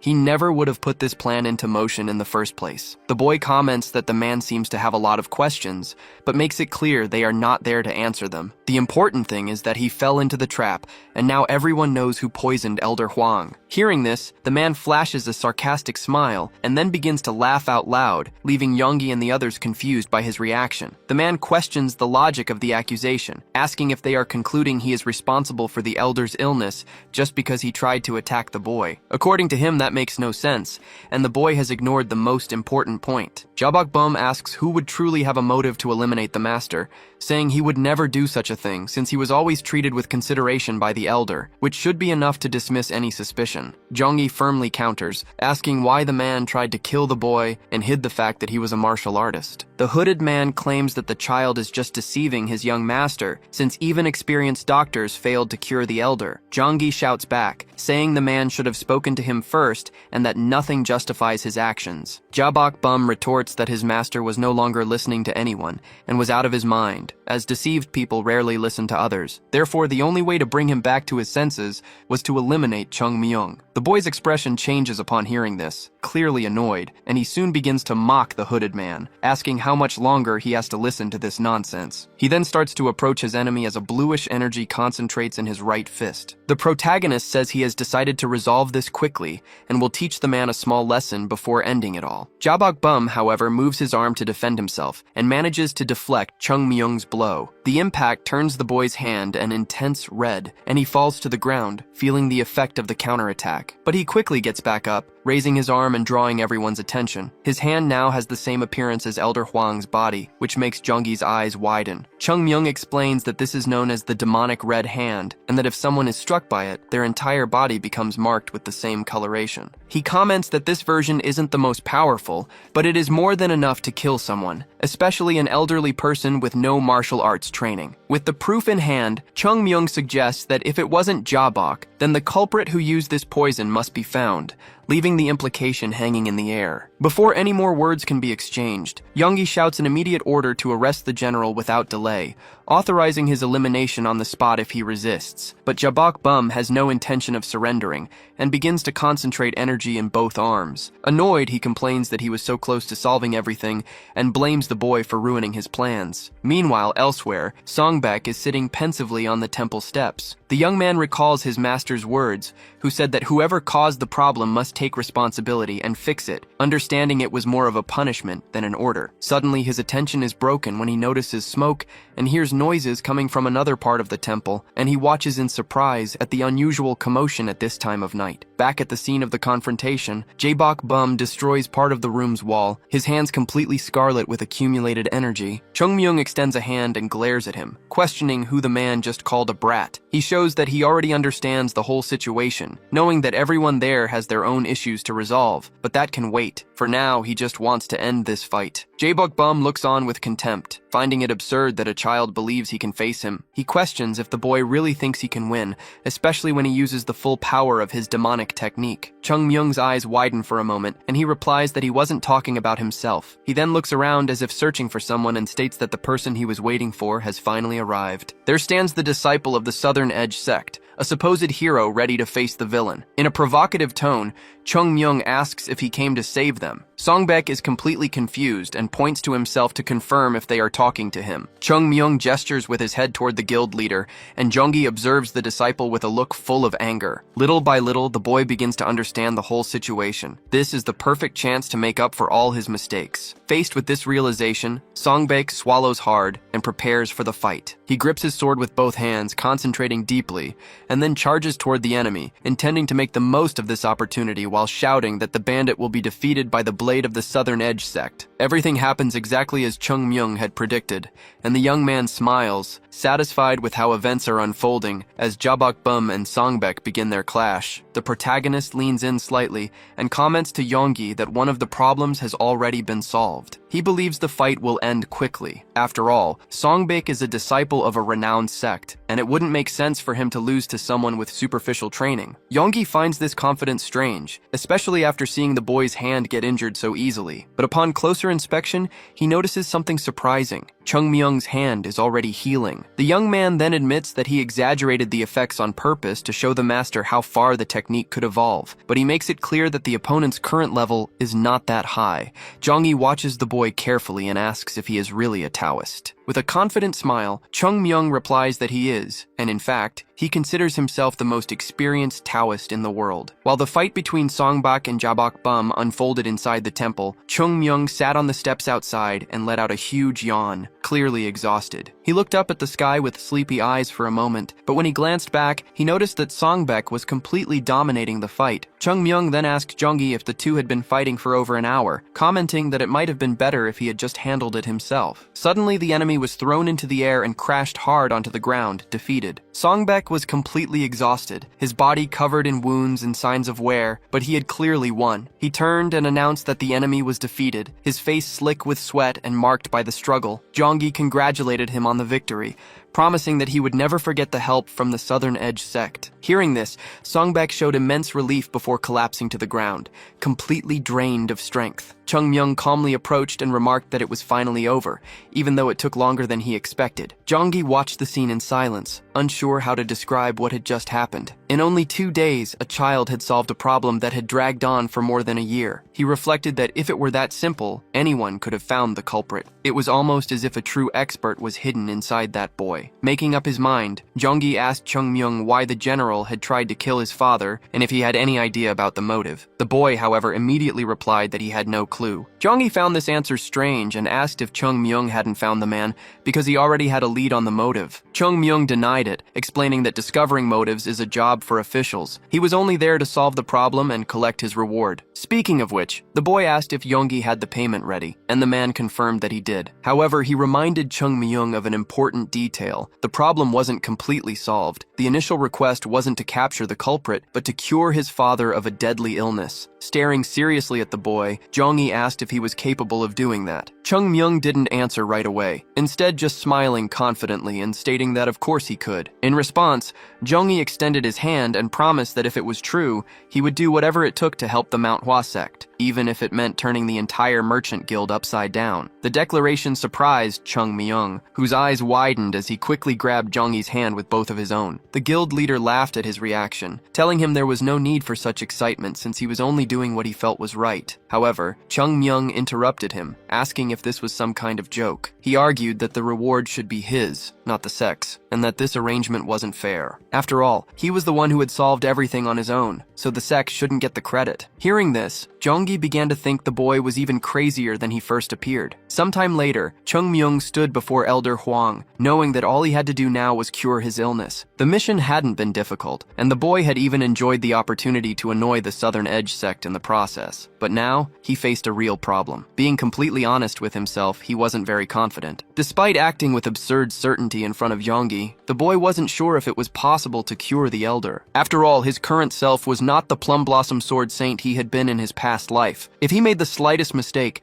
the demonic chi inside Huang could run wild, and his weak body might not be able to handle it. Still, he knew he wouldn't find out unless he tried, and he decided not to blame himself too much if things went wrong. Focusing, Chung Myung took Huang's hand and began to channel a blue energy through his arm. It was as if particles of energy, taking the form of a miniature Chungmyung, traveled through the old man's veins, arriving inside his body in a dark place with red walls. The protagonist observed the area carefully and realized that, unfortunately, the demonic chi had taken over everything. The malevolent energy behaved like snakes, slithering through the elder's veins, ready to release their venom and destroy any threat. Huang's body was overflowing with demonic chi. Chungmyung wasn't sure if his own chi would work, but he knew it was the last hope. The boy managed to create a sword made of energy just as a snake made of demonic chi lunged at him. He decided he would do his best to resolve the situation, pouring all his energy into his sword strike. With an extremely fast movement, he managed to slice the snake into several pieces. From the outside, all anyone could see was the boy holding Elder Huang's hand as the man's skin slowly began to regain its natural color, a sign that Chungmyung was making progress. The boy finished his technique and looked around. Suddenly, a light appeared before him, like the end of a tunnel, and in that instant, he realized this might actually be possible. However, as he moved forward, new serpents began to attack him. The boy realized he had gathered only the purest energy within himself. If he hadn't been so demanding, he would have accumulated much more power,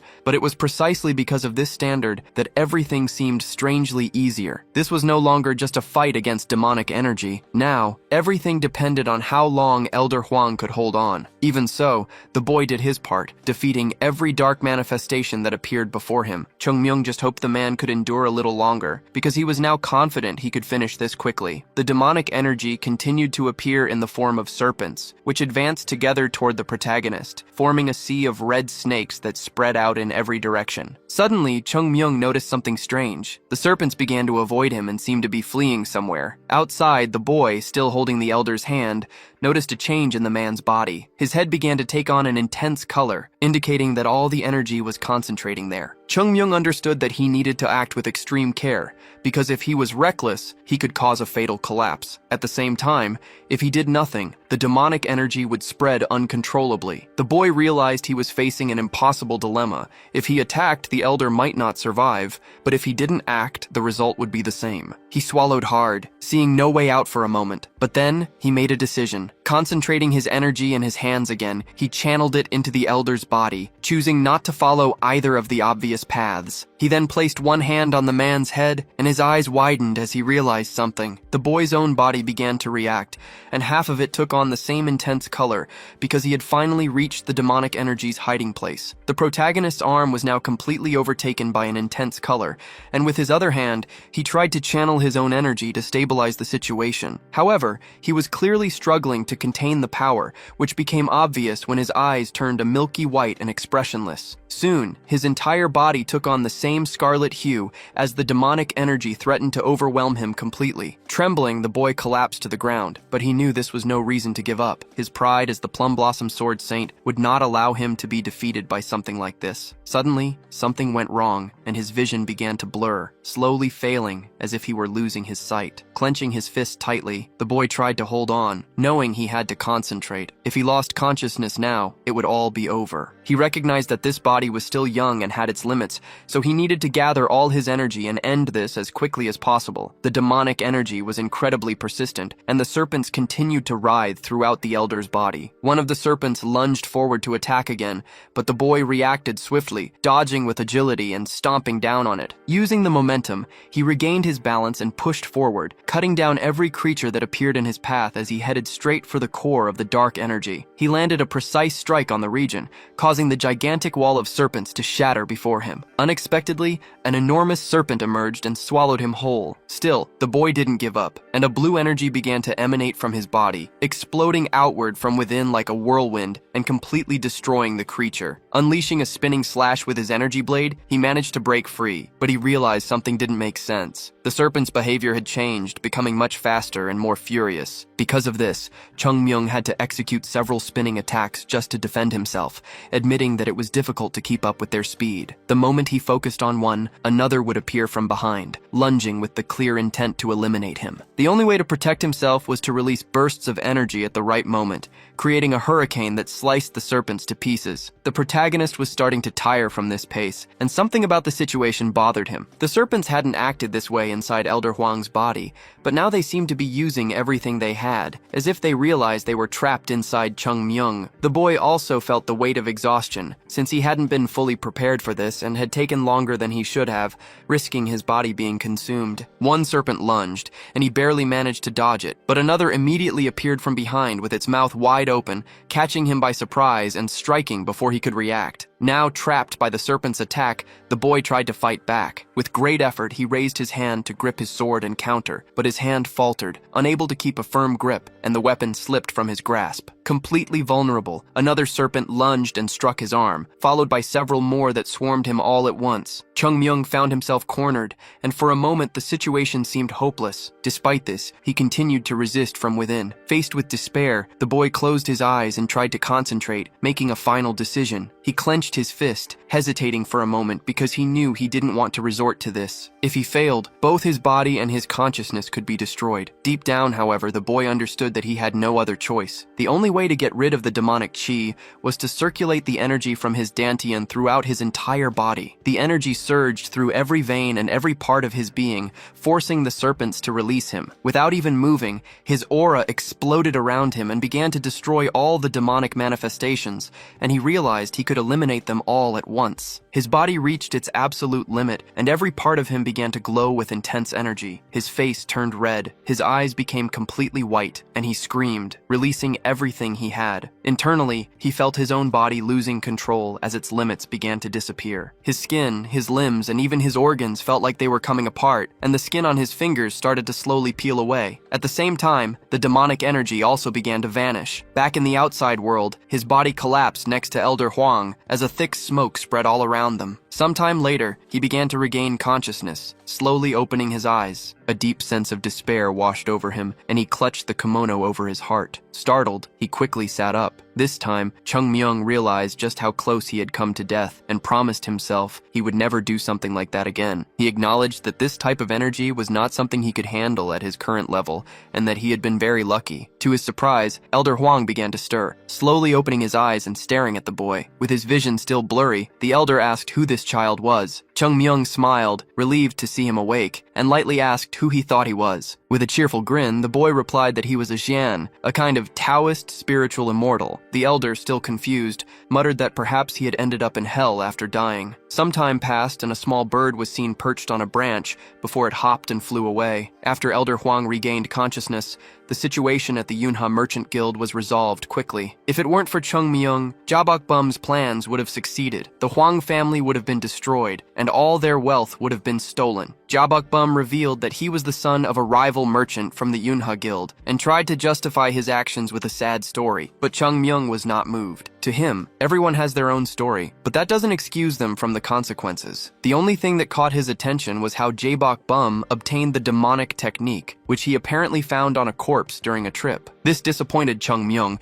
who had expected something more complex, especially if the demonic sect had been involved, since they were known for eliminating any loose ends. But in the end, everything was resolved. The culprit was captured, the elder was cured, and there was no involvement from the demonic sect. A truly happy ending. As a result, Chung Myung became a very important figure in the guild and began to enjoy all the privileges. A grand banquet was prepared with delicious dishes and fine drinks, and he ate non-stop to the point where he even gained weight rapidly. Meanwhile, Yonggi asked his father to be careful, but the elder replied that he was feeling better than ever. Shortly after, the two of them approached Chung Myung, who was still focused on his food. The elder came closer and asked if he was Chung Myung. The boy confirmed it and joked, asking if he didn't recognize him, perhaps because he had changed a bit after eating so much. Yonggi found this understandable, since the boy had gained a lot of weight in just a few days. Chung Myung then commented that they had business to discuss, and the elder apologized if he had been disrespectful, explaining that he was there to make a request. The elder began the conversation by saying there was something he wanted to do first. He then gave a deep, incredibly respectful bow,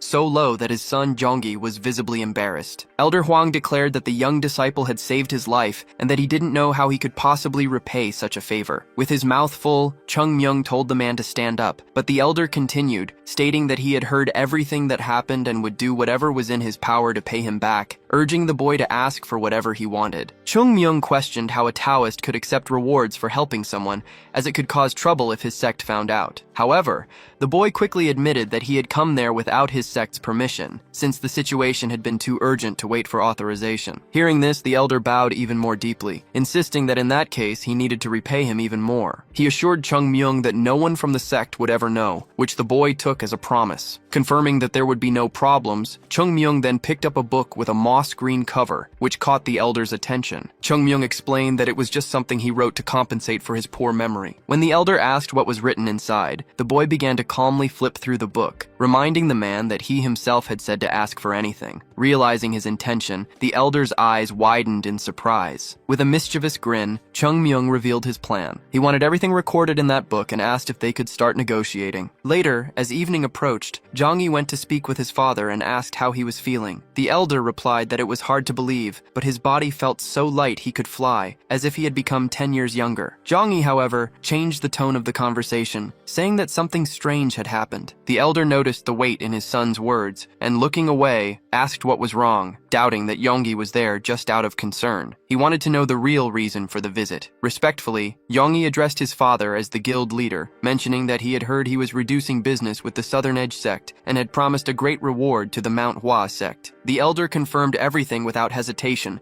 which made the worry on Yonggi's face plain to see. He argued that the Southern Edge sect held enormous influence, so distancing themselves could be dangerous, while strengthening the Mount Hua sect could have consequences. Although he understood his father's gratitude, Jonggi believed the reward was excessive and that getting more involved with the sect was a risk. Finally, he asked that if the decision was already made, they at least maintain their business with the Southern Edge sect as it was before. The elder silently took a sip of tea, watching his reflection in the liquid. Then, he asked his son an unexpected question. What is the duty of a merchant? Caught off guard, Yonggi looked away for a moment before answering firmly that their duty was to run a fair business, build solid relationships, grow, and contribute to the country and the world. The elder let out a low chuckle that quickly turned into a full laugh. He praised his son for the impressive speech, but said there was no need for such formality. To him, a merchant's duty was simply to make money, even if it meant crossing lines to do so. If he wanted to be fair or help someone, he would do it with the money he earned. But when it came to profit, there was no right or wrong, only efficiency. Surprised by the answer, Yonggi asked if that meant his father intended to profit from the Mount Hua sect, even though it was practically in ruins. The elder then looked at him and asked if his son had forgotten how the Yuna Merchant Guild was built. He explained that a merchant's wisdom was essential. You had to invest in what no one else had noticed yet, something the world had not yet recognized. That was how he had turned the guild into the largest in Shanxi. Even so, Zhongyi insisted he didn't understand the reason for the investment, as there was nothing there to justify the risk. The elder took another sip of tea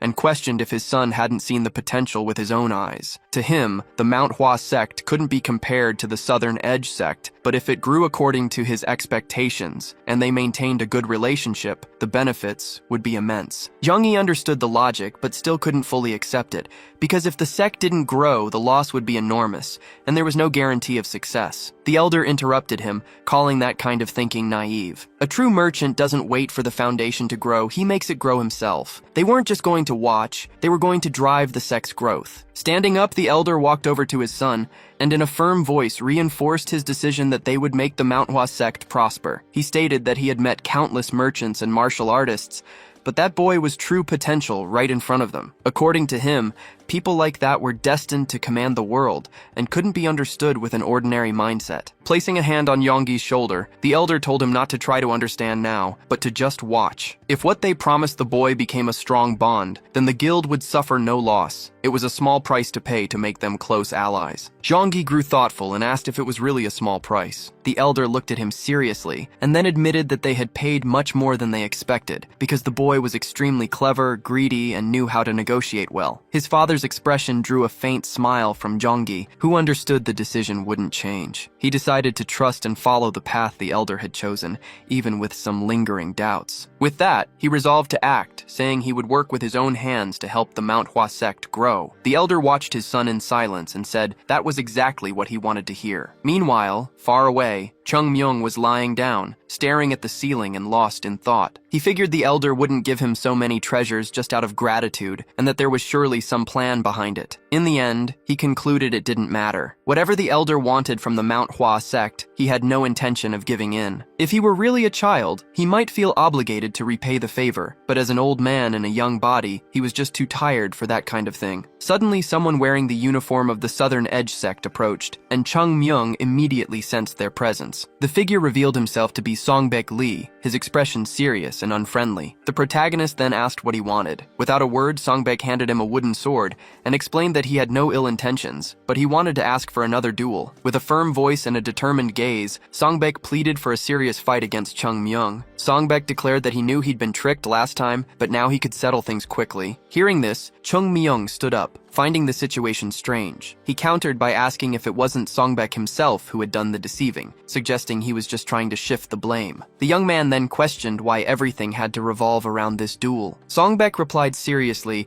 that his own humiliation didn't matter, as it was a result of his incompetence. What truly bothered him was something else entirely. He still couldn't understand what had happened to him during their last fight. Curious, Chung Myung looked at the young man and asked if he really wanted to fight again. Songbek admitted that, as hard as it was to believe, he already recognized that Chung Myung was stronger. However, he insisted that he desperately wanted to understand what had happened in their previous match. Chung Myung couldn't quite grasp it. Even knowing he was completely outmatched, the young man still wanted another round. He briefly thought that Songbek just wanted to get beaten up again, but the situation also amused him. With a smile, the protagonist said that Songbek would probably regret this, but the disciple from the Southern Edge sect just smiled back and insisted he wanted to fight anyway. Soon, the field was prepared for the duel, and the two stood apart, facing each other directly. Songbek began to reflect on how his opponent was clearly smaller, probably about 10 years younger, and yet from a generation ahead of him. Normally, a second-class disciple like himself could easily handle someone like that, but something felt wrong. His hands started to tremble as sweat dripped down his face and nervousness took over. An overwhelming pressure emanated from Chung Myung,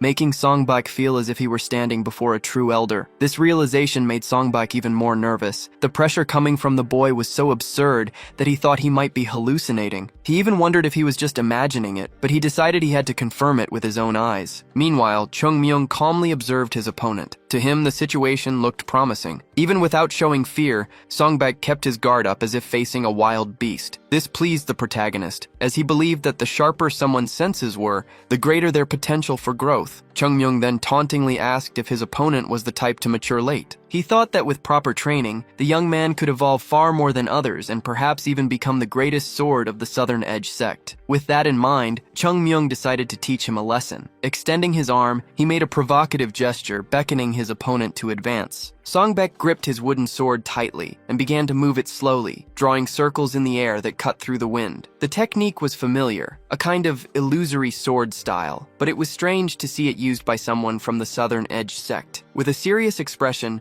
Songbek asked his opponent to be careful, acknowledging his own limitations and incompetence. Because of this, he decided to settle things quickly and go all out from the very beginning. Without hesitation, the young man charged forward with his sword, delivering a first horizontal slash through the air, followed by a second in the opposite direction. He then announced that he would use the 12 movements of the Winter Flower Sword technique. Chung Myung watched with interest, his expression changing slightly, no longer looking as carefree as before. As Songbek charged forward, executing the 12 movements of the Winter Flower Sword with precision, Chung Myung's reaction was simple and direct. He moved straight ahead and, in a single motion, struck his opponent, causing the wooden sword to shatter on impact. Songbek was still in midair, already injured from the blow, when Chung Myung leaped. Before he could hit the ground, Chung Myung grabbed his kimono by the collar and lifted him, demonstrating complete control. Exhausted and wounded, Songbek was completely unresponsive. Chung Myung glared at him, irritated, and called out his name with contempt. With intense eyes, he demanded an answer, wanting to know where the boy had learned that technique. Songbek was confused and didn't understand what Chung Myung was saying. Visibly angry, the protagonist clenched his fist tightly and thought about the name of the technique, the 12 movements of the Winter Flower Sword, considering it complete nonsense. He knew the boy might be able to fool others, but not him, because he knew that art very well. It was the technique that carried the essence of Manhwa, a part of the legendary Plum Blossom Sword technique, the infinite plum blossoms, which had been lost even within his own sect and was now being used with utter disrespect. Songbak could no longer move, his body completely exhausted. His hand trembled as he tried to react, and he thought about the immense difference in strength between them, wondering if the gap was really that large. The feeling was terrifying, like facing a true demon. His energy slowly drained away, his vision began to fail, and the young man felt he was about to faint, believing in that moment that he might actually die. Some time passed, and moments later the boy finally awoke, slowly opening his eyes. As he regained consciousness,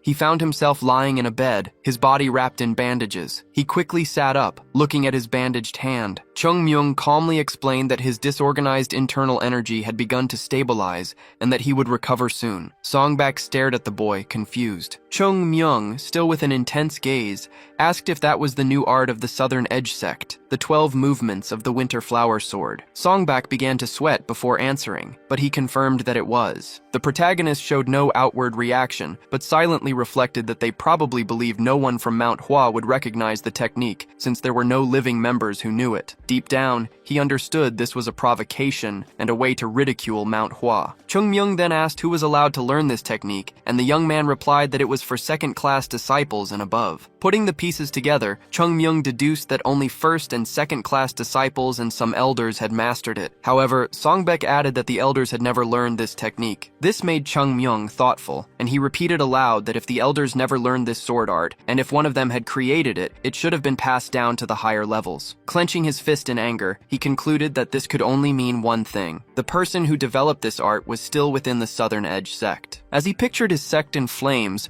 Chung Myung sank into his thoughts and concluded that he didn't need to investigate any further. He already knew exactly what had happened during the demonic sect's invasion of the Manhwa sect. At that time, most of the members were powerless and simply annihilated, with the few survivors being mere children. It was in this moment of chaos that members of the Southern Edge sect appeared, posing as heroes. This was expected, as they would have been criticized by the entire martial world of Jianghu if they hadn't offered their help. The problem, however, was that some of them only pretended to assist while secretly stealing Manhwa's martial arts manuals. The truth was that the demonic sect wasn't the only one responsible for the destruction. 100 years ago, Manhwa had risked everything to save Jianghu from a crisis, and as a reward, they were betrayed by those who should have repaid their kindness. Even if someone had made a mistake out of greed, an orthodox sect was supposed to act righteously, but that's not what happened. They created a new technique based on Manhwa's art, and even gave it a name just to mock them. Observing Chung Myung's expression, Songbak couldn't understand a thing. Suddenly, Chung Myung turned to him and demanded that the boy never learn that technique. Confused, Songbak asked for the reason, but Chung Myung, losing his patience, gave him a light tap on the head and told him to just obey. Feeling the impact on his still injured body,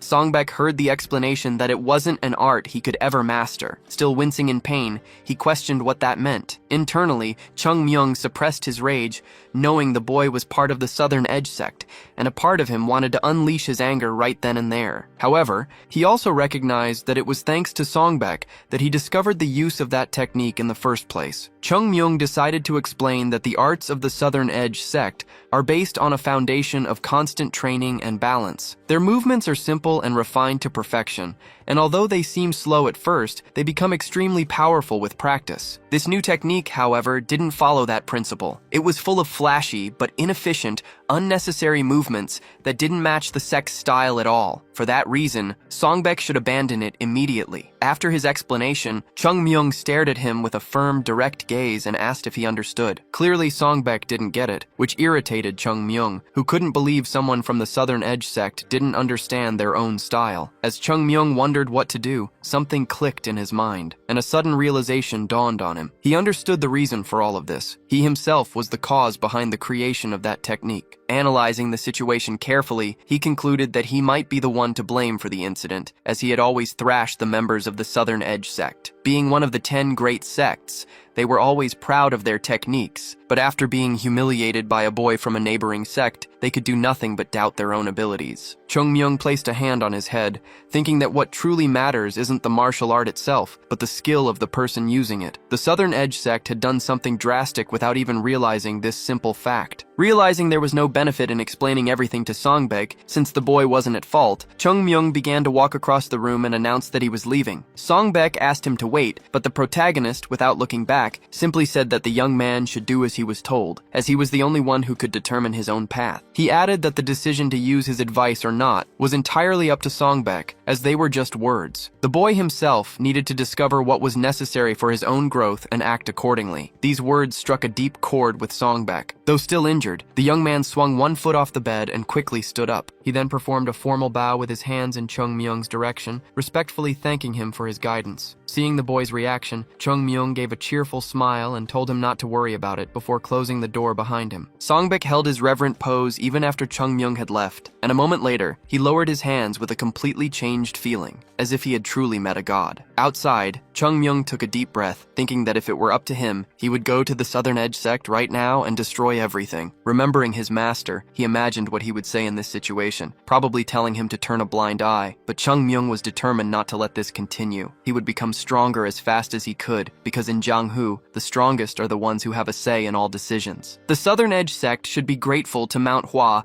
instead of provoking them, and for that, they would pay the price. Soon, they would come to know the full fury of their rival sect's strongest sword. Meanwhile, back at Manhwa, two disciples were talking about how dark it was getting. One of them was certain there was a reason Chung Myung hadn't returned, even after 7 days, because he wasn't the type to get into an accident. Yoonjong clutched a piece of paper and agreed that there must be a good reason. Beside him, Jogul chewed his nails nervously, adding that it had to be something the elders would be willing to accept. He mentioned that the sect leader had summoned Elder Ungum again, expressing his hope that they weren't in any trouble. In another room, Ungum was listening to a stern lecture about Chung Myung's recklessness. Hyun Young complained that a third-class disciple should never dare to be absent for 7 days without permission, something the sect couldn't tolerate, especially when it was just getting back on its feet. Hyun Sang, the head of the Marshall Hall, suggested the boy might have been in an accident, but the head of the finance agency countered that, even so, it was Chung Myung's fault for being away for so long. Hyun Sang then asked Hyun Jong if it would be wise to organize a search party in the mountains. Furious,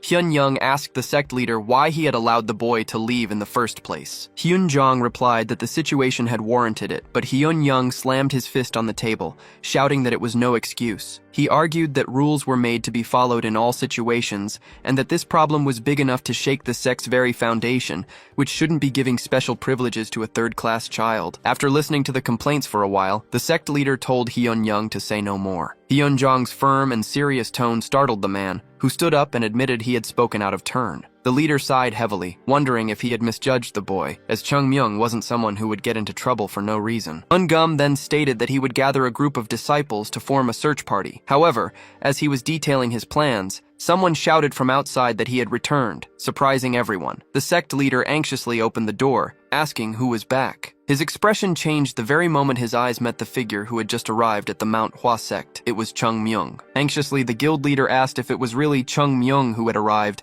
and if he was all right, receiving confirmation from the great Sasak. Visibly impatient, the leader said he needed to see him in person and prepared to leave in a hurry. However, before he could go, Hyun Young called out, asking him to wait a moment. The leader turned, asking what the problem was. Calmly, Hyun Young explained that he understood the concern for the boy, noting that after everything Chung Myung had done for the sect, it was impossible not to feel affection for him. Not fully understanding, the leader asked what his colleague meant. Hyun Young then urged Hyun Jong not to be too indulgent, reminding him that while rewards and punishments must be fair, the most important thing is to teach disciples to become righteous people. He argued that if the boy wasn't punished for his wrongdoing, he would never understand his mistake and would continue down the same path. Hyun Young concluded firmly that the more one cares for someone, the stricter they must be in guiding them, which made the leader sigh in apparent relief. With a sarcastic tone, Hyun Jong asked if his colleague truly thought he didn't know that. He told him not to worry, as no one there wanted to see the boy grow up correctly more than he did. He then announced that the young man's freedom would be restricted for 15 days. This, however, did not satisfy everyone. The great Sasak intervened immediately, declaring that such a light punishment was not enough. He stated that refusing to return was an extremely grave violation, and for that, the boy should be confined to the Repentance Building for 6 months. Surprised, the leader questioned if half a year wasn't an exaggeration, pointing out that the boy was still just a third-class disciple. Ungum then reinforced the argument, stating that the punishment must be proportional to the offense, and that if the leader didn't act, he would apply the necessary punishment himself. The atmosphere grew heavy, and the leader asked for the opinions of the others, who all agreed that this was the correct course of action. Realizing he had little choice, Hyunjong accepted the majority's decision, even though it was a difficult one to make. Ungum also showed some discomfort, knowing deep down that enforcing such a punishment would not be easy. A short time later, near the grand gates of the sect, the protagonist approached slowly as the surrounding disciples greeted their leader. Chung Myung sensed that something was off, as all the great leaders were gathered there and the mood was tense. Hyunjong stared at him seriously. Chung Myung gave a respectful bow, but the leader continued to stare back without emotion. Then, in a firm and direct tone, he called Chung Myung by name and demanded an explanation for why he had left the sect. Before Chung Myung could even answer, Hyunjong interjected, stating that as a third-class disciple, the boy had been incredibly reckless. He warned that if Chung Myung didn't have a valid justification, he would have to accept his punishment. The great sect leader added to the pressure, affirming that if the reason wasn't convincing, they would apply an appropriate penalty. The protagonist began to worry, feeling the weight of the situation. Suddenly, a voice cut through the tension, pleading for them to stop. The leaders were startled, and Hyunjong's eyes widened as a figure slowly approached. It was the great elder Hwang, who asked them not to reprimand the child. With a gentle smile, the old man asked if everyone was well. Surprised, the leaders approached him, remarking that it had been a long time since they had last met. Hyunjong recalled a recent letter stating that the elder's health was failing and asked how he could possibly be there. The elder explained that it was all because of that young Taoist. Chung Myung was the one who had saved his life, and for that reason, he once again asked them not to be angry with the boy. He added that besides saving his life, the young man had also saved the Yunha Merchant Guild. Shrugging with a slight smile, Chung Myung confirmed the entire story. A moment later, one of the leaders asked if the protagonist had truly cured Elder Hwang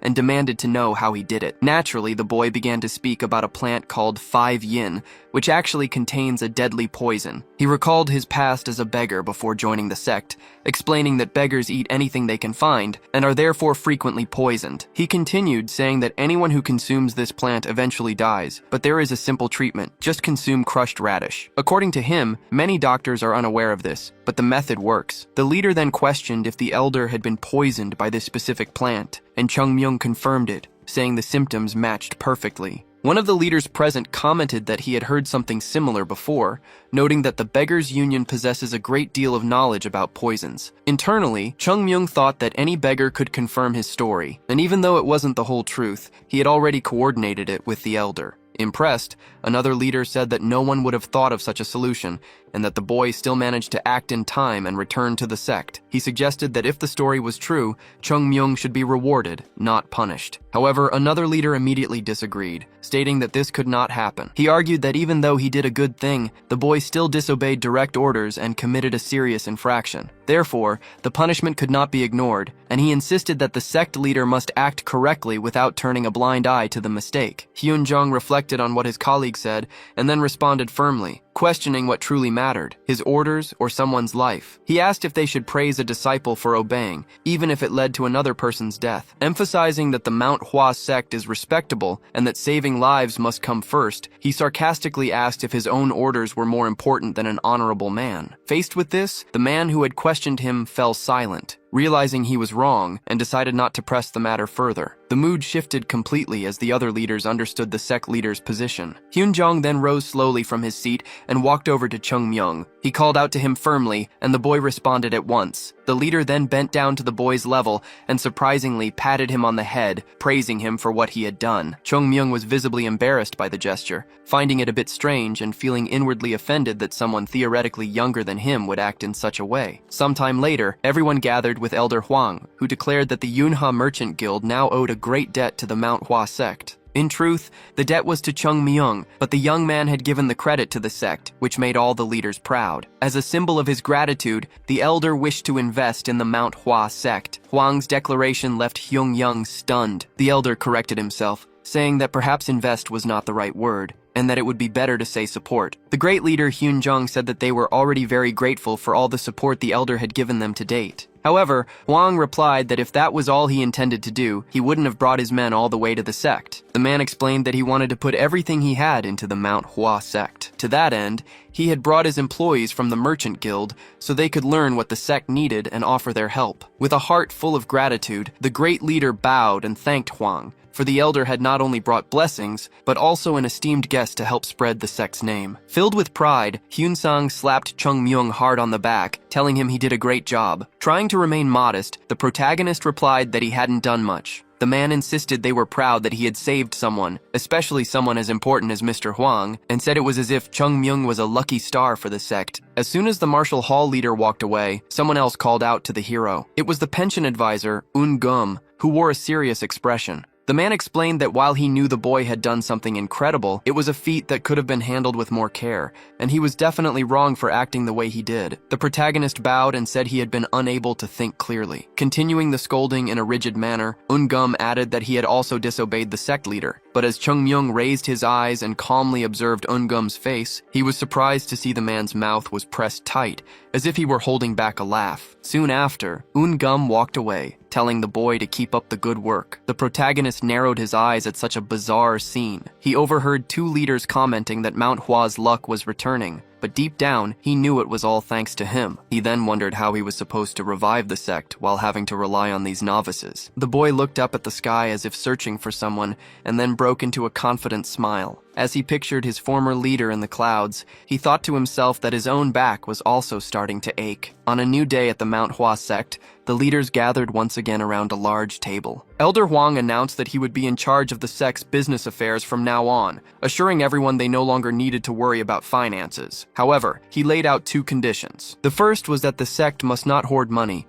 but instead use it for its own development, a point the other leaders readily agreed with, acknowledging that Mount Hua was not yet in a position to accumulate wealth. Shortly after, the elder raised a second finger to present his next condition, that the third-class disciple Chung Myung be favored. Hyun-jong found the term favored to be too vague, pointing out that Chung Myung already received unusual privileges for someone of his rank. This raised the question of what more could possibly be granted. In response, Hyun-sang suggested giving the boy access to the secret martial arts manuals he had previously discovered. The proposal specifically referred to the Falling Petal Sword and the Seven Plum Blossoms Sword, with the idea that Chung Myung could learn them as soon as Hyun-sang finished his review. Although the idea seemed reasonable, Hyun-young immediately opposed it, maintaining a stern expression with his arms crossed in clear disapproval. When asked about his opposition, the man in charge of finances stated that this shouldn't be treated as a reward. He argued that martial arts couldn't be a prize for someone who already practices them daily, considering it a mistake to view the situation that way. In his opinion, everyone there was far too focused on martial arts, and the reward should be something that involved a real cost or sacrifice. A tense silence fell over the room as everyone reflected on his words. Hyun-jong found this change in attitude strange, recalling how the finance leader had previously insisted on punishments. Suddenly, Hyun-young shot to his feet, indignant that his colleagues were underestimating Chung Myung's achievement. He reminded them that the young man had saved Elder Huang and brought an immense amount of resources to the sect, all without asking for anything in return and with only the effort of a third-class disciple. It was in that moment that the sect leader finally understood the reason behind the finance leader's behavior. Hyun-young acted this way because of everything he had experienced in the past, having faced countless problems due to a lack of income. At one point, he had nearly convinced himself to declare the sect bankrupt, a period that had been a living hell for him. Managing the finances of a nearly defunct organization was an incredibly difficult task, and it was thanks to him that they had managed to keep up appearances for so long. Remembering this, everything began to make sense to the sect leader. What Hyun-young had wanted most back then was to pay all the expenses and still have money left over, and now they had finally reached that point. The person who made it all possible was Chung Myung, so it was easy to imagine just how grateful Hyun-young felt toward the boy. The finance leader continued to insist they needed to give him a fitting reward, believing it was the only way to achieve even greater success in the future. Growing more and more agitated, he began to see the boy as someone incredibly special, a true symbol of good fortune. Unlike so many others, Chung Myung didn't just spend resources, he knew how to deliver results. Hyun-young's face grew redder as his excitement mounted, viewing the protagonist as a true treasure for the sect. The situation escalated to the point where Hyun-sang had to physically restrain him to calm him down. Even as he was slowly led out of the room, the man remained agitated until the door closed, and silence returned to the room. The sect leader asked the others to ignore the situation, explaining that Hyun-young was just emotionally overwhelmed. Despite this, one of the leaders agreed with what had been said, believing Chung-myung truly deserved a proper reward that would also show other disciples that great deeds are recognized. Unam suggested taking advantage of the fact that the boy liked to leave the mountain, proposing he act as a mediator with the Yunha Merchant Guild. Since Elder Hwang held Chung-myung in high regard, the boy would always be welcomed. Other ideas surfaced, such as granting him the Plum Blossom Sword, which represented the sect itself, or even allowing him to freely choose something from the library. Suddenly, the door flew open again,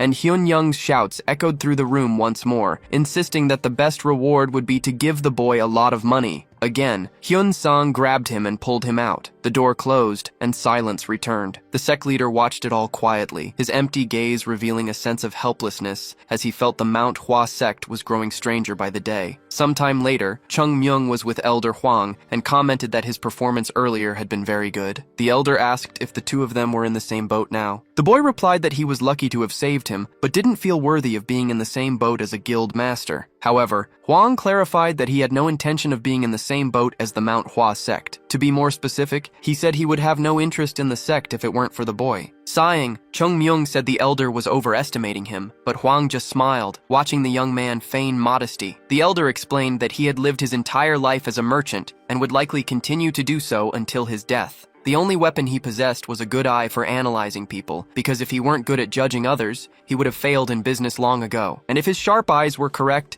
then there was an irrefutable truth. There was no denying that the boy had brought good things to both the Yuna Merchant Guild and the Mount Hwa sect. A little embarrassed, the protagonist admitted this was true, but asked the elder not to use expressions like being in the same boat, as he didn't like how it sounded. The protagonist's gaze shifted as he said this. He remembered his past and reiterated that he had no reason to like that kind of expression. Although many had cried and praised the sect for defending them, there was always the much darker side of the coin, with dozens of people wanting to bring down the Mount Hwa sect. Hwang admitted that he didn't like the expression either. From a merchant's perspective, a boat is something a person can either get on or get off of. However, he argued that if their destinations were the same, there was no need to get off the boat. After all, they could reach their destination faster if they rowed together. Chung-myung agreed, supposing there was no harm in it. Hwang thought that, in any case, the Yunha Merchant Guild had a good chance of benefiting from supporting the sect, but with the boy's help, it was guaranteed. The Mount Hwa sect had already taken over the young man's thoughts, and he had decided that as long as he lived,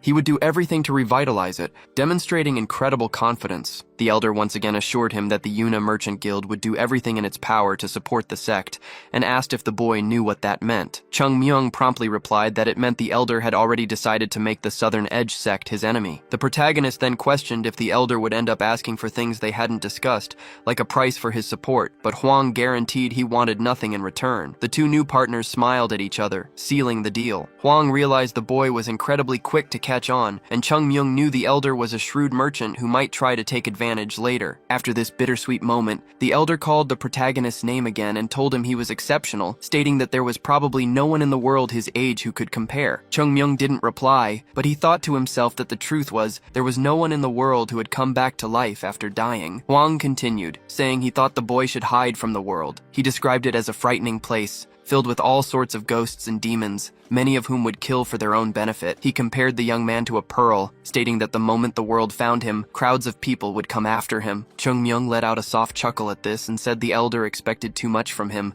as he was really just a mere child. Hwang said nothing in response to the boy's reaction and announced that he would take his leave first. He turned his back and began to walk away slowly, but before he was out of sight, Chung-myung asked him to wait a moment, as he wanted the man to find a few things for him. A short time later, Hwang was already descending the temple stairs, making his way out of the Mount Hwa sect. Looking up, he could still see Chung-myung at the top of the mountain. The man reflected that the young man asked for many things, and that it was quite difficult to know what he was thinking, making it impossible to tell if the childishness he displayed was real or an act. With everything that had been happening, he thought the Mount Hwa sect might even earn a new nickname, the Dragon's Cave. A dragon was living in the sect, and since Hwang had discovered this before anyone else, using this information well could make the Yunha Merchant Guild the best in the world. Jonggi approached his father and asked if the two of them had a good conversation. In a more serious voice, the father called his son's name and said that his opinion had changed a little. The boy's actions had given the elder new ideas, and it seemed there was still much to be done. He told his son they should start their journey back, because now they needed to prepare the stage. Elder Huang began to climb into his carriage, settling in comfortably for the journey home. As he watched the scene unfold, Chung Myung reflected on the old saying that with age comes wisdom. He realized that Huang was on a completely different level compared to the elders of the Manhwa sect, likely because the man had lived a life of arguing and negotiating rather than following the path of an ordinary Taoist. Taking a long sigh to gather his thoughts, Chung Myung came to a conclusion. At the very least, he had managed to escape the poverty that had been the biggest obstacle preventing Mount Hua from returning to its former glory. With their financial issues resolved, it was no longer time to worry about the Southern Edge sect, because the Mount Hua sect itself had completely lost its identity. Now was the time to dedicate all their efforts to improving their martial arts. The Yunha Merchant Guild proved to be incredibly powerful. In just a few days, the merchants accomplished what no disciple of the sect ever could, quickly stabilizing the businesses in the Hwaum district and making it presentable and lively. Thanks to their efforts, Hyun-young was constantly smiling, wearing a serene expression like that of a Buddha. Stability had finally arrived after decades of misery, and the situation at the Mount Hua sect was as peaceful as a flowing river. However, there were some people who were not enjoying such peaceful times. One of the boys was training relentlessly, doing push-ups until his arms gave out while he screamed in agony, his body drenched in sweat. With a cynical expression, Chung Myung simply told him to do one more, claiming that nobody had ever died from it. Suddenly, Chung Myung, who had been observing, fell as if the platform he was sitting on had collapsed. It turned out he had been sitting on a large rock that the disciple was lifting with every single push-up. With a sly grin, he watched Jogul restart his count of the absurdly difficult push-ups,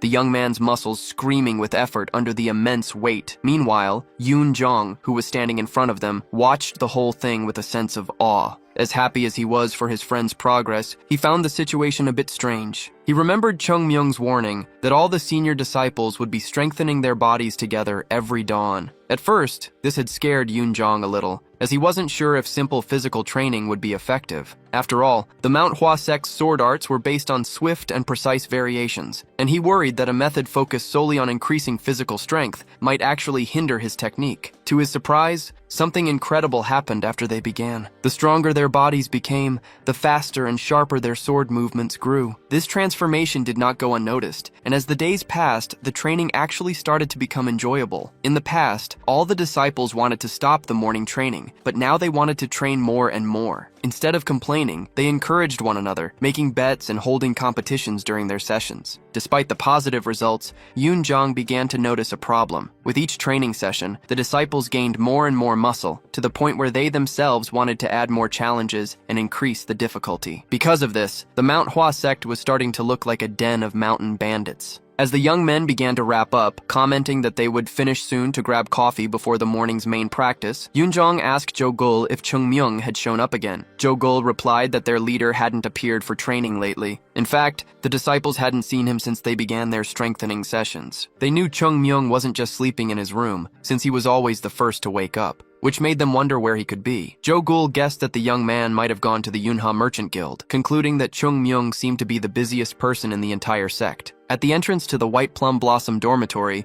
Jogul asked his senior if he could feel how much stronger they had all become. Yoon Jong argued that strength was relative, and that since everyone had gotten stronger together, it was difficult to measure. Even so, he believed they were at least twice as good as before. While carrying stones on his back, Jogul questioned if it was really only twice, but his senior told him to put the rocks down. Yoon Jong then admitted that while it was hard to say for sure, he thought he could now defeat 3 versions of his past self. Surprisingly, Jogul said that still wasn't enough. He reminded everyone that the conference between the Southern Edge sect and the Mount Hua sect was approaching, and because of that, the disciples needed to become even stronger. They had to become much more powerful to successfully get through the conference. Yoon Jong smiled at his junior's words and said that as soon as Chung Myung returned, he would ask the boy to train them even harder. As the morning progressed and the sun began to rise, the 2 disciples finished their conversation. Far away, Chung Myung was just waking up. He sat up in his bed and let out a deep yawn, still looking a bit sleepy. A short time later, before the sun had even risen, he was already walking alone. He wondered why he always ended up avoiding the others to do this every dawn. It wasn't a formal training routine,